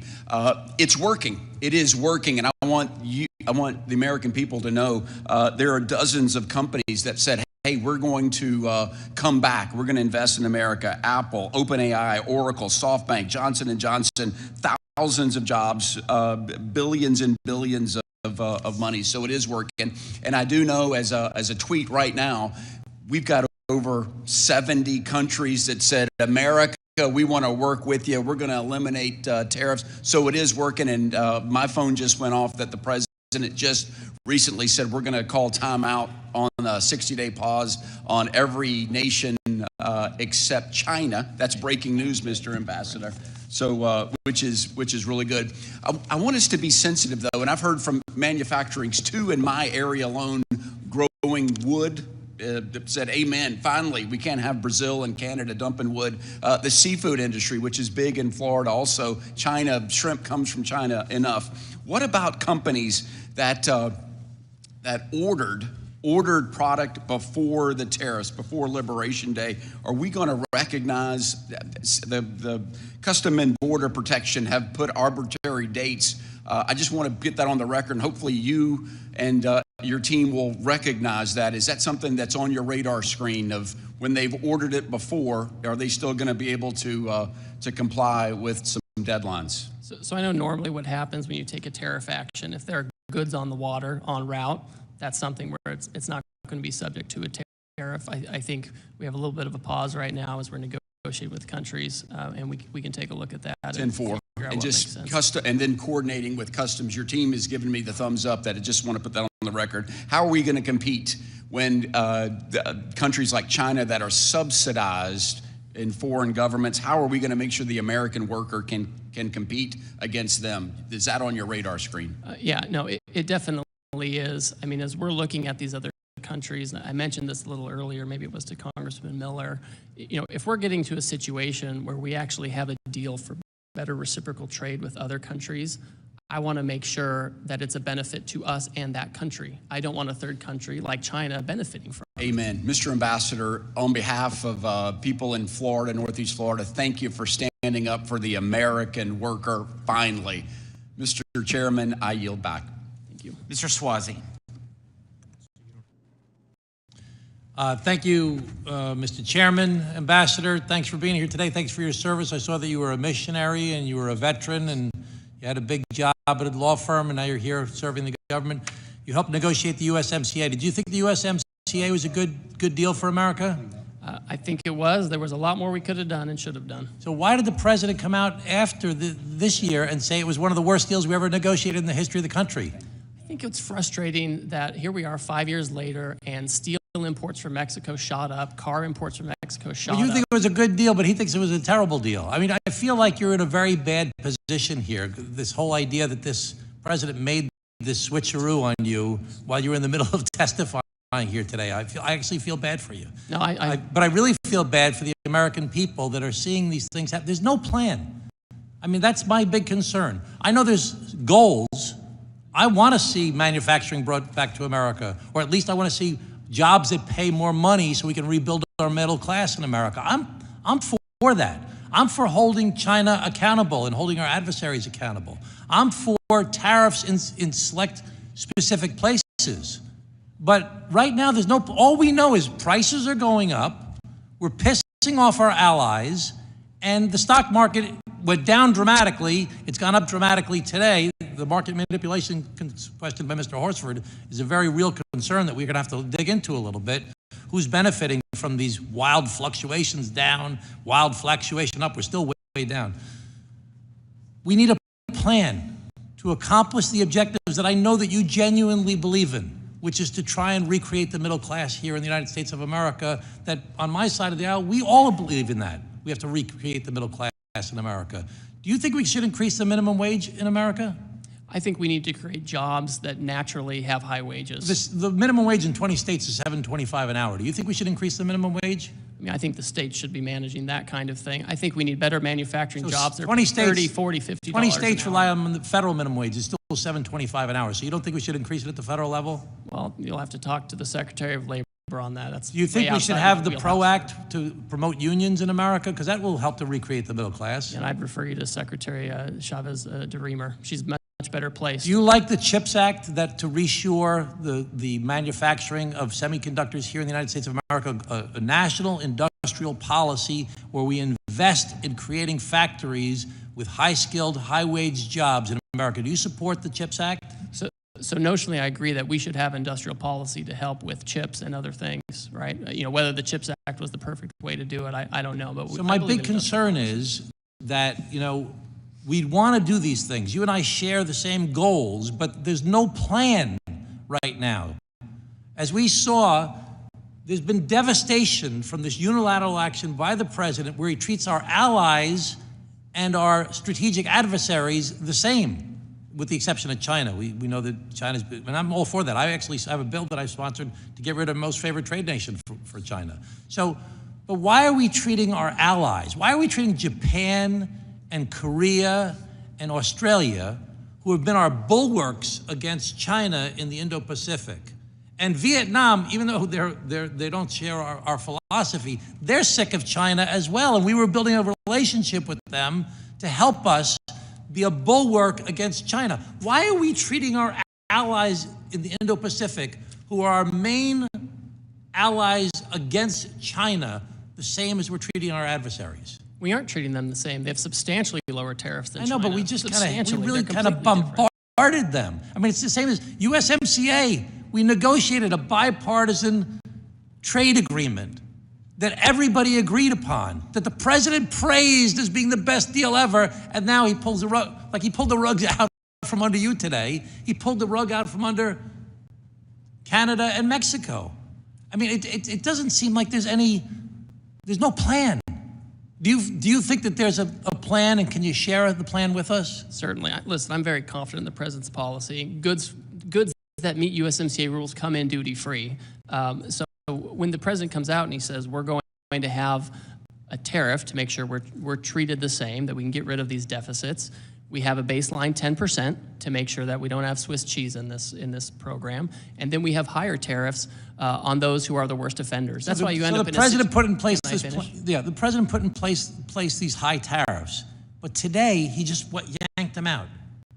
Is that part of the plan? Was that always part of the plan? Well, they're paused. The reality is a lot of these countries have come to us and they said, we understand American leadership, we understand what you're trying to do, we want to have reciprocal trade with you. China has taken a different choice, and so they're on a different path. Our Western Hemisphere countries, they all have the lowest rate. They have a 10% rate, right? The UK, Australia, they have a 10% rate. These are all the lowest. The big issues are in Asia, where we saw the offshoring, and China is in a category all by itself. Okay, thank you, Ambassador. Appreciate your time today. I'm very concerned there's no plan, and this is being done kind of willy-nilly at the last minute by the president, out of his head. It doesn't really make sense to us. It'd be great if we knew what the plan was and it was shared to us by the administration, and even if it was done in a way for our committee, that we can at least know what's happening. We have a lot of the same goals, but right now, prices are going up, our allies are very upset, and the stock market is on fire. Thank you. Thank you, Mr. Chairman. Thank you. Mr. Gomez is recognized to enter and document into the record. Yeah, Mr. Chairman, I wanted to enter a tweet by Howard Lutnick, basically where he states Scott Besson and him sat with President when they drafted the post, the Truth Social post that paused the tariffs for 90 days. This is just to emphasize that we don't really know who's running things over there. So ordered. Thank you. Mr. Moran. Thank you, Mr. Chairman. Ambassador Greer, thank you for your time today. Sincerely appreciate you coming down to answer questions during this week. I know your time is busy. I want you to know that I support President Trump's effort to achieve trade reciprocity and equal treatment for the United States on the world economic stage with those countries that are strategically aligned with the U.S. As a short-term negotiation strategy, I am hopeful that the current tactics of the administration will restore trade disparities and imbalances around the world, to induce our friends and allies around the world to reduce or eliminate their tariffs on the U.S. and eliminate anti-American non-tariff trade barriers like quotas, subsidies, sanctions, unreasonable regulatory restrictions, that are there against and on American products, not to mention currency manipulation and intellectual property theft issues. If President Trump is able to achieve this worthy reset, it will have a material long-term benefit for the American economy and the American worker. I'm confident about that. I'm confident that his strong leadership can achieve these results using this tool. But I do think it's also important for you to hear from me that I urge caution and express my hesitation on the use of tariffs as a long-term economic strategy rather than a short-term negotiation strategy. In my opinion, freer trade practices traditionally have helped spur economic growth, technology innovation, and cooperation of economies. Freer trade also helps to keep consumer prices lower, in my opinion. I want to come back to and visit this idea of China, because I think China really is the big problem here. When we're looking out on the world stage, I was glad to see that we even went up today from 104 to 125% on the tariffs, according to the tweet that was put out just a little bit ago. And China, I think, needs to be our focus on where we put our efforts in the next few months. The de minimis rule is $800, or was before the recent executive order. I want the American people to understand. I would love for you to explain how the China-friendly de minimis rule was helping China companies undercut American companies before the president's April 2nd executive order went into place. Certainly. So just to lay it out, the de minimis exemption it's a provision of law that allows goods to come in. If they're valued under $800, they can come in duty-free. And we have a lot of Chinese companies that have leveraged this to avoid tariffs, right? We have high tariffs on China for very good reasons, and they have used this law to bring in these goods. We have also heard that this has been used because there's little scrutiny of these packages. They can be used to include illicit substances, counterfeit products, things that harm U.S. people, but also U.S. companies. And so it's been a loophole. And so that's one of the reasons why I know there's been bipartisan movement in Congress to deal with it, why the president was comfortable moving forward with that as well. Yeah, and I think the American people don't realize what a big loophole that has been over the past 4 years, and how devastating that has been to a number of American businesses to have China unfairly compete under that de minimis rule. So I applaud the president including that in his executive order, and I hope we eliminate that altogether moving forward. I also want to talk to you about the fact that China is involved in a worldwide illegal and unregulated fishing around the world. Is the president's team, is the administration looking at helping to stop the illegal and unregulated fishing that's occurring across the globe by China? Yes, that's, I have an office at USTR that deals with environmental type issues, and they're very focused on this particular issue of fishing. It's something we're looking at. We're working, there are folks in the Senate too who are very concerned about this. We currently have now tariffs on China, so that at least creates a deterrent from having that in our market, but it's a broader issue that we should deal with. Yeah, it not only hurts American fishing, but it actually undercuts particularly the global South from being able to have a revival of their economies in their fishing waters, which makes them more dependent on China as China comes in and invades effectively the global South, as you know. The U.S., moving on to a different topic, the U.S. has now imposed, as of today, 125% import tariff on China. China hasn't indicated that they're really willing to come to the table yet. I was glad to see that all these other countries have come to the table. I think that's because of the strength the president's leadership is showing across the world stage, that he means business, that we're going to have a reset where American businesses are not taken advantage of. But what is the administration planning to do to make China come to the table and actually engage in freer trade or fairer trade and cut out these unfair trade practices? Well, China doesn't believe in free trade or fair trade for that matter. We had an agreement with them under Trump 1, and they started to comply with some of that. In the Biden administration, there was no enforcement. And to some degree, they've chosen their own path. And when they're ready and when they want to talk about how to have a better approach, obviously we always have an open door.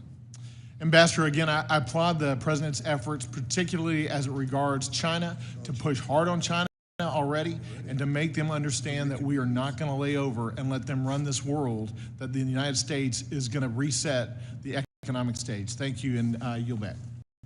Thank you. Thank you, Ambassador Greer, for appearing before us today. Please be advised that members have 2 weeks to submit written questions to be answered later in writing. Those questions and your answers will be part of the formal hearing record. With that, the committee stands adjourned.